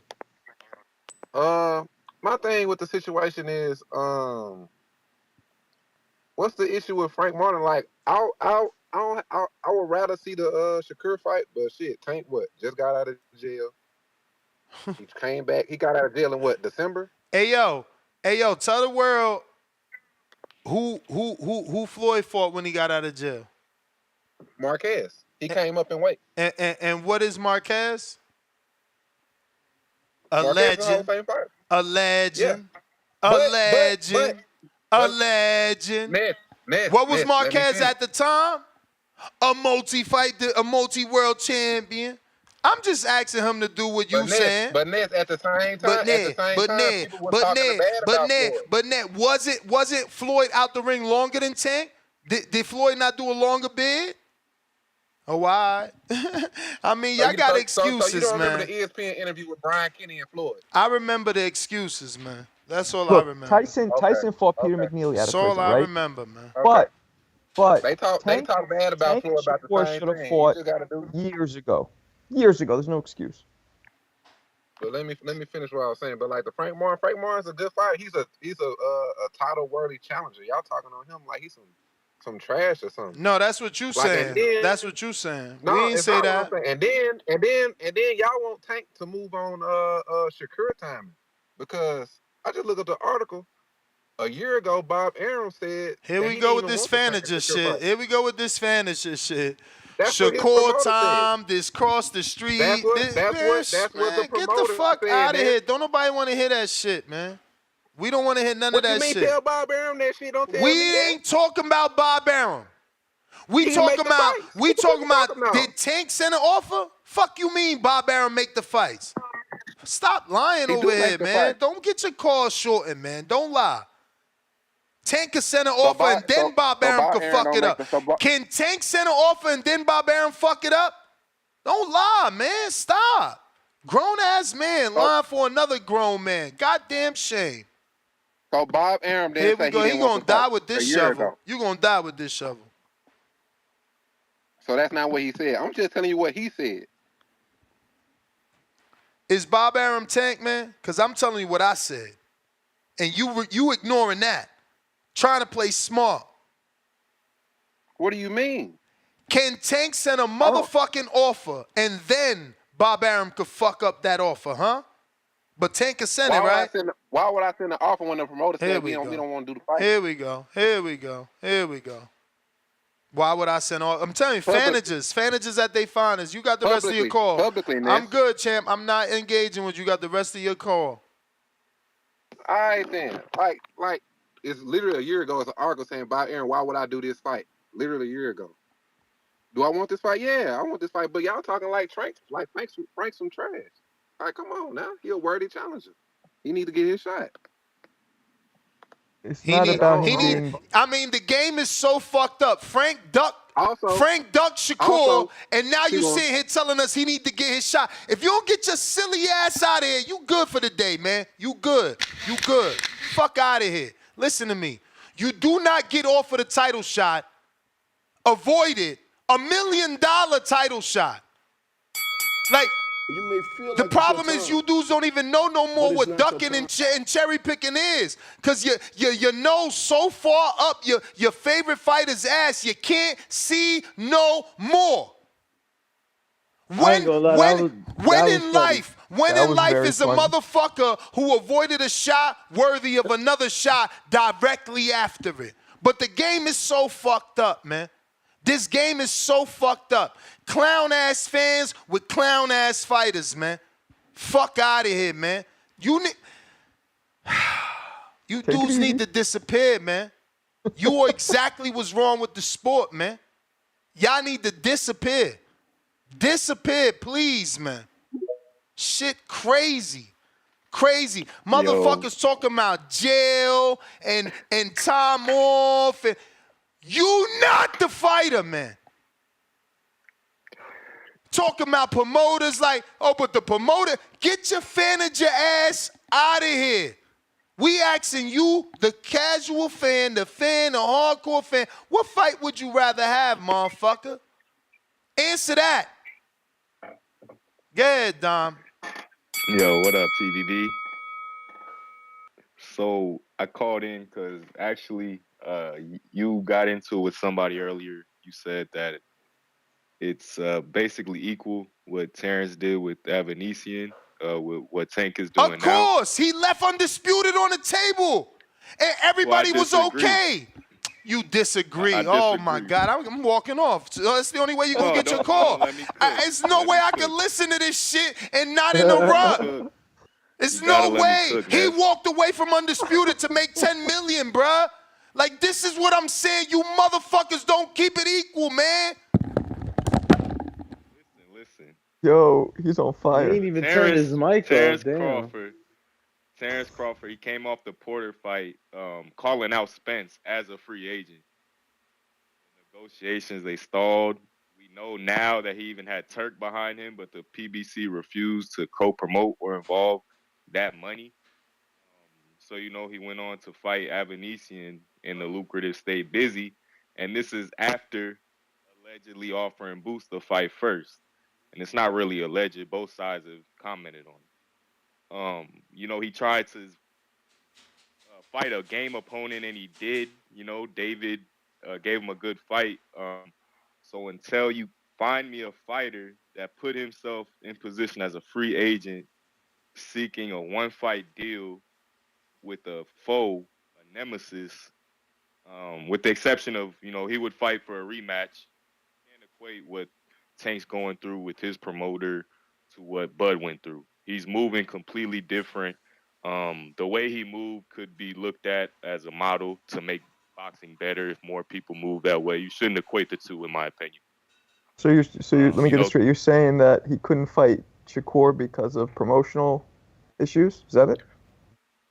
No, I'm saying I'm saying that Tank, he a nemesis out. I'm saying the opposite, really. Shakur offered him the fight, or at least called him out, and he's refusing to fight Shakur. He's refusing to fight any of the guys that peers have beat. Like the guy that Shakur just beat. Instead he took Shakur's next opponent, and he stole his food from him. And I'm not hating on the fight. I still think that Frank will be one of Gervonta's better opponents, but he just doesn't get Yeah, much props for it. I don't think Shakur was looking to fucking fight Frank after Frank just pulled out of the fight in the last fight. Like, No, that's what I'm saying. He pulled out, and then he went on to sign a fight with Tank. It's kind of yeah, stole but his you opponent. said that he taking food You may feel off like it's your the time, table and he took the next but it's opponent. not Like, your I time. don't think he was ever gonna be the next opponent after he pulled out. But appreciate the call nonetheless. Ness, welcome back. You good? Court break. We got Mozzie counter.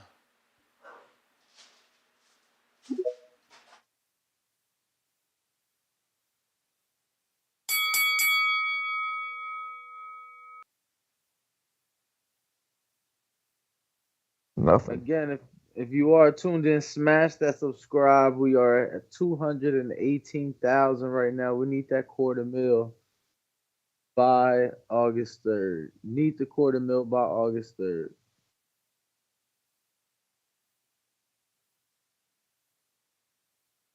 Mozzie. Phone lines are open. Mozzie. Not there. You might have to jump CYP out. counterpunch. You might have to If jump not, out, jump back in. we got Shotty Baby. Member for a month at the prospect level. Say people act like Tank was in jail for a year. LOL. JQ auditing $2. Ness, you sound like Hurt Bill right now. Good fight. CYP, I'll go to you because I don't know, Mozzie, you got to drop out, jump back in. Yo, listen to this shit. Ugas must have been a cherry pick for Porter because he hadn't fought for a title before that either. Y'all know that Frank was mandated to fight Shakur for that belt, which means he worked his way up to WBC to actually fight for the title. So the motherfucker was good enough on the WBC side. WBA number 3, so he's good enough on this side too. Damn, that's WBA, WBC. So he didn't get that fight, and he decided to turn that down for a chance to be on pay-per-view versus one of the faces of boxing for more money, but he's ducking another nigga. Last time I checked, Billy Joe Saunders was in talks to fight Andrade, but Canelo came along. That nigga said, fuck all that. I'm going over here. It makes more sense. It's crazy as fuck. And then y'all still crying about Leo Santa Cruz moving up, getting the title and fighting Tank. Oh, he moved up all the divisions. He pulled him up, which he didn't do, but y'all still say he did. And then y'all mad about Hector Garcia who was 130 champ, fighting Tank at 135. But then you use the example of Floyd bringing up Marquez, 2 divisions. Oh, my bad. Why don't Tank go down 2 divisions, find the nigga, bring him up? Because we know y'all love when he does that. Y'all motherfuckers is grasping for straws, looking more and more dumb. Stop it. Unless, you know what? Don't stop it. If it's getting you money, continue the shit. If it's getting you money, continue it. Let's see why P come down to the TBV level, the level of the fucking idiots who just mad that they fucking wrong and now they want to make Tank look bad. Hey, my man, get over it. It doesn't matter. When this show's over, the hydration clause is still real, nigga. The shit that you wanted didn't happen, nigga. It is what it is. You either like boxing or you don't. I'm starting to think that maybe y'all don't really like boxing. Y'all like to complain about boxing. Maybe it needs to be a sport called Complain About Boxing. Because y'all don't really like boxing. Even though they don't ask y'all to make no rules. They don't give a fuck what none of y'all talking about. But y'all just get mad when they don't include you. Shit weird. You cry from outside the club. You can't even get in. But your bitch ass gonna be right back next week. And guess what? You still can't get in. CYP out. So Frank didn't take the fight against Shakur because he got the Tank offer? Is that what he's saying? Bro, Fanager at his finest. Like, but that's not true. That his came way name after. his name is Keith Conley. He's a boxing manager. He advised Frank not to take the Shakur fight because a bigger offer was coming in the Tank fight. You heard him clearly. It's bigger, more money, superstar in boxing. All the shit that turns him on has nothing to do with boxing. It's all financial shit. It's all guru fucking businessman, kill the world shit. We little old guys like us, we just care about the fucking ring. We care about the best fighting the best. That's it. All that other shit he doing is excuses and whining. What do Frank's choices have to do with Tank's choices? We're talking about Tank's There choices. is no choice, bro. Frank listen, Tank has no choice according to these guys. Yeah. Right. No, I get that. Damn, where was that? Sidetrack for a second. Man, hey, shout out my boy Chris Colbert, man. He fighting out here all bright. Yo, I can't believe he took that fight, bro. Shit, I heard through the grapevine they was only offering a couple dollars for that fight. I'm shocked that fight got made. Maybe they offered him more. It's not even on TV. It's a good fight, but that's crazy. This is not on TV. Like, think about my interview yesterday. I'm going to pause this because I'm jacking you, but I purposely brought up Nahil Albright to the kid I was interviewing. Who was that? Did I watch the show yesterday? But then he told us, DJ Zamora. He was like, nah, I fought at 35 twice, but I'm really a 30-pounder. That's why I was bringing him up, because I knew that there was a fight available for for anybody to fight Nahir for a certain amount of dollars. I'm not going to publicize the amount, but I'm shocked that was the amount floating around, and now this is the opponent. Stay busy, man. Stay busy. Yeah, but this ain't no stay busy. Colbert going back up to fight a dude that arguably rocked Keyshawn and is durable. He's durable, you know what I'm saying? And then it's off TV. God damn. They need that at least. Damn, they need that. They need that shit on TV, bro. Is Wallow and them doing it on a channel or something, Danny? I think it's being streamed on Barstool. Oh wow. Okay. I think.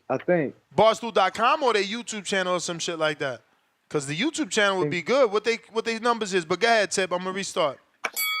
But yeah, back to this Tank Shakur shit, man. Marcos, man, I heard you say something like real out of pocket.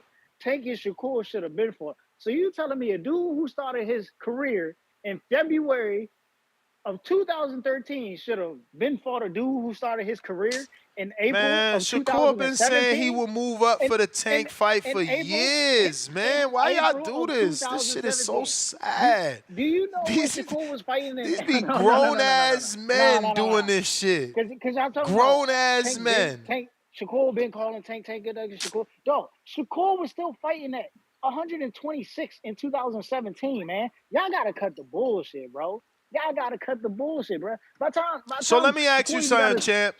Why could Rigo move up 2 divisions and fight Loma, and that was realistic, but this silver medalist can't move up to fight a non-medalist.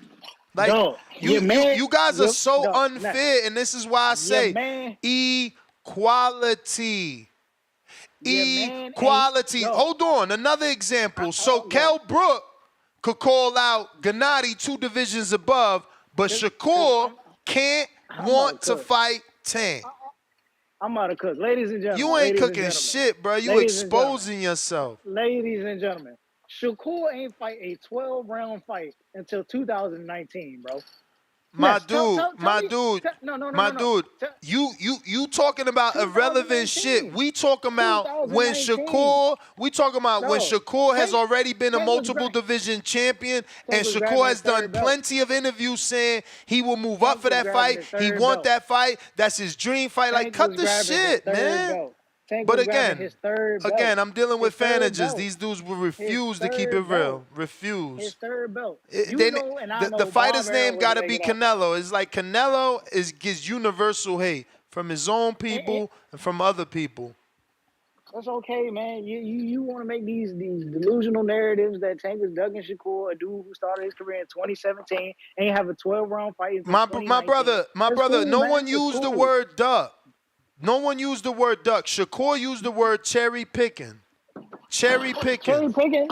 Doug cherry picking, same thing. No, it ain't. No, it ain't the Is same thing. Is Shakur not the best fighter in that division? Cherry picking means you are not picking the best opponent. Hold on. I'm Is running. Shakur not the best fighter besides Tank? If it goes over, running. No, Marcos, no, because Shakur doesn't even have a. Honestly, his last fight. Who's the best fighter besides Tank? Listen. Delusion. We dealing with delusion. Keep the clock running. I'm gonna pay for another count. But why are you delusional? Who's the best fighter then? Only reason. Tank is number one. Only reason. Tank is number one and Shakur is number two, bro. Like, obviously. I don't care about no Ring magazine. I don't care about. We all know 1 and 2 is Shakur and Tank. Then everybody else, man. Why are you lying over here, man? You can't even have a straight conversation with these guys. They refuse. Who's the second best fighter? Can you answer that, in your opinion? He didn't even definitively beat De La Santos. My brother, he certainly beat De La Santos. It just was not entertaining. Come on, man. That's like saying Tyson Fury didn't beat Vlad. That's like saying Tyson Fury didn't beat Vlad. Shakur and De Los Santos landed 110 punches.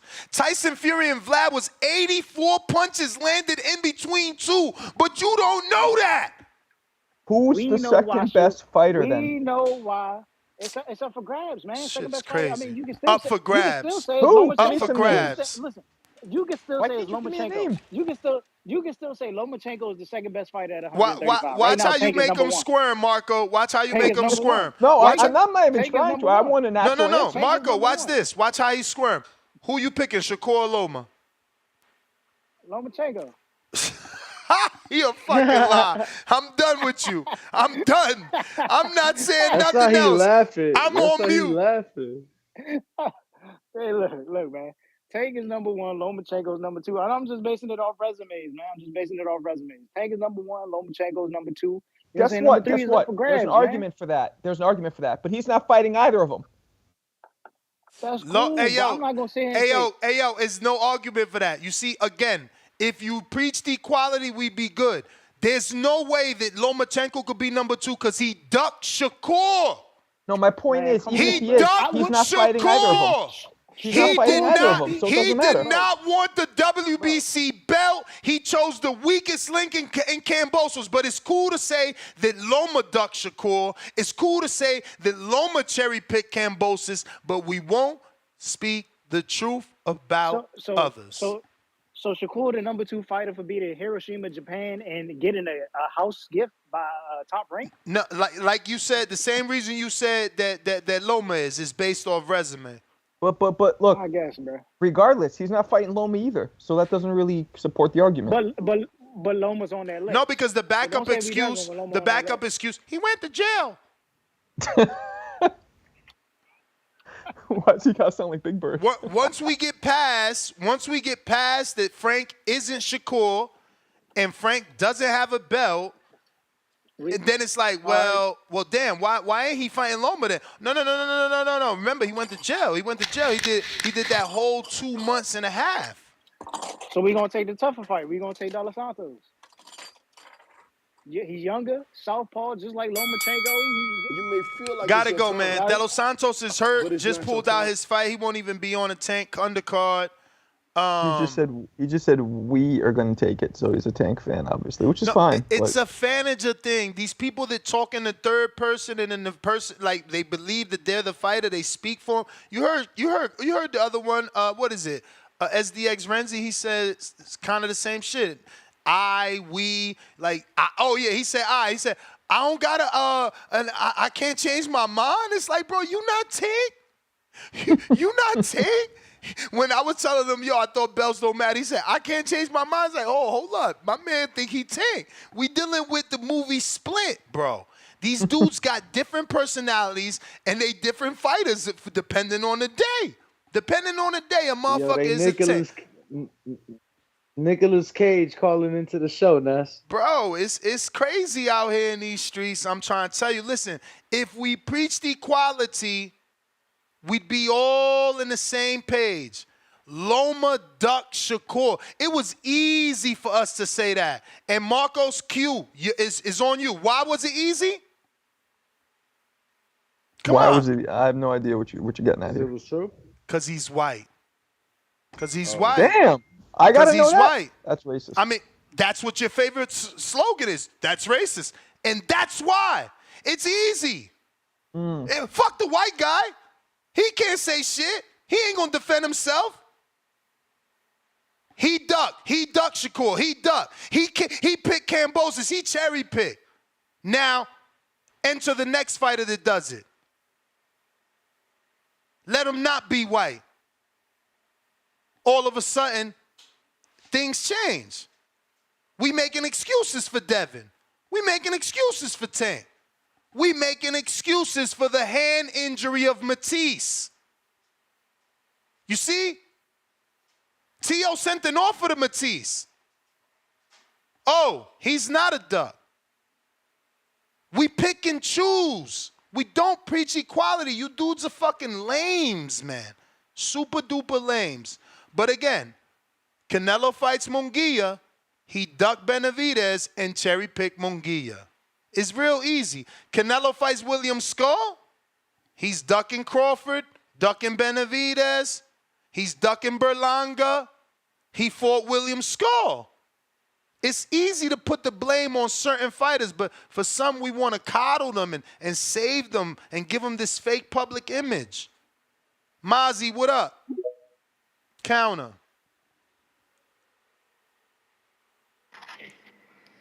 Yo. I've been having the crazy. I don't know what was going on my phone earlier, but what's going on, fellas? Chilling. Another day, another show. Word, man. Another day, a whole bunch of maniacs calling up here trying to defend what's going on. Tankamaniacs. What you gonna do when the Tankamaniacs run wild on you? I don't get it, bro. I don't get it, bro. Like, you gotta call it what it is. Like, you gotta call it what it is. And Tip Bayless, he just don't watch boxing, bro. He don't even know his history. Like, so I can't even hold that against him. CYP, he could cuss all he want and yell all he want and try to sound as smart as he want to sound and come up with all these different whatever. Like, look, man, this shit is a duck, man. It's a duck. It's a cherry pick. That's just what it is, man. Don't know. They the top two guys at 135. There's nobody better at 135 than Shakur Stevenson as an option for Tank to fight next. Period. Undefeated. He got the WBC. That's the big belt. He got the big belt. That's the WBC. And there's no fight we rather see. Like, none of these dudes could call him and be like, nah, Ness, I'd actually rather see Tank because, Frank, because Frank fill in the blank. Like, tell me why. Yeah, I pay $80 for that. You know what I'm saying? Like, I pay the $80 to watch him fight Frank Martin, but Shakur, I don't know. That's gonna be boring. So I don't know. It ain't ready yet. We gotta let it build, Ness. We gotta let it build. Oh my goodness gracious. This is crazy. He already had, like, Tank has already had I thought after Leo Santa Cruz it was up. Well, I thought after Mario Barrios it was up. I thought he was gonna fight like, I even gave him time after the Cruz fight, but then we get Rolly. I was disappointed with that shit because I already seen through that. I'm like, come on, Rolly, like he had never done nothing. Hector Luis Garcia, dude, came up from what, 130, right? Yeah, he was the champ at Yes. 130, moved up for the opportunity. Okay, Tip Bayless said that Shakur shouldn't have gotten the opportunity because he was fighting at 126, 130. He just got to 135. Hector Luis Garcia never fought at 135, but his first fight is against Tank. If I'm correct, if that's being his first fight at 135. Yeah, no, and guess what that was? Guess that when we called that a cherry pick, and another time you bringing someone up, they said nah, Ness. He need a tune-up before fighting the other Garcia. Like, there's always an excuse, no matter what. There's always an excuse, man. It's not, you know what I mean? You can't defend that. If Canelo's ducking Benavidez, it's the same thing. You know what I mean? Like, he's ducking Benavidez. So if Canelo's ducking, it's only right that we say that Tank is ducking Shakur. I mean, it's the same shit. Nah, Berlanga's ducking Morrell, bruh. But it's not your Berlanga's time. ducking Morrell, but this ain't no duck. This ain't no cherry pit. You feel me? It's just sad, man. It's real corny the way that this sport fucking moves, man. It's crazy. They pick and choose. You know what I'm saying? It's crazy, man. It's crazy. Champ, man. that's the bell, man. But yo, make sure you got your vest on. CYP coming behind you. You know what it is. I already know. He's coming to claim his position. For one, David's side has made offers to Canelo. Shakur's side has not. Y'all love to make up shit, but whatever, we'll move past that. Hey, Marco, I'm disappointed in you. I want to ask you a question, man. I want you to answer as quickly as possible. Would you be okay with Tank moving up 126-pound champion to fight instead of Frank? Would you be cool with that? Would I be cool with Tank moving up to 126? What? No, moving up a 126-pound champion to fight instead of Frank. Would you be cool with that? No. The answer, no. Think. There is a fight that people, maybe you're not cool with, but there are. Talking about Inoue? Yep. No, well, Inoue's not 126. He's 122 champion. So exactly, but we're still cool. But we're still so cool. Don't interrupt me, please. No, but that's even worse. That's even lower, and the public is even cool with that. Excuse me, let me interrupt me, and you're wrong about what we can't hear you. Marcos, it's even worse because that's even lower, and the public is already in acceptance of that for Tank. You understand? So for Tank, fighting Inoue isn't a cherry pick, even though he's coming up all those divisions. That's all I'm telling you. Okay. CYP, I don't know. We can't hear you. You must have went through some bad service. No, fuck all that. Give me my time back. I was talking to Marco. I wasn't talking to you. Go ahead. I said two divisions. Why don't you want Marcos not to? He want to pick on Marcos because he ain't got the knowledge. I'm asking you a question. Go ahead. I'm asking him a simple question for a reason.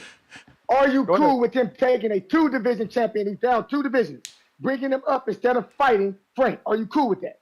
You mean right now? Yes, right now instead of Frank. Right now, I'm not cool with him fighting anybody besides Shakur. Okay, cool. So when Floyd did it, it wasn't cool either. So stop the bullshit. We don't want to do Floyd do it That's to? one thing. What did Floyd do? Floyd did it to a legend. Floyd did it to a legend at the very least. At least Floyd got standards. Floyd got standards. And they still complain about it to this day. They still complain about it till this day. Marco, yes or no? Do the boxing fans still complain about that to this day? Do they? Yes. Floyd? Thank you. Okay, we can move on. Everybody and their mother in his career. No, Marco. They still complain about it to this day. Who complains about it? That's a fact. Well, Marco, I thought you knew more about boxing, though. I'm not hanging around people complain about a fight from 06. No, they always do. You like nigga, don't you know that? They always do. Who are these people? All right. Whatever you say, man. Because they complain a lot. You know what, Marco? About, my apologies. I thought you knew more than you know. You don't know as much as I thought. It's cool. Whatever. You may feel like it's your time. Do y'all realize? that Shakur just looked bad his last fight, and everybody was talking about, damn, he can't fuck with no Tank. He can't even take a punch. We got to But that run. doesn't mean Tank shouldn't fight him. Hold on. That was the Do y'all bell. That was realize the that bell. That was the bell. he has not had a fight? Nigga, I got money. Run me like you do everybody else. Run me. I'll pay you like everybody else. Do you remember that all of y'all was saying what he couldn't do? Now, he can't beat Tank. Not running like that. But now all of a sudden it's a 50-50 fight. He has not fought since then. When has he redeemed himself? He hasn't. See, but what y'all does that have just to mad. do with them fighting each other? But what does that mad. matter? Because y'all didn't want to fight after he fought. Y'all didn't want it. It's recorded on this show. Y'all didn't want it after that. Everybody wanted him to redeem himself. He hasn't done that yet. Do you want to check the files? Thank you. Y'all full of shit over here. Nigga, I'm done, dog. Y'all good. I'm telling you, managers at their finest. Yo. Go ahead, Marcos. I got knowledge. I didn't like that comment. That was rude. Yo, MVP. I don't know who you are, champ. I don't know who you are. That's why this counterpunch is gone unacknowledged. You just sent 5. For all I know, that's because you love the show.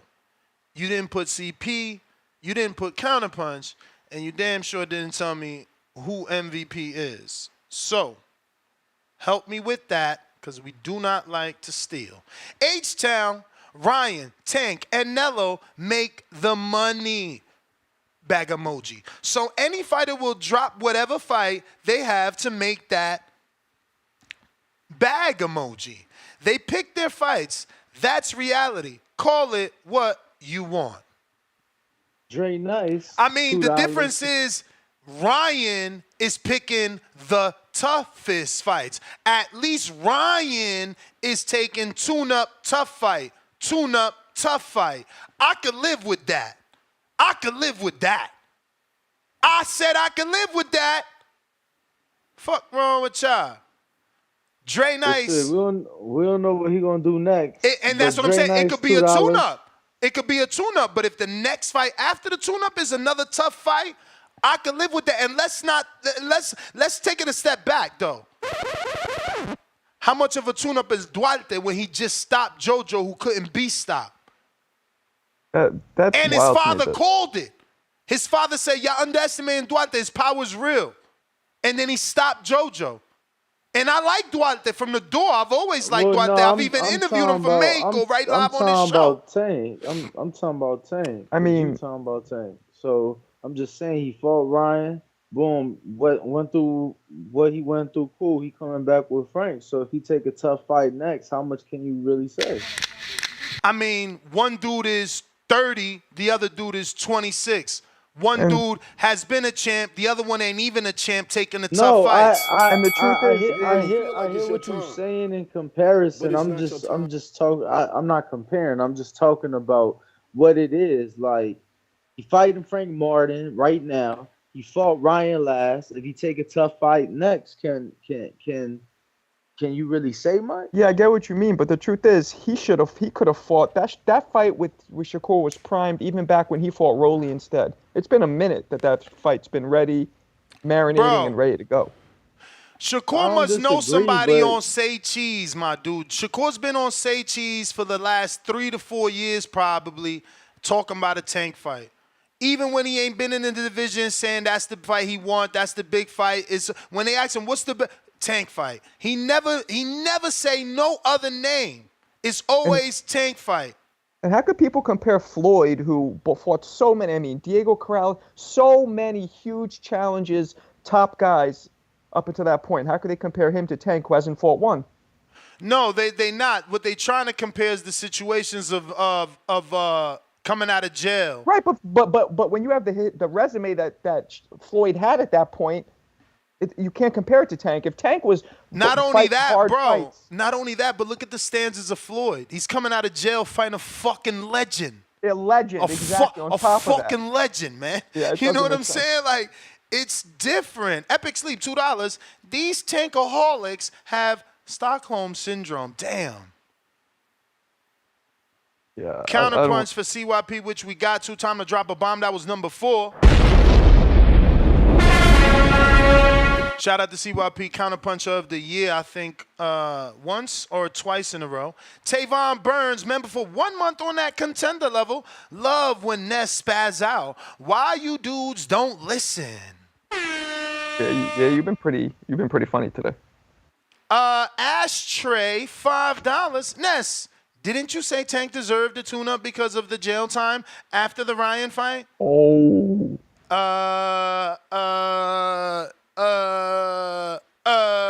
Highly doubted.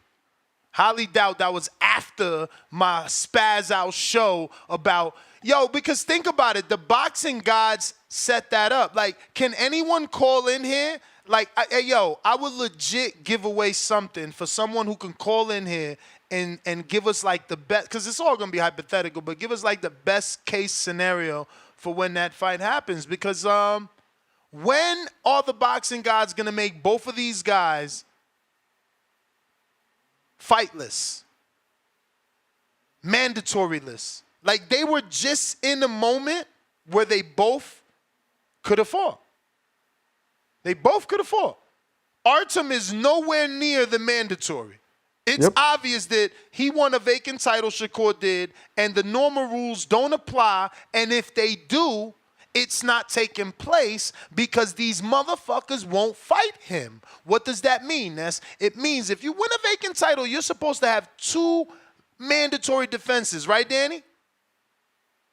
Yes, with the WBC at least. And he's a WBC champ, which means this is a non-mandatory, which means the mandatory avoided.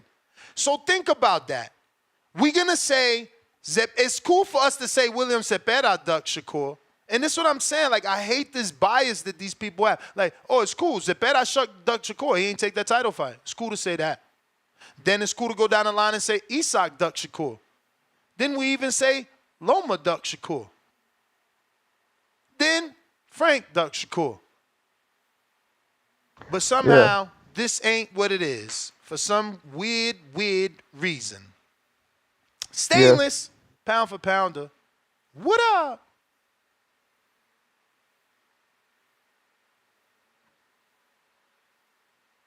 Hola. Stainless. Yo, what up, though? You can hear me? Loud and clear. We hear you. Last Marco ring walk. Man, I'm sitting here working, stacking for this appreciation party in the Crawford fight. You know what I'm saying? If you ain't on it, you might as well not be on Patreon. But what we talking about, though? Shakur said that he roasted Tank, saying he was picking up his leftovers as a cherry pick. Nah. He ain't saying nothing about leftovers. He said he's cherry picking. And then we also talking that the WBA has a rehydration clause on the Davis Martin fight. What's the clause to it? Is it like IBF? I heard somebody saying that earlier. Yeah, it's going to be like the IBF. We just don't know the weight limit. We don't know if it's 10. We don't know if it's 15. The rules haven't come out because it's a new rule. Shout out to, what is it, Brian Gumble? Not Brian Gumble. What's the white dude? The Smokes? Used to be on HBO. He was a comedian. He had the dope desk. No. It's like a V. Come on, guys. That Smokes was a comedian? Bro, he was like, fuck, bro. He had like black girlfriends and everything. What the fuck? Are you making somebody up? There he goes. Fucking Stainless, full of knowledge. Who? Tell him again, Stainless. He didn't fucking hear you. Bill Maher. Bill Maher? Yeah. Oh, damn. He had that show. Dun, dun, dun, dun, dun, dun. Remember? No? I didn't know he likes the black ladies. What? Oh, yeah. I think he had a whole scandal with Superhead, right? Yeah, that, and he had like the incident with Cube over the N-word because he was talking about, you know what I'm saying, he might as well be black because he, you know what I'm saying, date black women, do black shit, basically. He wilded for that. Wow, he's like an old Jewish guy, too. Nah, Yeah. So Cube had to check him on that. I remember that. I used to peep him. Like, I used to want my desk to be like his desk. Like, I feel like that's dope to have because you can have your guests to the right. You never got to break your neck. It's like, boom. If you got a V desk, you're like, bam, what up? What up? It's like the perfect setup. And, bro, then I even copied him. My overtime is based on his overtime. Yeah, I I remember saying that shit to you when you first started doing Hell yeah, bro. overtime, man. I'm That's real heavily good. influenced by Bill. I mean, obviously I couldn't rock with all his topics. He's more political, but the Very, beauty yeah. Yeah, the beauty yeah, that thing was his first show too. Politically incorrect. the beauty about I like him is that ABC. he's a comedian. So it Yeah, made it more digestible for non-political people like myself. And then he fucking smokes. And then he was, yeah, he had some culture to him. So it was all right. Yeah. And yeah. he But would get yo, great guests. My bad, bro. it's all good, man. I mean, I'm quick on the topic anyway, man. I'm still standing on what Damn, I've been on. You know what I'm Brandon saying? They said told his me keep wife that is black. energy. You say what? My producer said that Bill Maher's wife is black. So I guess he's married Yeah, now. yeah, yeah, yeah. Bill Burr, his wife black too. De Niro, Yep, you know, I he be with saw Bill black women. Burr There's a lot on of the show with him, the with Bill black Maher. of the berry, man. Y'all don't know, man. If you know, you know. To all my brothers and my interracial couples with black women. So yeah, you know what I'm saying. But on topic though, Stainless, you about to get you know, kicked out, man. Cause last I checked, yeah, I know, but I don't give a fuck. You know what I'm saying? Last I checked, my daughters are black. What I'm supposed to say? You know what I'm saying? My sisters are black. My I'm mother's just black. saying, I'm a I'm black just man. I came saying, from black people. I'm just saying, right now in your current situation, Mm-hmm. you might want to just pump the I don't know brakes what Man, you I'm guys are talking stainless, for about. man. I'm you untouched you since I about to left get the hands of God, man. It's yo nothing that, yeah. that All that right, I'm gonna when you say get that through the somebody else is door, gonna do that's gonna affect me, when bro. you I get know through what the you mean, What are you but door, talking when you about? get through the door and them shoes get to flying, just remember you thinking of Ness when you playing Neo in the Matrix. You feel me? yo, but real talk, the long topic, man. I'm gonna get a lot of hate for this on the back call, but I gotta keep that same energy. I'm trying to see the four kings fight each other. You know what I'm saying? And no disrespect to Frank because he is the Detroit native. You know what I'm saying? By way of Indiana, you know what I'm saying, Texas and all that. But you know what I'm saying, he kind of just in the way. And as far as the tune-up fight, they fought April 18th last year. It's been over a year. How you need a tune-up? You know what I'm saying? After spending time, after being locked up for a couple months and spending time on probation. I mean, outside of not having a real fight, there's no reason that he should have ring rust. He's had plenty of time to train and spar and do everything else Absolutely. if he about that boxing life. So I don't see a reason. And I'm not saying that Frank's a cherry pick. I don't think that he's an easy fight. But you know what I'm saying, speaking of Shakur comparatively, I think Frank is a much easier fight, and Shakur is the fight we're looking for. You know, the four kings, man. So I don't care if one of them lose. I Hold want to see on, a fight. hold on. You could go a step further. Is the output that Cepeda brings not tougher? At least on paper. We ain't seen the Frank fight yet, and we ain't seen the Cepeda fight. What fight is tougher for Tank? William Cepeda throwing 1,000 punches a fucking fight, or Frank? I'm gonna have to say Zepeda. Vasil Lomachenko or Frank? I'm gonna have to say Loma, Vasily. especially after his last Shakur? performance. Shakur or Frank? Like, yo, the fact that this Yeah. shit is something we arguing is how Yeah. you know this sport is damaged and there's too I many mean, fans of men. it's gonna sound weird, but of those top fighters, he's fourth. But you know, he's fourth in a long line of fighters. Like I say, I'm not taking anything away from Frank. He's a good fighter. You know what I'm saying? But comparatively speaking, with Shakur, like you said, Zepeda, Loma, like he's gonna hit the bottom rung there. You know what I'm saying? He's low hanging fruit. So I'm not finna sit here and I'm gonna praise Frank. I mean Tank for taking a fight in his weight class because that's a problem that we talked about. You know what I'm saying? But you know what I'm saying, I want to see the four kings fight each other. So you know what I'm saying? Shakur becoming like the anti Ryan, like he trying to fight everybody and don't nobody want to fight him. So hopefully the young kid can get some fights because right now they doing them dirty. But you know what I'm Man, saying? I it's took wild enough to of your me, time man. as I always say. Please make sure you push that thumbs up. Share this and every episode of the Boxing Voice podcast. This shit TBV for life. And if you ain't on Patreon or at least a YouTube subscriber, you dumb as fuck. Shout out to El Camino. Peace. It's wild to me, right? It's like, yo, Shakur ain't did nothing. But Frank beats Michelle Rivera, he deserves a Tank fight. Shakur ain't do nothing. He a 3-division champ. He ain't do nothing. Hector Garcia beats Chris Colbert. Not even Gutierrez. And he gets the fight. I mean, we just gotta preach equality. That's all, man. It ain't nothing better to do but that. We got Young Too Cold, member for 4 months on that champ level. Y'all don't get tired of defending Tank, rolling on the floor 2 times, emoji. He been doing this for years. Say he gonna fight somebody, then when the time comes, y'all make excuses for why he didn't fight who he says he was supposed to fight. Rolling on the floor 2 more times. Nah, you ain't lying, man.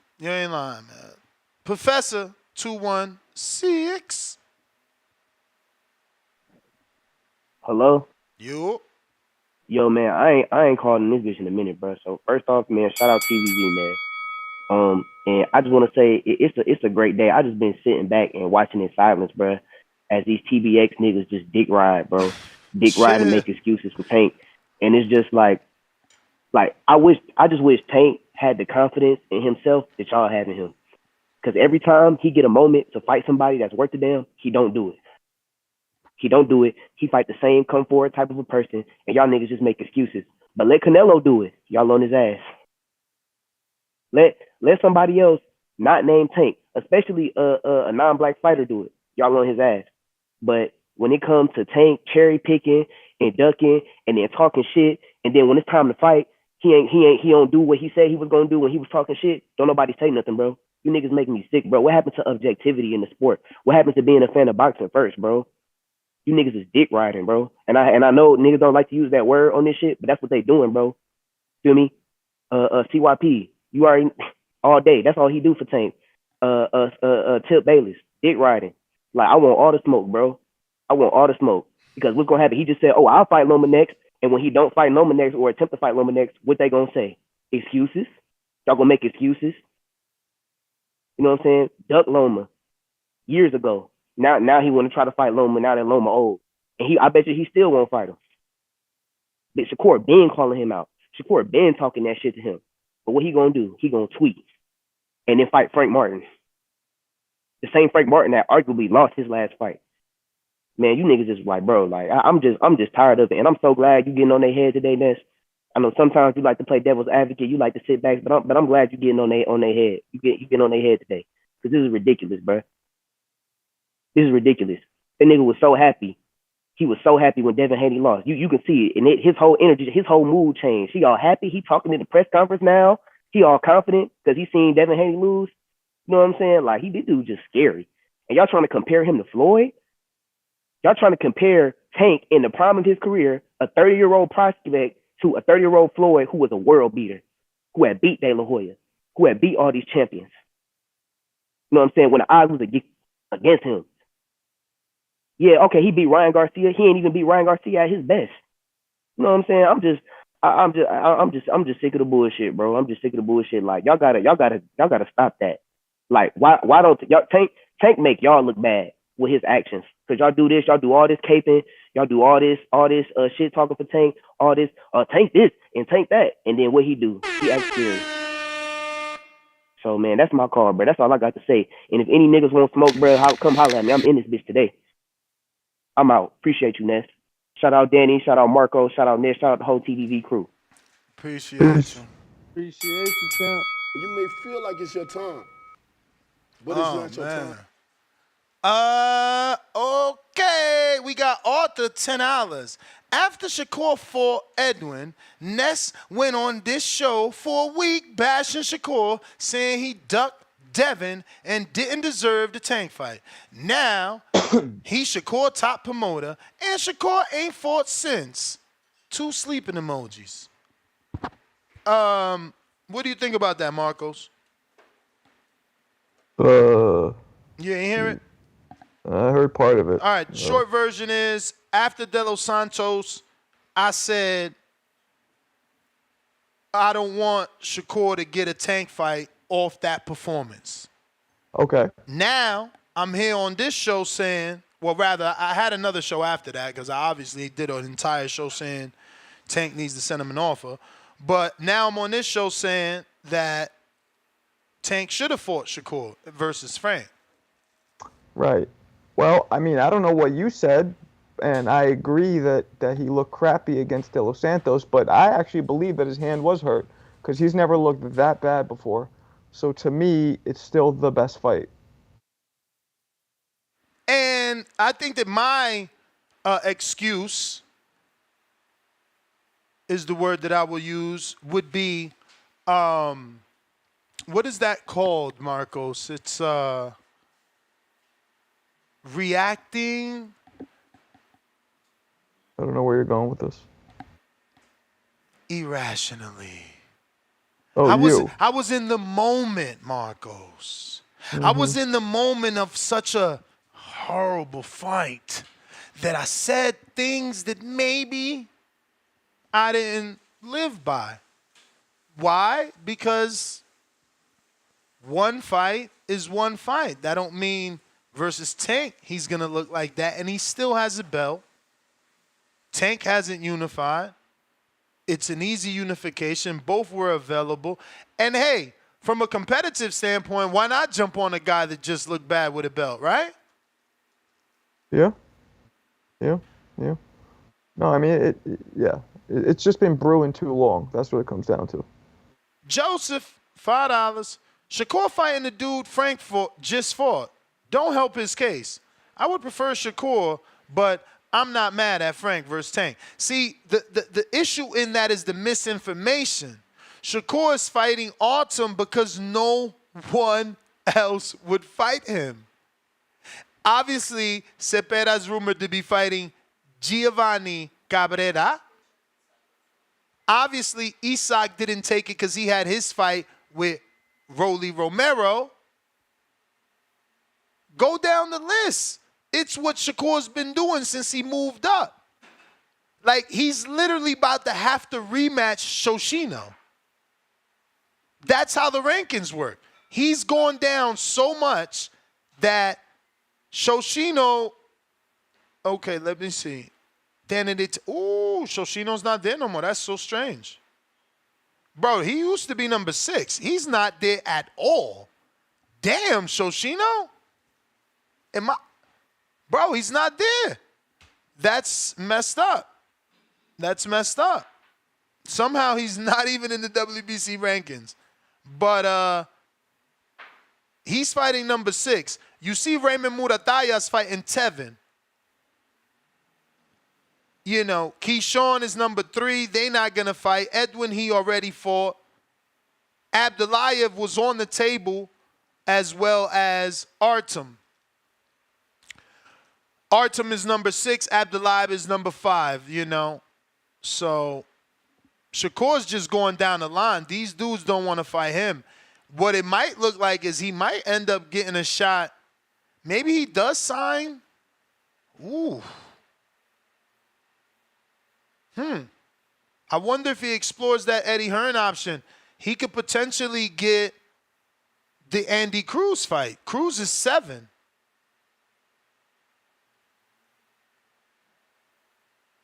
And if he leaves top ranked, obviously the Marataya number 2 fight ain't happening. Keyshawn fight, again, they friends, that ain't happening. Number 4 is De Los Santos. That already happened. Fucking Andy Cruz is number 7.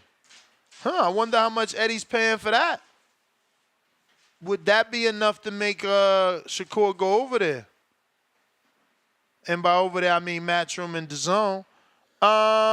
We got. I mean, if he paid I was gonna say if he paid $4 million for Boots and Crowley, you gotta imagine Andy Cruz Shakur. He probably, you know, in the 25 million. Bro, and let me tell you, bro. Nah, I'm fucking with y'all. Let me tell you, that might end up being a big fight in Newark. West New York isn't that far. Huge Cuban population in West New York. Obviously, all throughout that part of Jersey anyway. Like, Elizabeth got Cubans. Newark got Cubans. Fuck. anywhere you go in that area where Prudential's at, like go to Passaic and Patterson, Cubans too. They all over. I was about to say we by mistake. They all over. So that might do all right if they could promote it well. Like one thing Atlas Sheik said in his interview, he's like, we did the new age digital marketing for the Fury, Ring of Fire, and the old age. Unfortunately, I ain't really feeling the old age. I ain't really feeling none of the marketing. Like the fight's not big for me, but it's big for me in terms of history. But I'm not feeling the extra promotion. But he did say old age promotion, which is, he said they put fucking posters on walls, on trees, on taxis. So, yeah, maybe if you could do some shit like that for Shakur, Andy Cruz to get the Cuban population out, which is there in and around that New Jersey area in Newark. I think that would be big. I mean, obviously, maybe give Shakur a fight in the Prudential with Andy on the undercard to build it with a way better opponent than Antonio Moran. But, hey, Antonio Moran, he did good on Pro Box after his good fight with Jermaine Ortiz, which has been totally silent, poor guy. Young Too Cold, $2. Tank fans worse than Beyonce fans. Laughing out loud and rolling on the floor laughing out loud. We got Derek Lincoln with a CP counterpunch for CYP. And we got Dre Nice, $2. I'm a Tank fan, bro, but we got to hold him to the fire. Dre Nice, $2. Dre Nice back. Yeah. Y'all know Core will get on his bike, though. Facts. I don't know. I feel like he's looking to make a statement. But even if Core get on his bike, bro, we think Tank is great, right? So, like, he got to be able to cut that ring off. Tank. Yeah, of course, because if Core get on his bike, Tank is the knockout puncher. He got to be able to get on his – he got to be able to cut the ring off. What are we going to say that? Because then we know, okay, maybe he's not the total package if he can't cut the ring off on Shakur. You know, right now we think he's the total package. Like his name suggests, he's the one, right? So it's like the one should know how to cut off the ring.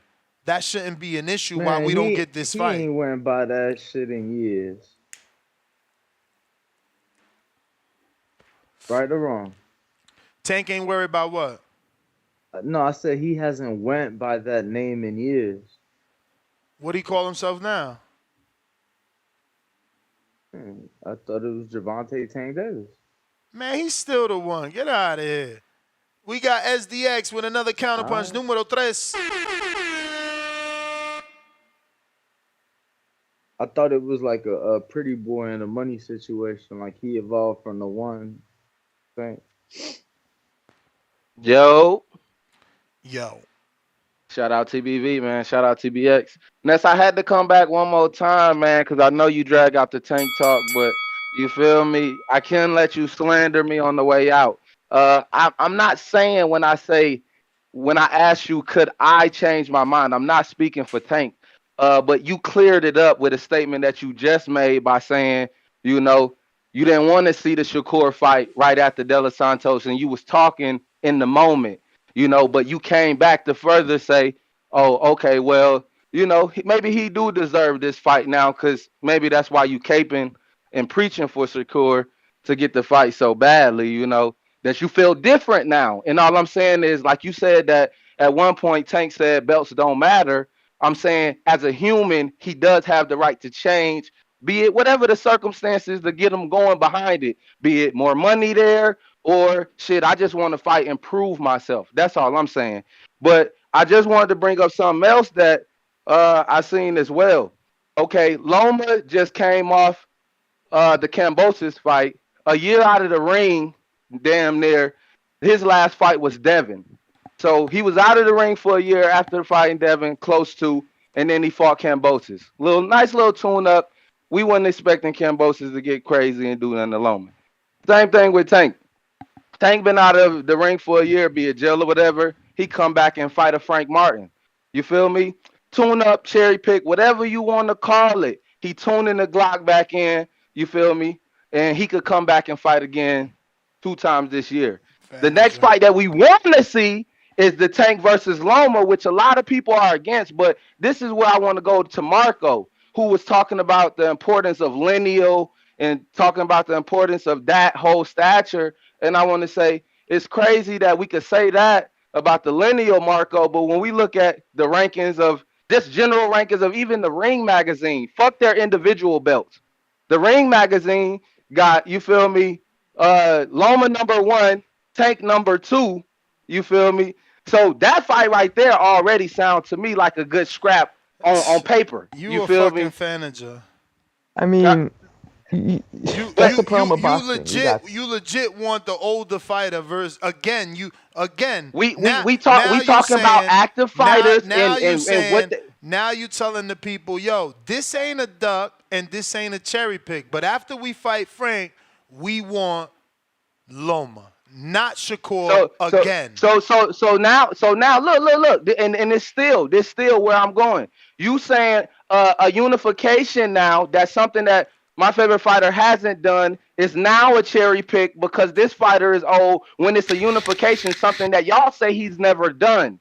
You Okay, and guys are then terrible, we man. still gonna hate on it when Shakur We still has really the don't time need you, to man. fight him after the unification Gotta and either go, bro. unify or That's the undispute. bell, man. That's That's the bell. crazy. That's the bell. That's That's You the that's can't bell. really crazy. The use. hate is real. It's That's the the Tank bell, hate. champ. All right. You can't really use Loma, and you shouldn't really use Loma to defend and even put him into this Frank situation. Frank's Frank, Loma's Loma. He's fighting Frank, and that's the problem here. Very sad. CYP counterpunch. Very sad. Very sad. Yo, listen to me. I'm petty as fuck. I'm petty. I'm petty for this. So I say I'm petty for this. Went back and listened to the episode. Ryan Garcia, Rip Stevenson said Shakur is arrogant, boring as shit, and needs to be humbled. This was 5 months ago, directly after the fight.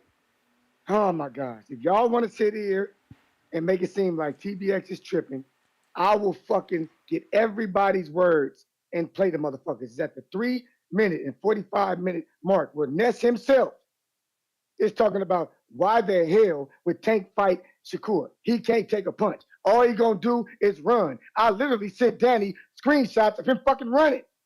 No, we got callers calling in saying he needs to redeem himself. This was 5 months ago. But today, we gonna act like that don't matter. He ain't fought since. He has not redeemed himself. This is a great episode because it's entertaining. But the day you try to shit on TBX and make it seem like we fucking liars is the day I check the files. Don't play with me. Don't fucking play with me. And homeboy, whoever you was that called in, this and the crew, I'm gonna tell you something, man. I ain't got shit to say to you because you're a fucking nobody. That's what I had to say to you. At the end of the day, y'all didn't want this fight. Ain't no way it's 50-50. So stop acting like y'all wanted it now. The truth is y'all just mad about the hydration because you're trying to change the topic like niggas try to change the channel. And you know what that nigga Tyson say. If you don't like it, change the motherfucking station. TBX for life. Shout out. Shout out D. Shout out Tip. Shout out SDX. Shout out Saint. Shout out my man Pastor. All praises due. CYP out. TBX in the building. What's a TBX stand So for? What's to the be X? clear, Marco, this fight shouldn't take place because we thought it would have been a bad fight 5 months ago. What? Wait, why do we think that? I mean, that's what he said. He said he's got audio, and we thought it would have been a bad fight. I mean, it might not be. It might not be the most exciting fight because of how Shakur can sometimes box, but nobody said it shouldn't take place. Exactly. But I guess they prefer to make sure he do what he do. And by the way, for as long as the Frank Martin fight lasts, I don't think Frank's going to engage much. I don't think it's going to be that exciting based on what Frank does. I think he's going to feel a couple of those shots and keep his range. Venom. Yo, you hear me? Yep. All right, man. Y'all already talked about the topic. I just want to know if y'all watched the Broner and Blair Cobb's Negative. Y'all ain't see that? Negative. Man, you gotta watch that, man. Broner was clowning your man. That ain't gonna He save Broner. We all know Broner's a no, good seller. It was bad. It was all bad for Blair, man. He got It his don't. nails finger It don't painted and matter. shit. It don't matter. Did you see Broner getting into the tub yesterday, training with Tank? Come on, man. Exactly, training with Tank. Did you see Exactly. his That's stomach? that's Did you that's a see his bad stomach? recipe. Did you see his stomach? Let me see if I could get it on his IG. You are With Tank, terrible, man. He man. back. He back on his old shit. Okay, that's like amazing. That's amazing. Hey, and there's another fight that just got announced. Your other boy, Chris Colbert versus Nair Albright. We talked about it. We talked That about shit, it. that shit, bro. Gillian Wallow as commentator is gonna be crazy. We talked That's about actually it. we need more. We need more of that in boxing. They should have like a separate. They should have like a second screen where they commentate. Bruh, you talking about Blair fingernail paint. This what you need to be worrying about. Nah, Look hey, at that. nah, it's not. Look It's at looking that. bad for your Look at boy that. Blair, Look at man. that. Look at Broner was that. clowning him. Look at that. Look at that. You talking about fingernail paint? Man, if you don't get your ass out of this, I'm telling you, Hey, these Nas, motherfuckers be I know that's focused. your era, They Nas. be I know focused that's on your the era. whole wrong thing, Marco. The whole wrong Nas. thing. I know that's your era where y'all do that, but that's not my era. We don't do that We don't do what? with the whole nail polishing thing. Bruh, I don't even know what you're talking about. Like, only people in my era that did that was people that listened to gothic music. People that That's my wore era black, too. big ass Doc Martin boots. Like Yeah, that that ain't. was gothic. Yep. Yeah, like I don't know what the fuck this kid's on my. Like we don't paint fingernails where I come from. Man, that's what I call. But I tell you one thing, where I come from, being in shape ain't considered having that stomach that I just showed. You feel me? Tim Boski. Broner got the advantage that Blair has been out the ring over 2 years, or just about 2 years. So that's Yo. Broner's advantage. He at least got the tune up with the lawyer. What up, Tim? Bo Ski? Ooh, ooh, You ooh, got it. ooh. Hey, ring the alarm. I can't believe it, man. This is a shame, man. Salute Ness, Dan, Marco. You know what's going on? Salute to the community. Word These to Timbo. fake, fickle fans, man. I don't even know where to start, man. You got grown men complaining. This is what I don't understand about these Americans, man. And when I say the Americans, I'm not talking about the real fans. Vega, Brandon Maurice, even Marco, which I got a real trivia question for you, actually. Let me even lay it out to you right now, because all we've been doing is arguing and talking about the same old damn bullshit fighters that ain't giving us what we All want. right. And as for you, Spit Tip, at me. as for you, Tip, before I get to Marco's question, you're a fake ass fan as well. You know what? We needed a new award now. We needed a new award. You know what that awards should be called? The GMOF belt, generically modified boxing fan, because that's what they are, generically modified. They're conditioned to believe in bullshit. You asked this Tip Bayless guy, did you even watch Jay Patea and Myers Breeders? He went silent and said, oh, this is some bullshit, man. It doesn't make any sense, man. These guys don't watch no fights. All they do is complain. Managers, promoters, boxing politicians, lawyers. Go take that shit somewhere else, man. Go and take that shit somewhere else. That's why it's so annoying, because you can't debate these guys for real, because they don't really watch the sport. You don't know about no fighters. All they say is, oh, you're naming 30, 40, 50 fighters. I told you I can do that because I watch fights. You don't. All you do is talk about either Canelo Alvarez, Tank Davis, Shakur Stevenson, David Benavidez. I can name about 5 fighters that these guys actually know. When it comes to anything else, they don't know shit. And as for you, Marco, man, I've got a question for you, man. Who's got the most knockouts in boxing history, man? I'm pretty sure it's Archie Moore. Incorrect, sir. I had an idea that you would get that wrong. You get me? But no fault to you though, because you do know a lot more boxing than I would uphold. You get me? Because you know the Wait, history. You're a wait. real Are you talking historian. about the You get me? champions or just random fighters? Say that again.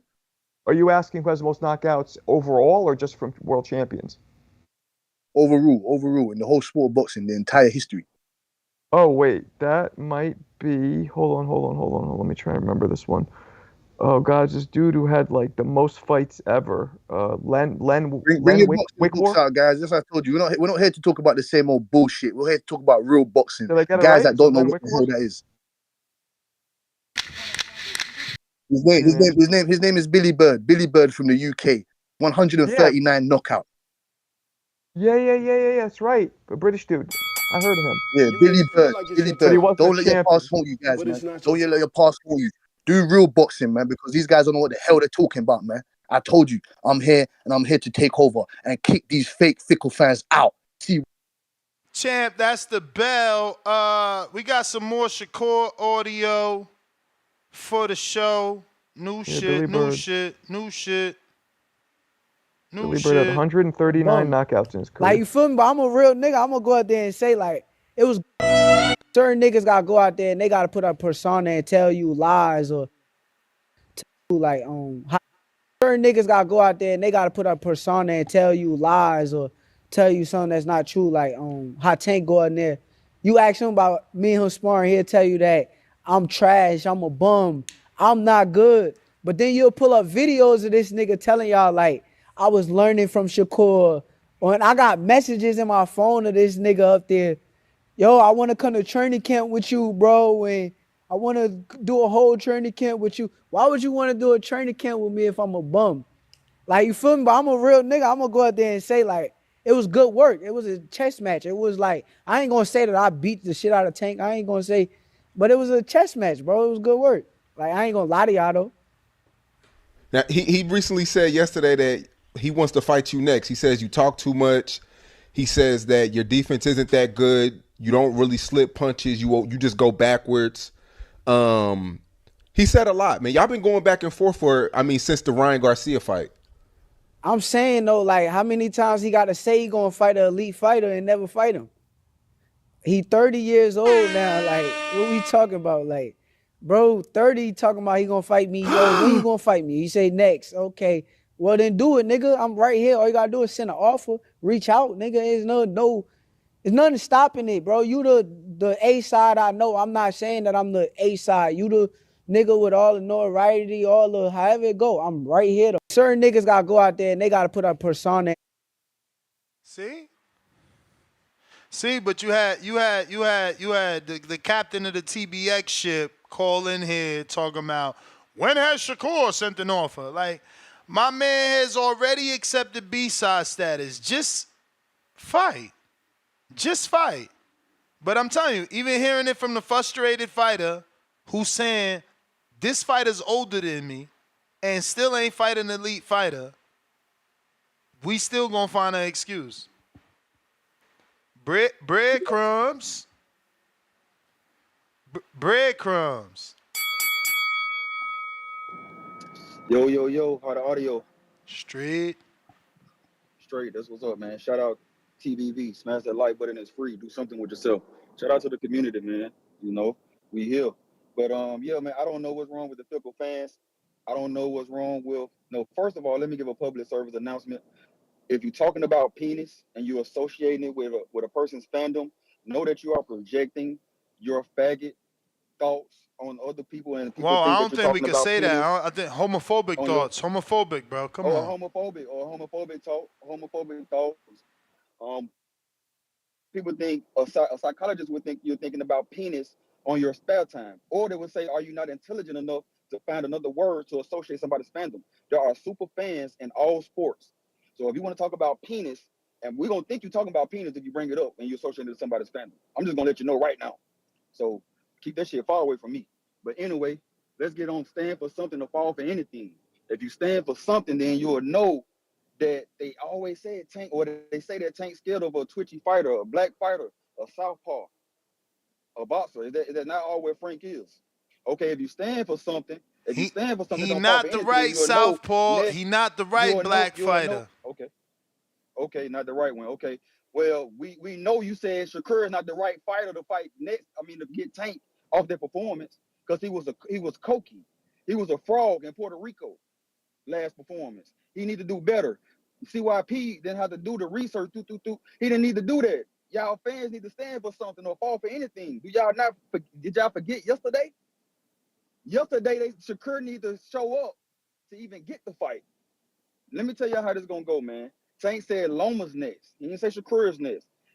People say you want to fight a top fighter, you want to fight an elite fighter. Loma is not that anymore.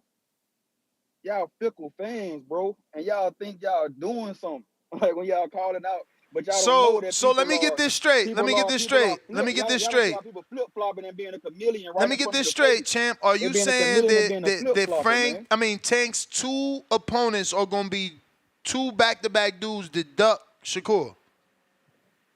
It should be the people that people want No, them to no, no. I see. just They've want. I been just wanting want to them to know. see. I just want to know. I just want to know. Was Frank offered $1 million in a title shot versus Yeah, he Shakur? said he need a little extra That's what he Okay. said. And was Vasil Lomachenko not offered his highest payday versus Shakur?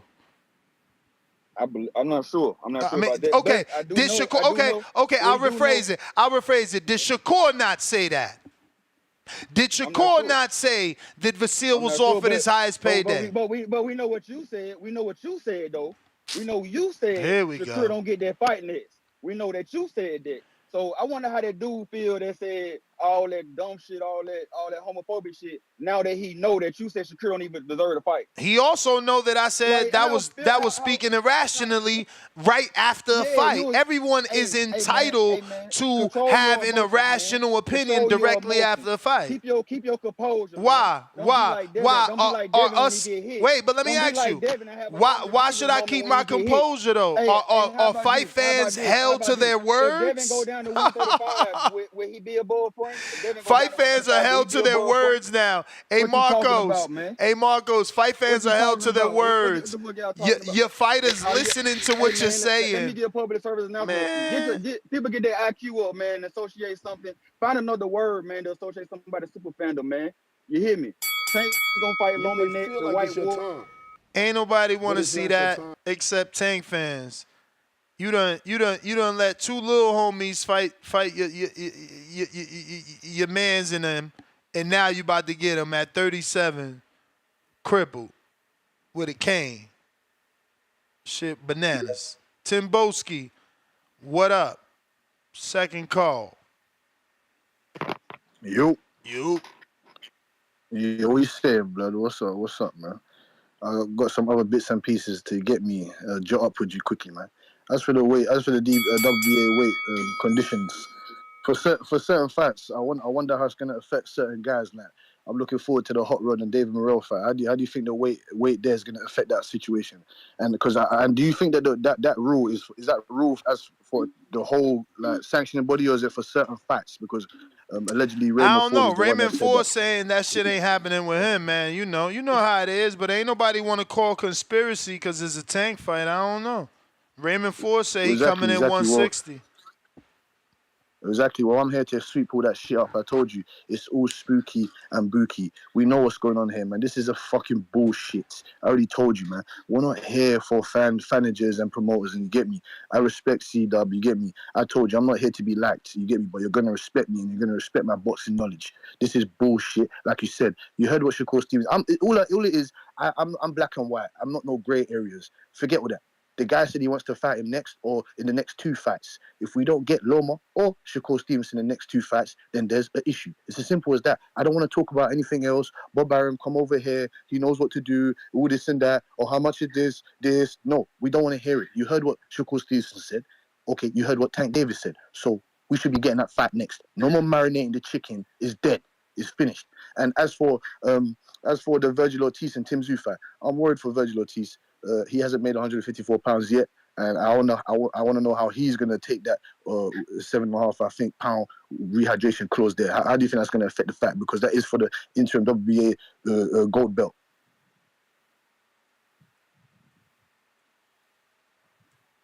What's your question, Sean?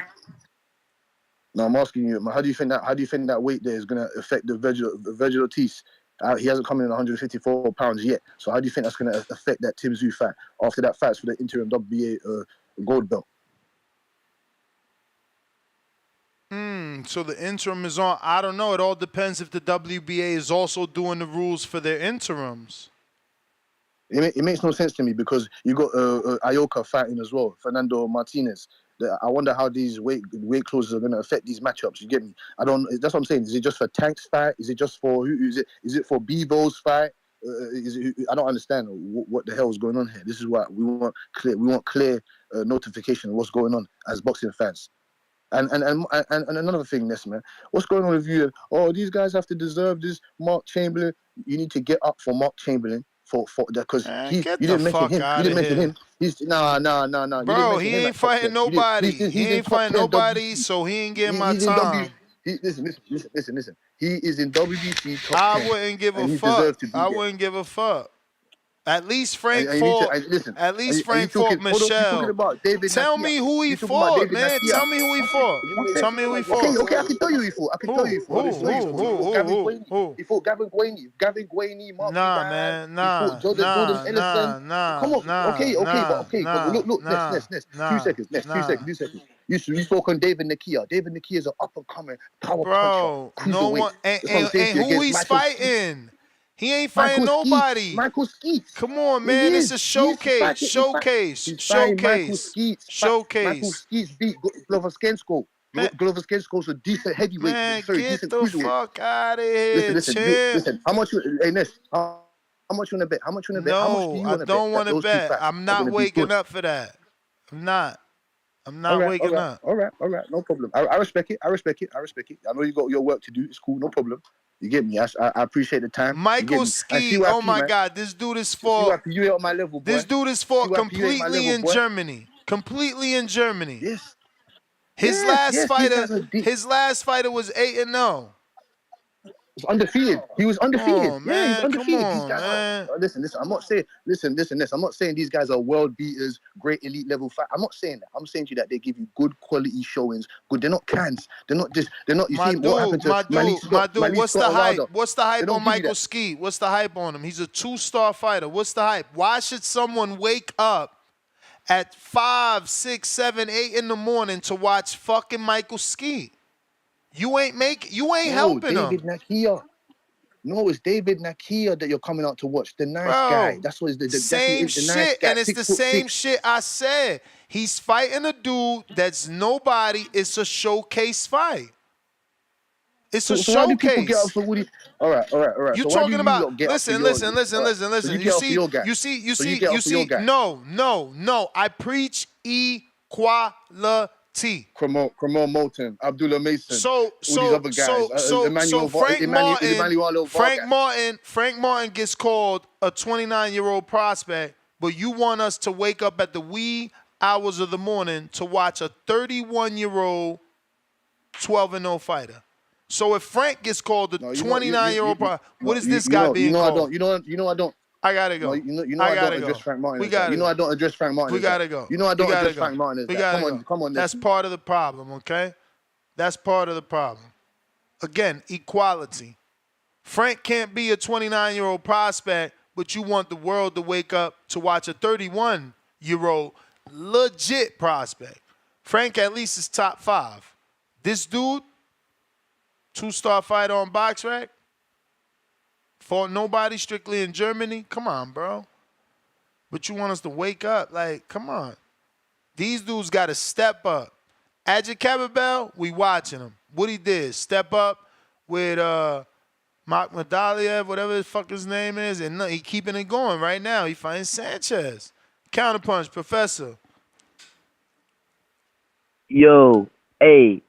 They mad because they did right, and I'm calling it out. Like, this shit is crazy. Nah, they just asking you to use, a different word for fandom. Yeah. But you know what though? You know what I'm saying? He dropped an F-bomb. So, but here's, you know what the difference is though, Ness? I'm gonna explain to you what the difference is, right? Like, as a fan, if I'm a fan of somebody, I'm gonna encourage them to give me the best fights. I'm gonna encourage them to do what they say they gonna do. If I'm a fan of somebody, I'm gonna hold them accountable because I want to see them do great. I want to see them push to new heights. That's not what they want to do though. They just want to glaze, and they just want to make excuses. And you know what I'm saying? CYP, you Mr. Smoke with everybody else. Everybody, when I cook on this bitch for 3 straight minutes, and you don't got nothing to say to contest me. Oh, you're a nobody. I'm not responding to you because you can't. What can you say about anything I said? Nothing. This guy constantly run his mouth. He constantly on Twitter.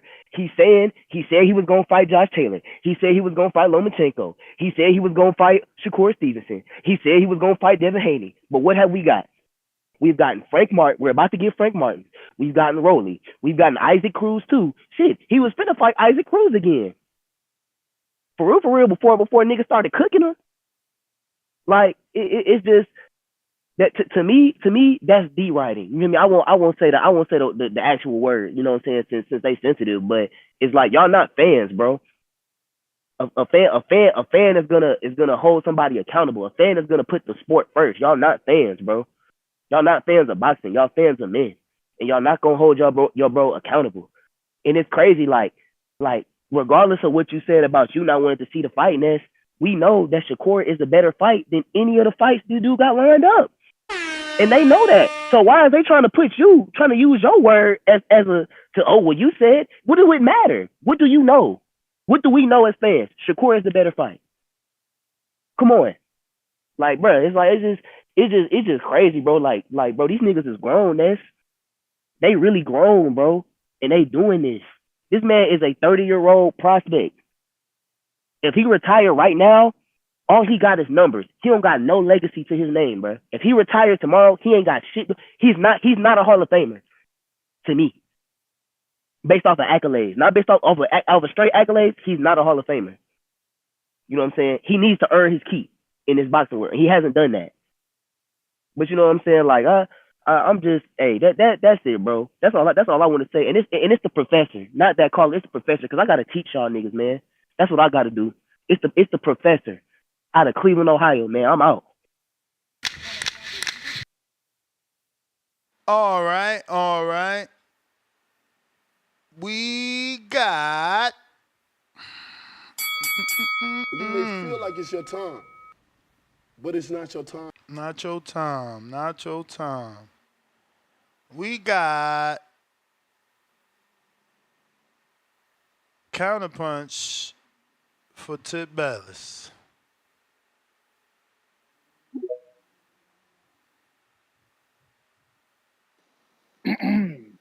Yo. Yep. Shout out to Javante Tank Davis, man. You know, 4-time champion, 3-division champion, you know, for the caller that just called in and don't really know much about boxing and shit, you know. Shout out to you, man. You know what I'm saying? I see you making your headway, your headways, man. Trying to come at TBX, man. But, you know, everybody needs us to get their recognition. So keep going, man. We rooting for you. Ness. Damn, I do want to address Timboski because nobody cares about Jai Alpataya, bro. You know what I'm saying? Nobody cares. Like who's talking about Jai Alpataya? It's like once I said, like once again, man, we don't care about these dudes who not willing to come to America and fight in the States, man. This is where you gotta get down at. You know what I'm saying? Like all that other shit, we don't care, bro. When Jai Alpataya come over here, then we'll start to talk about Jai Alpataya. But other than that, bro, you know what I'm saying? Keep fighting in Saudi Arabia, you know, and Australia and do what you do, man. You know what I'm saying? Knocking out guys like, what's the guy y'all name? He fought for the belt? Yeah, I don't even remember, bro. I do remember that he fought that tall-ass dude. What's the dude his name? Thompson? I saw that fight. I saw the fight after that. You know what I'm saying? I just hope he could come to the States. You know, my boy Marcus Brown, you know, he just moved up to cruiserweight. And you know what I'm saying? When he get his tune-ups, and I hope he comes see Marcus Brown. You know what I'm saying? Come see Marcus Brown. Turkey a la sheep. Can we get Marcus Brown versus Jai Alpataya? You know what I'm saying? My boy Marcus Brown, he got in there with Arthur Betterby. You know what I'm saying? He looking to make a comeback. He just signed a new deal with a new management. You know what I'm saying? Let's see if you can work something out to make Jai Alpataya and Marcus Brown happy. I would love to see that fight. You know what I'm saying? Let's see how good Jai Alpataya really is, man. You know? But yeah, man, that's all I gotta say. Only you would say some stupidity like that. What you mean, my boy? Is Marcus Brown not a Somehow a dude that got dropped by Hot Rod and arguably lost is gonna prove to us how good a natural cruiserweight is. more proven than a dude who only fought 3 fights and, you know what I'm saying, fought a dude who really don't know how to box, you know what I'm saying, in his second title defense. I have totally lost what award it is that you're trying to win this year. Hey, listen, I'm up for every award this year, bro. But it's not even about the award. You started trying to get a hater award. That I don't know if that's happening. There's no way you can call it a year award with these ridiculous takes. I don't know what you would have to make an entirely new category, my brother. Like you really sitting here trying to sell to y'all still us. worried about the award. I'm You just really making my call, man. sitting here trying to sell to us Marcus Brown versus Jai Patai. Ain't nobody calling for Jai versus Zerto. What's the other champion at cruiserweight? Like, come on, man. Bro, I think did Marcus Marcus not is a good lose test for the to dude. You know what I'm saying? Zerto? Marcus is a former champion at light heavyweight. You know what I'm saying? But y'all keep saving these boxes like y'all doing Shakur, man. You know, keep saving them. Keep saving them. You know what I'm saying? Y'all keep talking about Tank Doug and Shakur. He on the list, man. We said we gonna take care of that. We gonna spin the block. You know what I'm saying? We ain't going nowhere. He on the list. He next. You heard him. Come on, bro. We gonna take care of the old man Lomachenko. We gonna get that out the way because he was talking shit. Then we gonna pull up on Shakur. You know what I'm saying? Later on down the line, after we handle a little bit of our business, and we gonna, you know what I'm saying, beat the bricks off that Jersey kid. You know what I'm saying? That's it. That's it. But shout out. Well, we don't believe you. You need more people. Something new that Tank Davis is a 4-time champion. You know what I'm saying? In 3 different divisions. Well, we don't believe you. You need more people. You may feel like it's your time, but it's not your time.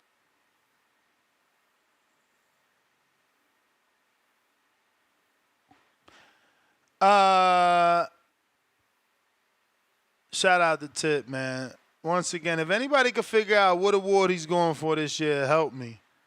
Rally, $5. Just because Tank ain't fighting Shakur on your timeline don't mean he cherry picking or gotta play the race card. Same thing with Canelo versus Benavidez. Man, knock it off. There ain't a soul in the world that think Canelo ain't ducking Benavidez but chop. But that's the issue. These dudes don't know how to have a favorite fighter and call them out. Like I've always said, Canelo ducked Charlo. Always said that. Just like I said, Vasil ducked Devin. I've always said that. Just like I said, T.O.'s been ducking fucking Devin. You can't ask for fucking $20 million and not call it a duck. Like these dudes just don't keep the same energy, man. Bunch of weirdos because it's your favorite fighter. You don't want to keep it real. Motherfuckers been ducking it. Y'all don't give a fuck. That's just the bottom line. Joseph, $2. Stop that friend mess. This boxing. Keyshawn is it.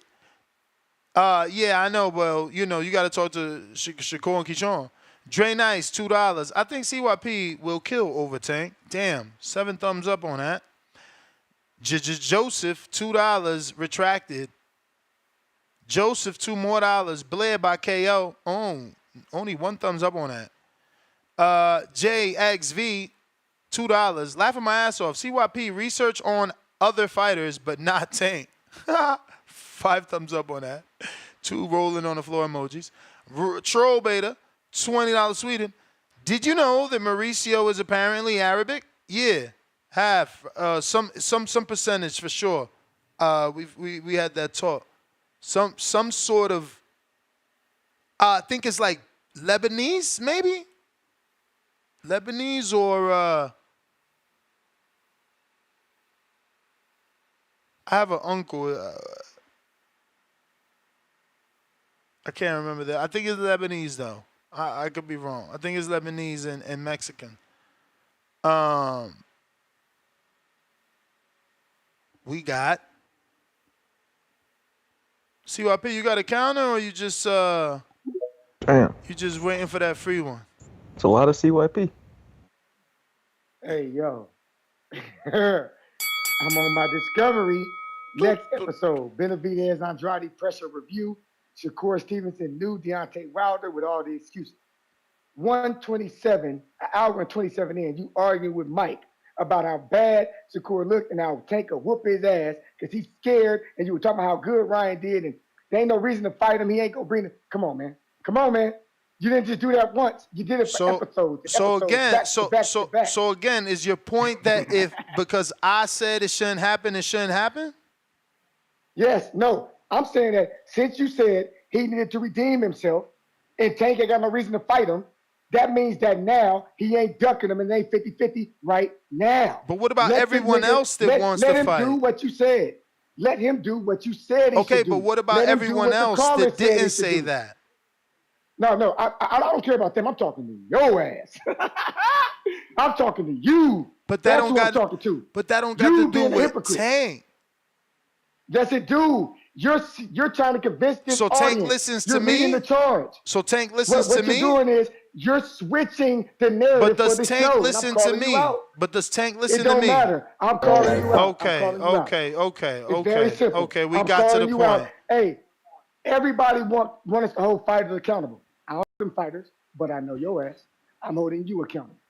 I'm your baby brother holding my big brother accountable. That's what we gonna do around this now. C-Dub came in and held the other caller accountable. That's what we gonna do. We gonna start holding niggas accountable for the lies they tell and the mistakes they make, or for being hypocrites. That's what But we're not gonna hold the fighter accountable though. We can't because you don't listen to us. You just said they don't listen to us. I saw it. They don't listen to us. So I'm holding you accountable. You funny as hell. I'm using your words against you. They don't listen to us. No, you're not. You just making my case every single counterpunch. Yeah. Hey, I got the fouls, my man. You can talk all you want to, but I got the fouls. I hear you, champ. I got the fouls, dog. Files. We know what you said. Matter of fact, why don't you bring Mike? Why don't you call Mike right now? Get Mike to come on and ask him what the fuck you said. He knows what you said because you argued with him. He was the one sticking up for Shakur, not you. But now all of a sudden you're sticking up for Shakur. You know why? Because we sticking up for Tank. It's a part of the narrative. So again, all you do is talk shit about TBX. Y'all best know that your leader will leave you astray, motherfucker. But I'll lead you to the promised land. CYP out. Fanager, bro. My man is literally making a case for Tank not fighting Shakur based off me. You can't make this shit up. These dudes are beyond. It's just, they're so far gone. It's crazy. King J, what up? You may feel like it's your time. Oh, you hear me? My audio Yes. good? Yes. Oh, I just had questions about. So is Shakur question Tank resume or what? No, he says saying he's cherry picking. Cherry picking like who? Cherry picking Frank. Hey, but the person he fighting next ain't Frank. Didn't Frank beat him? Yep. So that's not he not cherry picking. Yep, that's certainly not the best available for him, but you have to understand for him, they don't want to fight him. Remember, Isak said no twice. William Cepeda said no twice. Who else? I mean, just go down. Oh, Loma. I mean, that's why he's fighting Artem. Artem is number 6 on the list. It's totally different, right? Everybody wants to fight Tank. Yeah, I just had questions. That's it. I had to clarify. That's it. That's it? Yeah, that's it. I just got to clarify that. All Man, right. I'm glad we're talking about this because, you know, you could speak it into existence. The more we talk about it and we express that we're not happy with it's not going to happen. His fans are already interjecting the roadblock of Loma. His fans are, but I'm saying the more like platforms like yours, and even when I talk about it separately, like you put it out there, it helps. Slowly but surely, it helps. It doesn't hurt. I don't know, man. I don't know. It's hard with these fans. Because now, what if we see that shit at 54 now? With Boots moves up, you got Boots, Virgil, you know, Bud. What if we start seeing that? Nobody fights, you know, like you don't want to start seeing that shit across the board. I don't know, man. Jay Dykeman, all right then.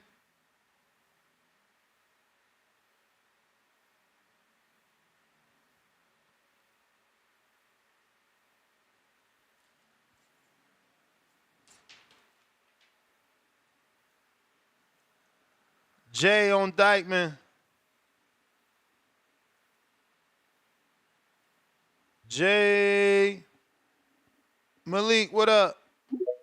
1-2, 1-2. Ooh, you was about to get the boot, fam. You was Yeah, about to I get know the you boot. don't you don't give me no slack whatsoever. Bruh, I Let me don't ask get you a it. I question. don't get it. You be like taking forever to connect, bruh. Shit, Man, bananas. bro, sometimes that's the way it is, bro. You gotta That's give me a just the slack, way it bro. is. Things will never What be the up, man? same. What up, What Jay? up, Marcos? Is Danny still there? Nah, What up, man. Only Danny? the strong survive. Danny been dip. Yo. Yo. So wait a minute. We talking about cherry picking? Nah, man. Yeah. That's what Shakur saying. He's saying Tank cherry picking by fighting But Frank. but Shakur cherry picked too. Who he cherry picked? De Los Santos. Man, When he could have fought. stop it. When he could have He couldn't have Let me done finish nothing. my He couldn't statement. have done Let nothing. me finish my statement. He could have fought Devin Haney. Devin Haney was ready to give him some money. So that's bullshit if you say he didn't cherry pick. I mean, that's different. That you talking No, about? man, it's not different. You talking And about him stop not trying taking? to change. You talking about him not taking the Stop. 25%? Yeah, that's not cherry picking. That's avoiding a fight. That's ducking. That's It's not still cherry picking. cherry picking, bro. How much did he get? How much money did he get for De Los Santos? Like 3 Thank you. million, bro. Like 3 million. Thank you. He would have got more than that for fighting Devin. I mean, we can't He would have guarantee got that. more than that fighting We Devin. can't guarantee that. We didn't get the He official. would have got more than that. Listen to me. Listen to me, bro. Just listen to me. We got Devin doing 150 versus Loma. Then we don't have no official numbers for the Regis. Now we got no official numbers for the Ryan. So we really can't say that he would have been guaranteed to make more money.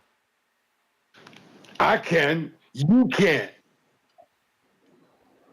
You got it, See, champ. I'm gonna look at it. I'm gonna look at it seriously. Seriously, he would have made more money with Devin. So he cherry picks too. But a lot of fighters are cherry picking. A lot of the black fighters don't want to fight certain fighters. They don't want to lose their O. They just that's just the generation we're in right now. That we're not in the Sugar Ray Leonard generation. We're in a generation where just I don't want to fight him. He's trying to get me. He's trying to get me beat. He's trying to get me to lose a fight.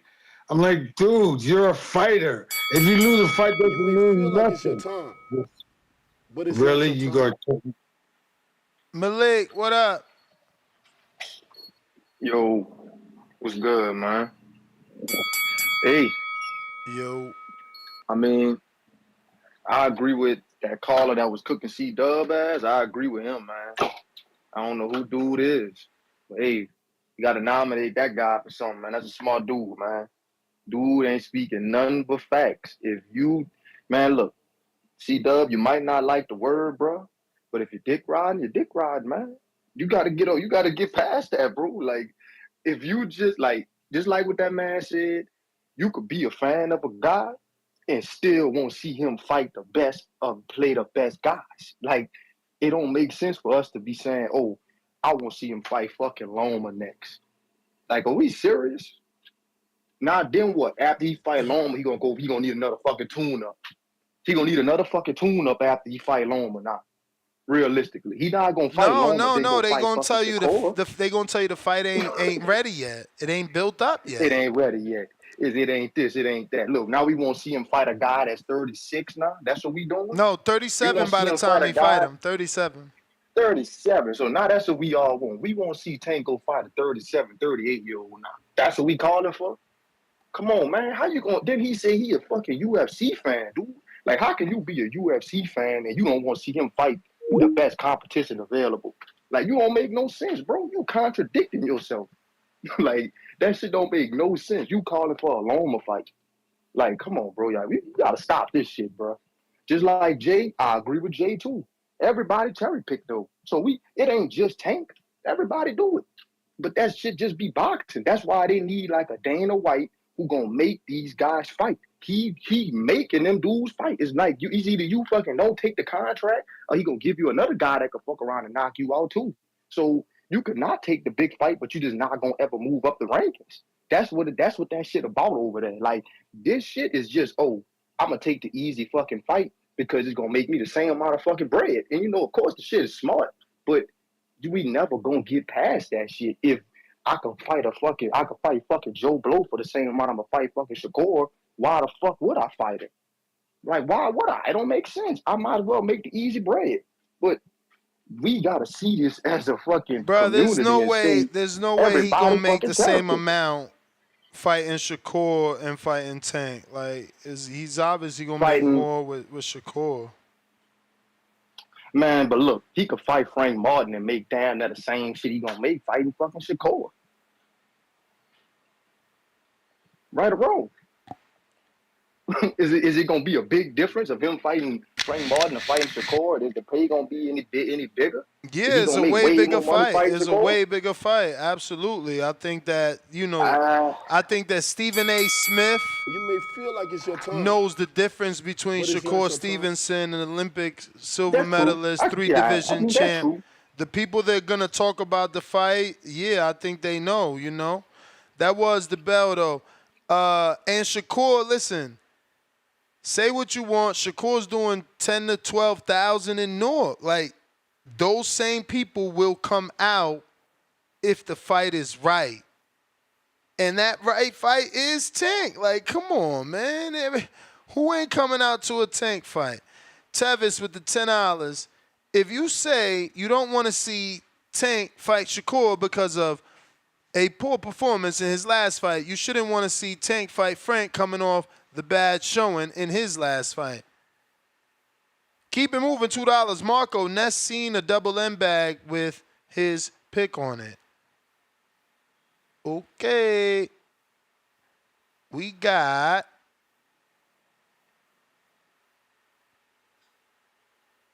Big Gucci.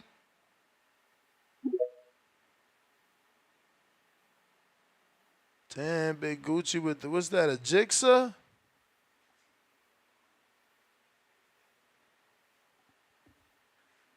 You're no connection on Big Gucci. We going out to Jorge.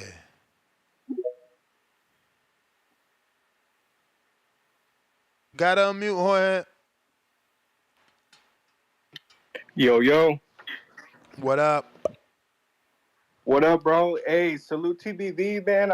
I just started watching this show. I'm kind of casual, and I kind of seen that you guys are a bit hardcore over here. But Ness, I know you seen the interview with Turkey and Ariel Hawani. He touched a lot of topics on that. Yeah. What is one of your the topics that stood out to you, man? Because there's a lot. I mean, his dream fights, the fact that he's gonna fucking do that for Errol, as a content creator, I found that as an amazing moment and just an amazing gesture that he's gonna try and put Errol and Dana White together. That's gonna be huge for Errol for sure. And again, his dream fights, his personal shot at the IBF. His fucking he sent another message to Javante. Unfortunately, it's not what I want, but I'm not the rich guy, right? But he sent another message to Javante that he wants him to fight fucking Inoue and shit. Then he sent a message to Honda, and he's like, yo, don't make Inoue only fight in Japan. Let him fight in Europe. Let him fight, in London, in Saudi, in America. So he sent a lot of messages, bro. The dude is, I don't know. I need him to bring me in because he's wilding. Like, he's pushing for Tank Inoue and Crawford Canelo, but he won't give us Canelo fucking Benavidez. It's like, bro, you protecting Canelo. Legit, you protecting Canelo because you ain't protecting Inoue and you ain't fucking protecting, Crawford. Well, Canelo. I mean, you is protecting Canelo. Yeah, no, that's facts, bro. That's facts. What stood out to me, bro, I like that fight between okay, so I got a lot of shit over the internet for wanting Inoue and fucking Tank. But people aren't saying that about Bud and Canelo, bro. Like I don't Exactly. want to see that. I don't want to see Bud versus Canelo, but if we get Inoue versus Tank, bro, like that'll even shit out. Like, you know what I'm saying? And then as far as his dream fight, Even it as out. as far as David versus the winner of Undisputed 175, how long is he gonna have to wait for that? That fight keeps getting postponed. Yep. Like what is he gonna do in the You meantime? know what he's He gonna like he give said, him? Opataya, bro. He's gonna offer him Opataya for the belt. David's already said in my interview that he's willing to fight fucking Zuldo for the cruiserweight belt. So why not Opataya for the cruiserweight belt? that's levels though, bro. Like I'm a Benavides fan, but I don't know about Opataya. Like, yeah, that's hella risky and I don't know. I mean, if David takes that fight, bro, I support it 100%. But there's a lot of fights that I like. Everyone just needs to keep the same energy with Bud, Canelo, and Inoue You and may Tank. feel like it's your time, Word. but Word, it's not That's your word, my call, time. word. bro. I guess that goes for me because I was and am technically cool with Crawford and Canelo. I just understand that if Canelo fights Crawford before Benavidez, he's ducking. But again, everybody's gonna say that. They just ain't gonna say today's topic was the real truth. Gucci, trying you again. H-Town, $2. According to Kerr, they could only guarantee 800,000. I have no clue what you're talking about. Big Gucci, gotta unmute. Yo, what up, Ness? What up? How's the audio, bro? Straight. Bro, what's that, a Yeah. Jigsaw or Yamaha? Oh, that's a Yamaha R1, man. Uh. I just picked that up. Oh, Shout out to word? you for knowing what that is, man. Yeah, yeah. What That year is motherfucker's it? fast, man. It's a '09. Yo, I I picked was it up gonna say 3 months ago. '06, but I couldn't zoom in on the picture, but I seen it got like the triple headlights, right? Yeah, it's got Yeah. that demonic look in the headlights, man. I done a $185 on that thing. I think it's vicious, man. What size you Nasty. said it was? Is a Yamaha R1? Oh, 1,000. Yeah, 1 thou, baby. Wow. Hell Okay. How yeah. much you weigh? Bro, I'm about $150, so that thing fucking that What? thing's got that thing's pulling no weight, man. I'm telling you. You in New York Other though, right? other Yeah, I'm in New York, yeah. Yeah. So you don't We get got too we still much got some time to good roads. drive it. Uh I be making time, like I be hitting the highways with my boy. I got a bunch of Oh, people you that hit got me up. We be on some friends. big group. I got a lot of friends Yeah. No, that's that the got best bikes, thing, man. bro. If you ain't got no friends with bikes, don't buy a motorcycle. Yo, and Ness, you might think this is crazy, but I just started riding not too long ago, right? And you know what I realized about the bike world? 80% of them dudes are stoners, bro. Every time we go out to a stop, someone's lighting up a fat J, passing it around, man. It's a vibe. We be out in like the country roads and shit, man. But yeah, man. Back to boxing, man. And shout out to you. Marco still there? Nah, he been dip. Dippity Gosh, only dip. the strong survive, man. You know Um, it. yeah, that's crazy what the WBA is doing, man. Putting in that rehydration clause in place, man. I see what they're trying to do, though. They're trying to make everything equal on both playing fields, man. But I think I think there's really no need for that rehydration clause thing, man. Like, if your body's able to rehydrate, that's your advantage, man. That's your advantage. If you can rehydrate a lot, that's your advantage. You were gifted with that body that'll pick that weight back up quick, man. As long as both fighters make the weight dead on, I don't see what the problem is, man. There shouldn't be. Both fighters are gonna go through the same strenuous training to get down to that weight, man. So what's the difference? You know what I mean? So I'm not a huge fan of that, but I get it, I guess. And for Shakur saying Tank's cherry picking Martin, bro, he was just in negotiations that fell off of Martin, man, and he wasn't calling it cherry pick. And I Yeah, remember but when that fight was remember, up. he went down the line. It wasn't like he chose Martin. It was that was who was left because Isak said no, and and Zepeda said no. All those people, Loma said no. All those people said no above Frank. Like, that's what y'all forgetting, bro. My man is picking Frank, not like Shakur. Yeah, no, I get it, man. That's the whole thing I hate about PBC, man. They want to give them the options that are in house, man, and those are just the options in house, which that's the one thing I hate about PBC. But hopefully we start getting these big fights, man. Turkey's trying to make these big fights happen, but these dudes are still making it hard, man. Like, I can't believe Tank is making it so hard. Like, I was watching an interview on Cigar Talk, and he was talking about he ain't like what Turkey did because he felt as if Turkey was a Devin fan. So that's the reason, man. Like, even with even with all the money in the world, these dudes still can't. These dudes still got that ego, man, which kind of sucks because like we thought money was an issue for making these big fights happening, but it ain't, man. These guys really just doing what's best for them. But yeah, man, that's my call. Shout out to you, Ness. Real quick, my pick for this weekend, big fight week, Fury versus Usyk. Man, I'm gonna have to pick Fury, man. I'm gonna have to pick Fury. I see Fury's looking real strong and fast, man. He's lighter.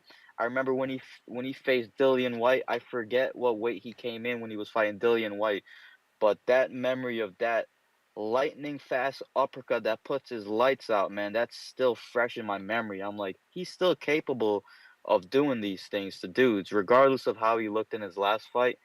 That was one of the nastiest, fastest uppercuts I've ever seen from a heavyweight, man. I looked at the slow mo. That was a tight, short uppercut, man. Put his lights out. So I got Fury winning. It's gonna be a great fight. But I heard the clapper, man. Shout out to you, Ness. Everybody hit You that may like, feel hit like that it's your time, subscribe, man. And but I'll it's catch you not on the your next time. one, Ness. All right. We got Mr. Perfect.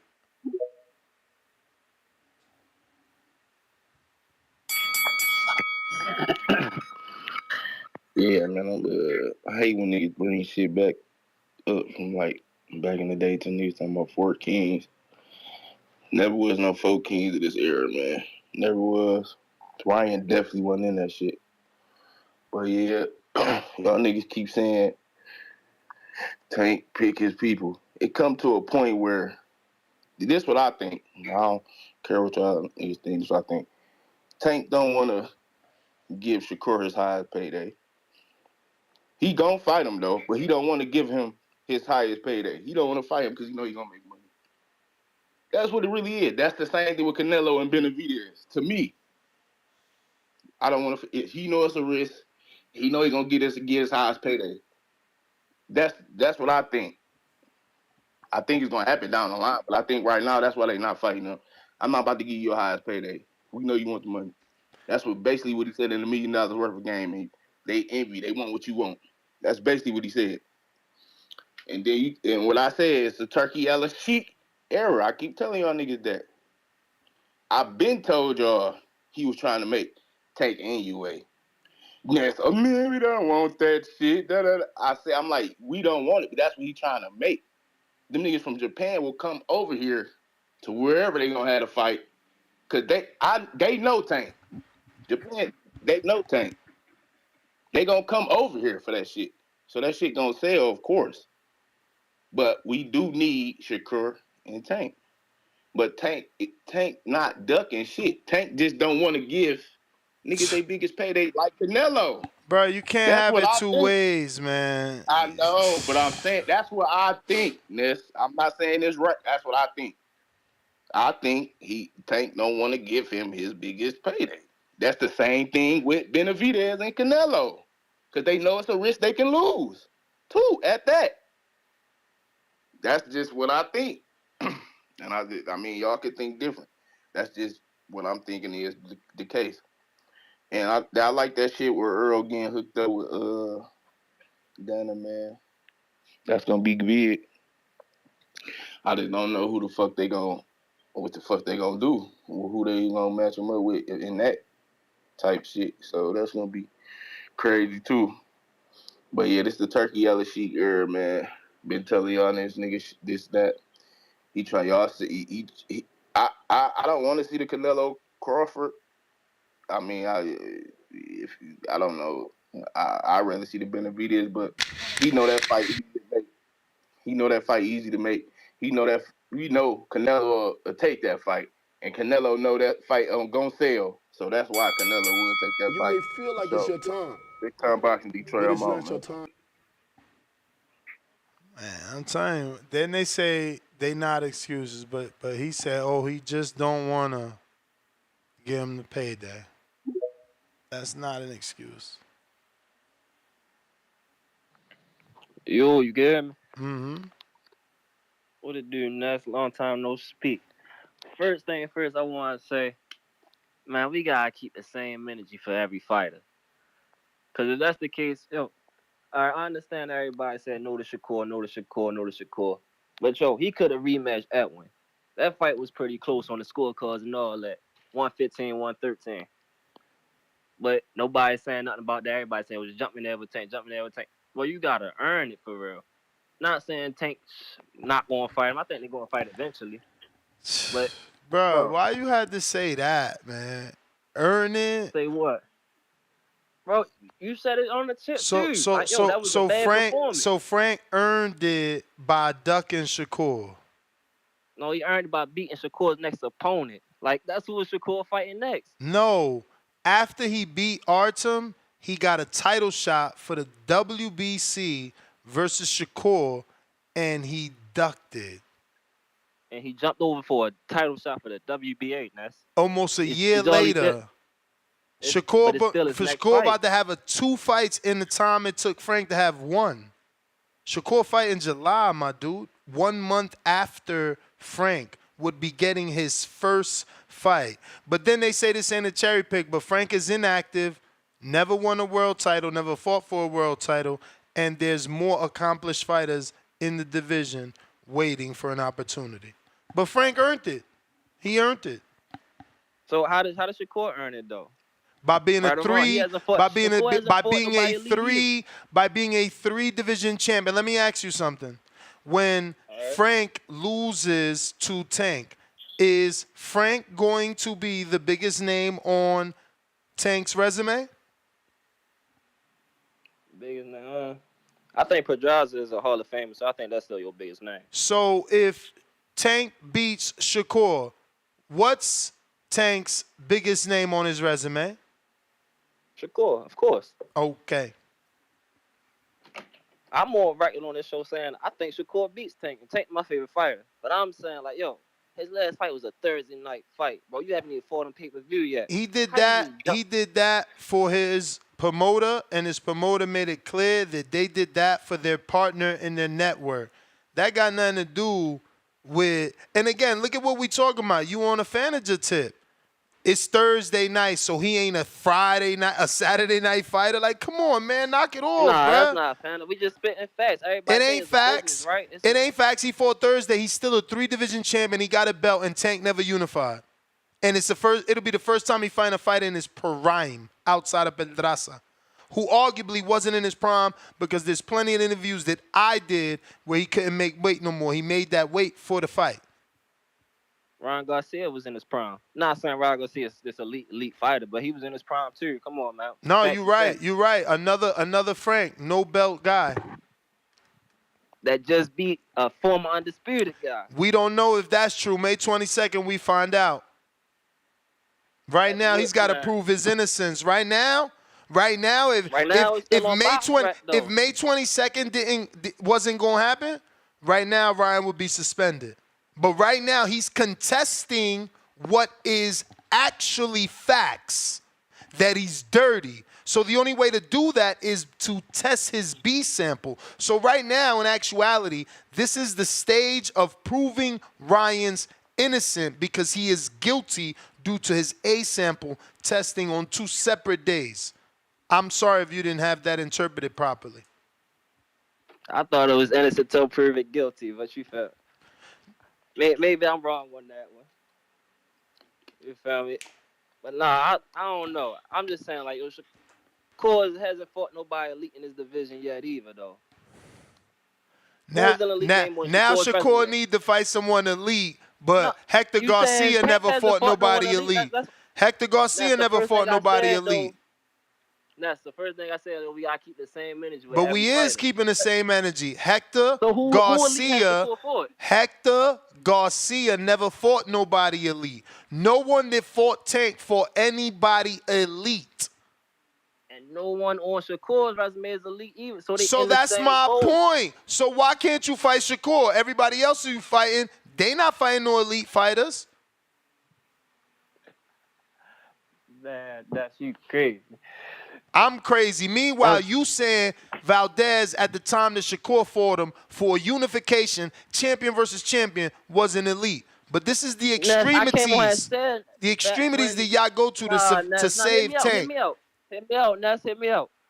When after that bad performance from Shakur, I came on and said, yo, he fought Valdez. You felt that was a pretty good fight. He fought a puncher. You told me, yo, that wasn't elite. You told me Valdez wasn't elite. You can't hold anything I said after that Come on, fight Ness, against me. come on. I mean, bruh. I mean, you know, I'm keeping it real. I was emotional off that shitty performance. I felt like an elite fighter in Shakur should have done better. I do think Shakur self is elite. I think Tank is elite. But I don't I think neither one of played them has fought ball. anybody I elite. played ball. If a motherfucker said he had handle and I seen him not have handle or being stripped, I'm jumping up there to strip his ass too. Like, y'all motherfuckers live this weird ass life where Shakur look bad, so we ain't gotta fight him. No, he look bad, show us how bad. Knock him the fuck out. Nah, man. Look at Nella say Nah, payday, man. nah. Payday. I gotta I'm go, not bro. saying they not gonna fight. I want them to fight. They're gonna fight You eventually. talking about payday, dog. We gotta go. I gotta go. I'm out, man. Y'all wildin'. Why y'all don't be wanting these fights? That's crazy. It's cool, though. It's cool. I ain't mad at you. Still love. Why y'all don't be wanting these fights, though? Like, what's going on? Why is it wrong to want two fighters to face each other when they elite and then they prime? How's my audio, Ness? Straight. Another long day on TVV. I was gonna let you go, man. I was like, I ain't even gonna take my free call, but I've heard some terrible boxing takes in my 5 or 6 years or so of listening to this show. But that man said Pedraza is a Hall of Famer in his book. I mean, I can see that happening, bro. Because in terms of Puerto Ricans, like, I feel like you got to meet a quota. And in terms of Puerto Ricans that get in, ain't no fucking Hall of Fame quota for a certain amount of Puerto Ricans. Get the fuck out of here, Ness. Don't try that, bro. Don't do that, bro. He is not no fucking Hall of Fame fighter, man.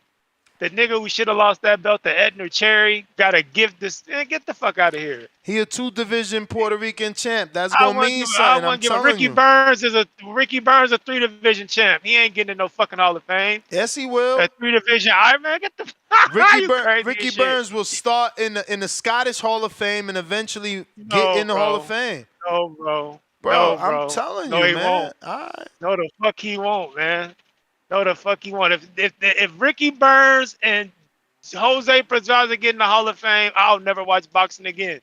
Too watered down for me. By the time that happens, you probably ain't gonna be watching. Yeah, I'm already not really watching like that anyway. Too much political and fanboying and shit going on. But nah, man.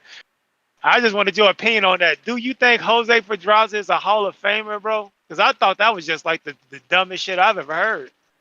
Give me like the 2 best Pedraza wins. Like, who the fuck? Again, like, I don't think I've told you this before. I don't think it. I've said this literally before. I don't think it would be based off his wins. I think he gets in because of you got Wilfredo. No, just think about it. Puerto Rican great fighters is like Wilfredo Benitez, Tito Trinidad, Miguel Cotto. Like, it's Pedraza next, man. Okay, so they got 3 Hall of Famers and that's it.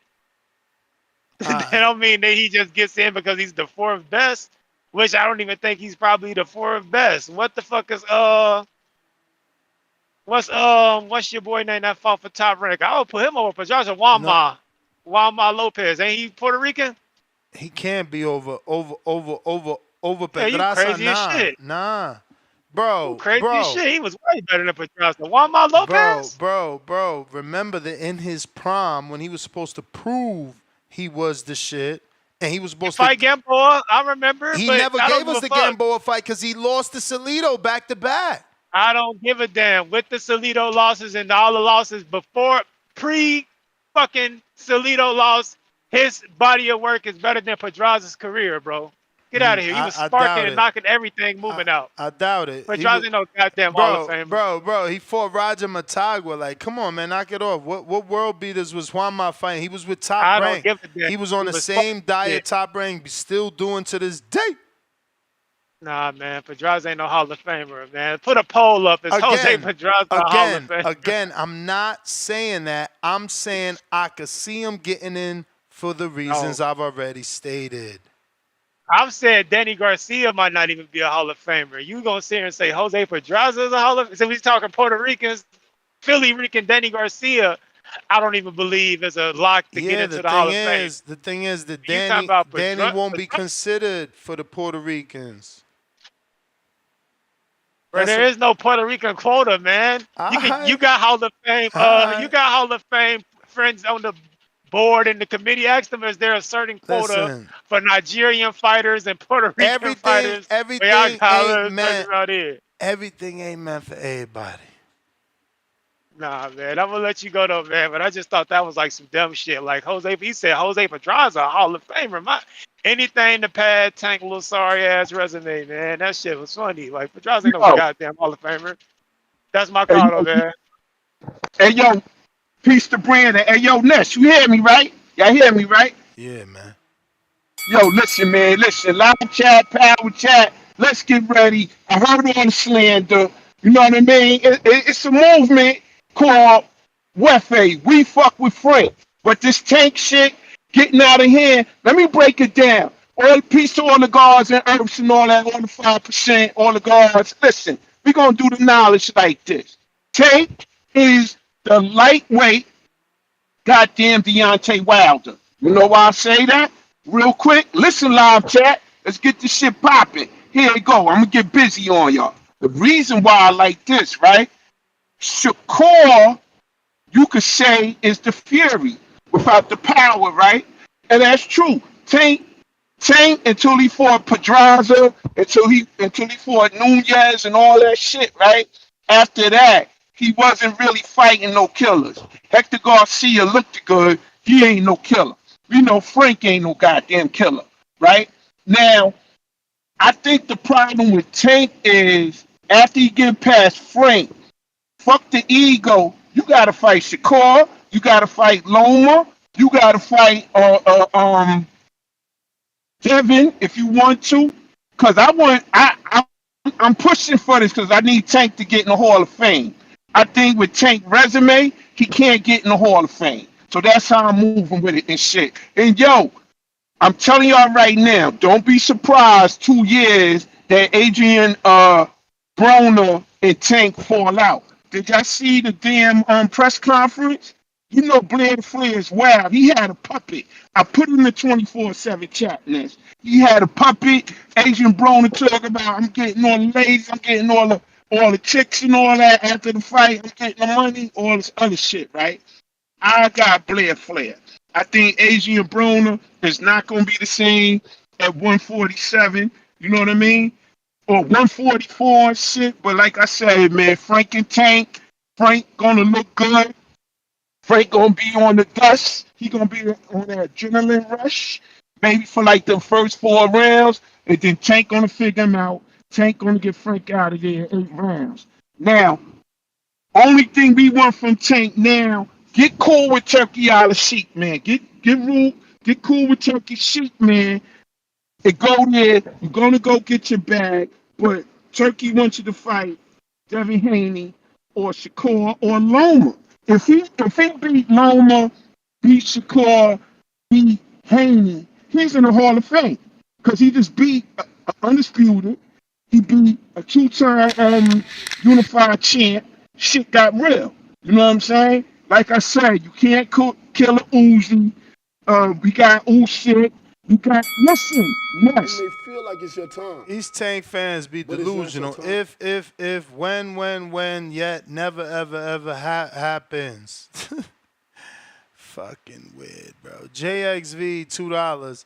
With the new WBA rule, David Benavidez is definitely staying at 175, rolling on the floor laughing. Hakan, $44. From what country was this again? Shit, Hakan, I gotta have to look it up.